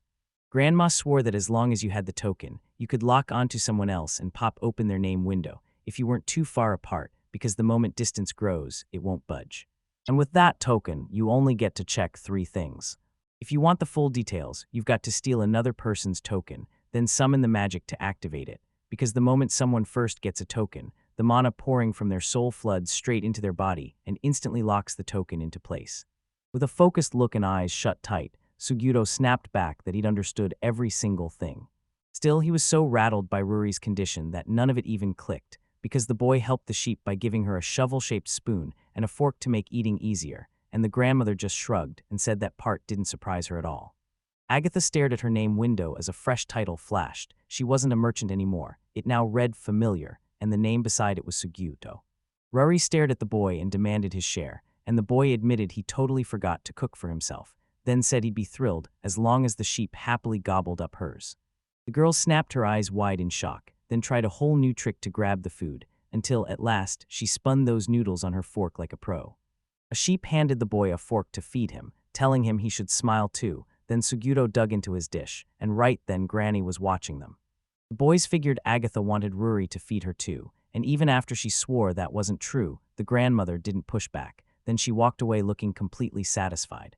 Staring at the bodies sprawled across the floor, Suguro realized his discovery was nothing but 2 maroon puddles. As soon as he spotted the girl, he bolted toward her and screamed her name like it was an emergency. Rory's young rescuer dropped beside her, scanning her condition fast, and the second he spotted the cut on her head, he refused to move her an inch. Then he lifted his hand toward her face, felt the faint air, and realized the sheep was still breathing. The boy spun his head, taking it all in, right on the main street of the main district, and the aunt's shop was practically right there. Potions couldn't wait. The young man spotted another body a little farther down the street. Suguro recognized him. He'd seen the same guy hanging around Myriad. With nobody else in sight, Suguro figured Lanza and Ruri had gone at it until it spilled this far. Hatred surged through him, and his eyes burned with terrifying rage at that man. The space for the mage's name was still left blank, so there was still a chance he lived, and Suguro wasn't about to let Lanza hunt Ruri again while the kid was gone. With his hand gripping the blade in its sheath, the guy decided he'd tackle every problem that came next. He strode straight up to the fallen body, eyes locked on the merchant's face, and as the young man reached for his weapon, footsteps hit the air. Someone was coming for them. Suguro spun around and locked eyes with the half-wolf. Bayo stood there with tears streaming down his face, clutching a huge pile of potions like his life depended on it, and Suguro froze the second he saw the boy. After that, the boy sprinted up to Ruri to help her, but when he grabbed the kid, Ruri was left confused, until Bayo wrenched free and snapped at him to let him go. The half-wolf cracked each potion open one after another, then poured them carefully over the girl who lay there, and when he finished, he flung the empty bottles aside. Suguro stared as the boy downed 1, 2, then 3 potions, and just like that, after a moment, the sheep finally cracked open its eyes. She pushed herself upright with effort, right as both boys loomed nearby. Then the young man strode up to the sheep, cupped her face gently, and checked to make sure she was really okay. He blurted out, shouting at the top of his lungs, "Is everything okay?" And Rory just stayed calm, mumbling that she was fine. The moment she saw exactly who stood in front of her, the girl burst out in joy, shouted his name, and threw her hands onto his legs. The lamb pressed into Suguro, ramming him lightly with her horns, and demanded, "So you came to save her?" Then the young man spun his eyes to Bayo and snapped back, "No, I didn't save her." The half-wolf rose up and howled out in pure joy, staring at them. Then his ears sagged a bit. Rory just thanked the boy for saving her. Bayer's tears exploded harder than ever, and he crumpled to his knees. He sobbed until his voice cracked, insisting she was wrong and that the boy never deserved her gratitude. Sukatil demanded to know what happened here, and the boy started recounting it all, the moment Safina beat those two, until his tears finally broke free. Bayu stayed gripping his sheathed blade, staring at his fallen friends, because one of the 3 great crimson evils was closing in on him fast. The boy's fur shot up on end, and his tail puffed into a fluffy ball, but the dragon's adored child strolled right past him, never so much as a touch. He was like some lone pebble by the roadside, so small, so invisible, and the girl didn't even spare him a glance, like he wasn't an enemy at all, like it was just her here and no one else. For a split second, he thought Kyle and Vita would end up alone too, and Bayu wondered if he could just turn around and walk off like none of this ever happened. The boy swore he still heard the kids screaming, and his ears replayed that split second when they got separated. Right then, he vowed he wouldn't waste this fragile shot at salvation and just stand there doing nothing. Teeth clenched, the half-wolf fiercely tore his weapon from its sheath, then shot Safina a glare packed with raw, burning fury. The girl clocked what he was doing, whipped around, and glared at the boy so hard it felt like a warning. "Back off, don't you dare come closer." Under that piercing stare, the half-wolf's legs buckled. He staggered, then crashed to the ground. With a single savage kick, one of the three towering crimson evils carved a brutal line between her and the boy sitting there. Dust billowed from the crater it left behind, like the earth was beginning to smoke, and the girl warned that if Bayou stepped over that line, he'd lose his legs. Right then, every one of the boy's bones said, nope, they wouldn't rush to save Kyle and Vita. Even knowing they were in real danger, the half-wolf froze with fear, so he didn't run in. He grabbed potions instead, ready to help any way he could. The boy broke down in tears as he spilled his story, insisting he'd repay Ruri because she'd saved him over and over. Sugudo still had the kids' names from Myriad's lists locked in his memory, and he listened like every word mattered. If that half-wolf wasn't spinning lies, then every single detail matched what the young man already knew. After hearing the story, the girl spun around and hunted for her shovel. Safina had tossed it earlier, and there it was, right nearby on the ground. She grabbed her weapon, ripped into the ground, and dug for answers, pulled by that adored dragon child, and Ruri swore Bea wasn't alone anymore because he'd already saved the girl. A little out of breath after finishing her work, she leaned on the shovel, turned to the half-wolf, and proudly declared, "There's no line here anymore." But the boy only stared as fresh tears kept pouring from his eyes. After the little sheep backed up Bayo's words and told Sugudo to step in and help everyone, Sugudo stared at her suggestion for a second, like she just tossed out something small, while he kept his eyes lowered. Lost in thought, the young man didn't notice Ruri until he was right there. Ruri grabbed the fallen Lanza and tipped in one of the half-wolf's potions. Sugudo snapped his focus to her and blurted, "Sure, it's noble, but this guy is our enemy." The girl eyed him, thinking hard.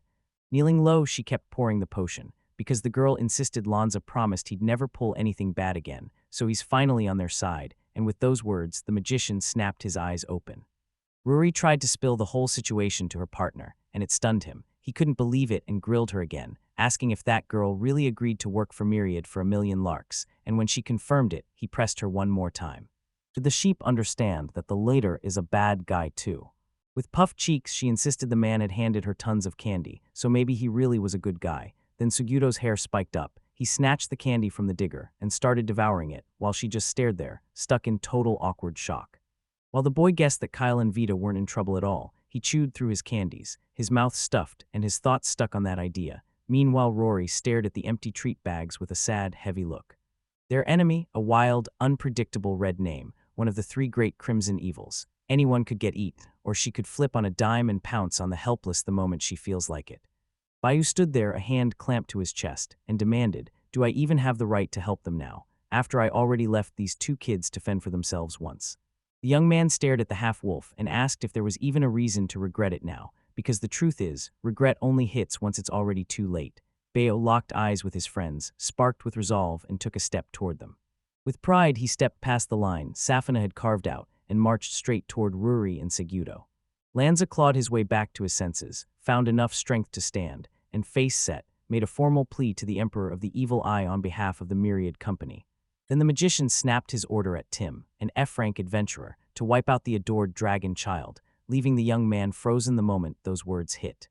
Spinning around, he snapped his gaze at Lanza with pure rage, demanding whether she was messing with him, because if this was fun, then she was terrible at it. Then he pressed the man for an explanation, and he jabbed his finger straight at Ruri, shovel clenched in both hands as she geared up to go. The mage snapped that the girl owed the Liashimer Company, and the sheep just stared at the man with zero emotion. Then Sugudo's mind was slammed by memories of that vicious elf he'd met before. The guy hissed through his teeth, refusing to back Lance, because deep down he knew it was the truth. He wouldn't spell it out, but he could feel it. This mess involving one of the three great crimson evils, and the hunt for Myriad was tied to the underground trade going full throttle, and he had a strong suspicion it was Liashimer herself who set it all in motion. The mage snapped his words shut. This time, he was sure the leader would end Safina once he had that secret. Rage flared on Sugudo's face, twisting his features as he demanded of Ruri, how much did the sheep cost its owner? Then his voice cracked into a scream, and the girl started counting it out on her fingers. After a while, she finally admitted she still owed Liashimer about **4, 300,000**, and it absolutely floored the boy. Ruri had been barred by the rules from working anywhere else, so she couldn't hunt monsters to level up, and they basically sentenced her to a lifetime of non-stop mining inside that same cursed mine. One day, Riri stumbled into a man who knew next to nothing about this world, and she wasted no time, spilling her dream to Sugito. She wanted to become an adventurer. The young man figured dreams only ever spit out despair, because fate kept shoving him aside with cruel unfairness, so he spun to Longza, snapped up the offer, and agreed to wipe out one of the three great crimson evils. Then he erupted, yelling that the payment had to match the job, and the young man shot back demanding a sum big enough to buy Ruri's freedom, his face blazing with pure confidence. The magician grinned and steadied the boy, saying Myriad actually wanted to buy him, for a fair price, and then the man thrust his token forward to seal the deal. He promised that this task would pay out 10 million larks, then glanced to the entrance, where a crew was already posted outside the dungeon, magic cave, or whatever waited beyond, while Myriad's leader stared down the path they were about to take. A mercenary leaned in and told the chief, "So many adventurers are rushing into the new floors that popped up after the mutation, but you can't clear this whole dungeon in a single day.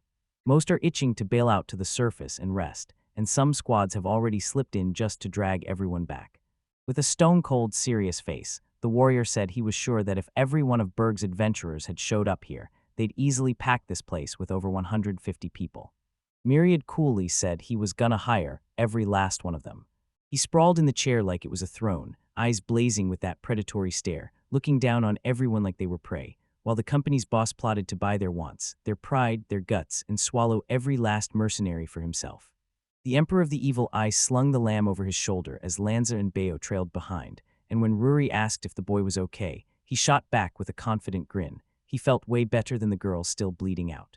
The young man snapped his focus onto the other fighter. Sure, the torn flesh and battered body hadn't fully healed, but his eyes still burned like he was ready to throw down. With every step forward, the young man kept trying to calculate their odds of winning, no matter how they reached the magic ore cave. Lanza, like he could read Serguto's mind, snapped up the question, did Serguto have any plan to take down the red name? And even that unstoppable, promising force turned out to be worthless. At the last sentence, the Emperor of the Evil Eye snapped his gaze to Lanza, while Ruri yanked the boy's ears, begging to get down to the ground. The girl yanked out her shovel and rammed it straight into the nearest boulder, proving how effortlessly the blade sank into stone, and the young man's jaw dropped when the sheep chirped that it was all the digger's power. The mage even bragged that she managed to land a hit on Safina, but it couldn't slice through a single inch of the adored dragon child's skin. Bayu jumped in and said a shovel wasn't a weapon at all, it was just a human tool, so maybe they wouldn't even be able to put up a fight against a human. Ruri puffed out her cheeks like a kid, clutched her shovel to her chest, and swore it was the best. Then Sugita leaned in, hanging on every word from the half-wolf, already mulling over what to do next. A sudden idea snapped into his head. Then the young man rushed to the nearest tree and told the girl to smack it, while the sheep stared at its partner like, "Wait, what?" and stayed silent. She slammed the shovel into the trunk with everything she had, and clang, metal shrieked as it bounced right back off the tree. Bayo stared in shock, mouth hanging open as he looked at Rory, and Lanza realized the shovel didn't do a thing to living beings, so it was basically useless in a fight. Right then, Rory's dream of becoming an adventurer started to fall apart, and the girl stormed back to the tree and started smashing it over and over with the shovel. Tears welled up in the girl's eyes as she clutched her shovel and blurted that it was the best. The Evil Eye Emperor pressed his hand to the tree and unleashed his power on it. He stared at the tree one more time, marched up to the girl, and gently stroked her head to pull her back from panic. Then he'd tell her to try again. Segudo was sure he could take Safina solo, until Ruri got crushed too, falling to one of the three great crimson evils. The girl slammed the shovel into the tree again, and this time it finally bit, easy as pie. The boy snapped his fingers at the tree, and it toppled instantly like it had no chance. Lanza and Bayu stared at the sight, stunned out of their minds. Rory saw this outcome and felt the spark light up again, because together they could crack any problem in their way. Sugito stared at the girl, pride roaring in his chest, and promised that her shovel was going to be the absolute best. Right at the dungeon entrance, Magic Ore Cave, adventurers swarmed in and the lineup was wild. 56 E rank, 78 D rank, 33 C rank, and 11 B rank. A gigantic sword adventurer barked orders, forcing the fighters to close in from three sides, while the low-ranking mercenaries stayed locked on support, and that's when 24 people got cut down. In the heat of battle, Kai, the B-rank adventurer, tosses off a casual question, "Are you really human?" while acting like even hunting a half-dragon is no big deal. The mercenaries clash with the crimson mark of their suppression target, Safina, one of the greatest red evils, and that girl mows through the whole army like it's nothing. People can't miss it. The girl's wounds are closing on their own, and everyone's whispering the same wild thought. It shouldn't be possible unless she's using the restoration skill, so adventurers start panicking over how little mana and potions they've got left. Perched on a wooden throne, Myriad leaned in and demanded of Bellemus, "Will your arm go back to normal?" The younger brother said, "If it's only a wound, maybe, but if you lose something, it doesn't come back." Myriad latched onto that warning, repeated it like a verdict, and concluded, "So yeah, Lonzo won't be coming back." But even so, the master demanded the magician witness his rise to the very peak of strength, so Myriad just sat there, watching the mercenaries in full swing, with 2 guards standing watch beside him. Suguro, the girl hooked on his back, sprints with Bio and Lanza straight for the dungeon Magicore cave, and the whole time, he's convinced Myriad's eyes haven't shifted a single bit, like they're still trapped in the nightmare where slum drunks beat them every night back when they were kids. The leader got 10 times the reward for his looks, and in this godforsaken darkness where no light dared to exist, his glowing eyes did all the shining. His grin never once lost that ferocious edge. The heroes kept sprinting, closing in on their destination yard by yard, pushing themselves to the limit the whole way. The Evil Eye Emperor snapped his key skill into place, locking onto where the adored dragon child was hiding, but from that distance, the girl's status stayed completely out of sight. But she stood right in the heart of a terrifying magical storm, an ominous vortex of energy churning above her. Safina stood on the building's roof, soaking up the perfect view, and zeroed in on her main target as she tracked them like it was effortless. With lightning speed, the girl bolted toward the man sitting on the wooden throne. With the gap shrinking fast, Manhwa barked the command. Bellemus and Belenus simultaneously hurled Kyle and Vita straight into one of the 3 terrifying crimson evils, leaving the adventurers completely stunned, like their minds couldn't catch up. They were convinced Myriad and his crew had chosen their children as human shields. To everyone's shock, Safina started to slow to a crawl, then she shot out her arms and snatched both kids by their coats with expert precision. The adventurers gaped at the girl, shocked by what just happened. One of the 3 great crimson evils stared down at the kids, and the children were so terrified they couldn't even cry. Myriad knew the disaster was coming. Safina had that one baffling habit of refusing to stop adventuring, and even with her red name glaring at everyone, she still wouldn't quit. If she doesn't land that rank, she'll be less likely to follow through, because the whole point is to crush the underground traders and free every last one of their debtors. That's the catch. Myriad left Bio in the city, and as long as those 2 kids belong to him, they stay alive, and that's exactly why he never freed them. Safina kept Kyle and Vita in her grip, bandaged hands and all, just like the leader's plan promised, as his real trump cards came into play. Right after the throws, the master's guards thundered toward the girl with weapons up, slamming the rival from both sides of the war, like the battle's ending was already carved in stone. A single drop of wyvern venom can bring down a giant, and they've also got pollen from a barbarian flower that blooms once every century, then freezes you straight through the heart, just like that. Getting both things was a brutal grind, so now they're priceless treasures for the Myriad company. The second the beloved dragon child went still, elder brother Balinus barked an order. Everyone surged forward to attack. The adventurers charged into the battlefield in a full-on wave, and Master Myriad cracked a grin the second he saw it. Just a heartbeat later, the leader erupted in booming laughter. Jumping up from his throne, he stared into the moment and realized this was the real muscle of a merchant. He shut his eyes and thought of his childhood friend, talking straight to him like, "You know what, I finally became the strongest." The very next second, Safina spun in a single, flawless circle and tossed every mercenary trying to box her in, while still clutching the children in her arms. One of the master's guards got his head torn clean off his shoulders, then the second guy was slammed right in the stomach, and in just a couple of seconds, the blood-splattered chaos snapped back to normal. In a lightning-fast sprint, she burst to his side, snapped her mouth open, flashed her fangs, and slammed him straight into the wall. The girl lunged and sank her teeth into his neck like a feral beast, while the leader barely spotted a small group closing in. Among them, he spotted Lanza, right beside the Emperor of the Evil Eye, and the second their eyes locked, Myriad flashed him one blazing smile, as if it was the last light he'd ever get. The girl snapped, and with one savage bite, she decapitated the man. Then a magician just stared as his old friend's head broke free and flew away from the main body. A burst of crimson liquid blasted across the girl's face. She stood there, staring at the wall while the body slid downward over the stone. Then the blonde's head crashed down just a short distance from Safina, who was still clutching the children in her arms. When Myriad died, his name vanished from every status field tied to Kyle and Vita, and for a short time, the Merchant Guild took over their ownership. The dragon child heaved a hungry rumble, and the little girl shook in fear. Then Safina snapped her gaze to her, because with the mission to free the debtors from countless grips at last in sight, a storm of new thoughts started racing through the girl's mind. She figured, I'm hungry, so it can't be that bad, and chomped down. Then Red Name grinned, saliva dripped from her mouth, and yanked the girl straight toward danger. Kyle erupted into a full-throttle scream, begging for his older brother, because right then, Bayo could actually hear the chaos from his family, and he was no longer imagining things. His legs, stuck in place a second ago, suddenly sprang to life. The half-wolf clung to Myriad's words. This kid was something special, but the leader didn't buy it. He doubted the boy could fight well enough to earn even a single million larks. Now Bayo decided to prove he was worth every coin. He sprang up and snapped his blade free, and that move instantly snapped Safina's full attention onto him. With a wild scream tearing out of him, tears spilling down his face, the boy literally launched straight at the girl, weapon thrust forward like a desperate strike. He lunged in, dead certain he could win, and then one of the three great crimson evils clamped the boy's dagger in its teeth. Right now, Safina's signature skill kicked in. Her sharp, searching eyes flickered on like they always do.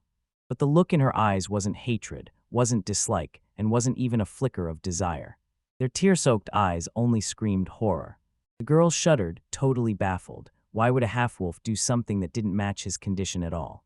A bunch of top-tier adventurers seized the moment and went straight on the offensive, launching a swift, brutal assault on their opponent. Thanks to the warrior's lightning-fast skills and the magician's razor reaction, they tore the children right out of Safina's grip. Two men yanked the kids up and bolted, one in each direction, fighting to keep them safe as threats closed in. Bayo got stranded with the girl, and one of the adventurers swore he was about to be swallowed alive. Then, right then and there, a voice snapped from behind the girl, telling him to turn around. The dragon child suddenly got hit with the Emperor of the Evil Eye's terrifying power, and it felt like her body itself was shrinking away from it. She'd never faced a look like that, sharp enough to pierce straight through her soul, vile and corrupting, like it had no right to exist, and it was too much to bear. Rage burned in her chest as she charged straight at Tagudo.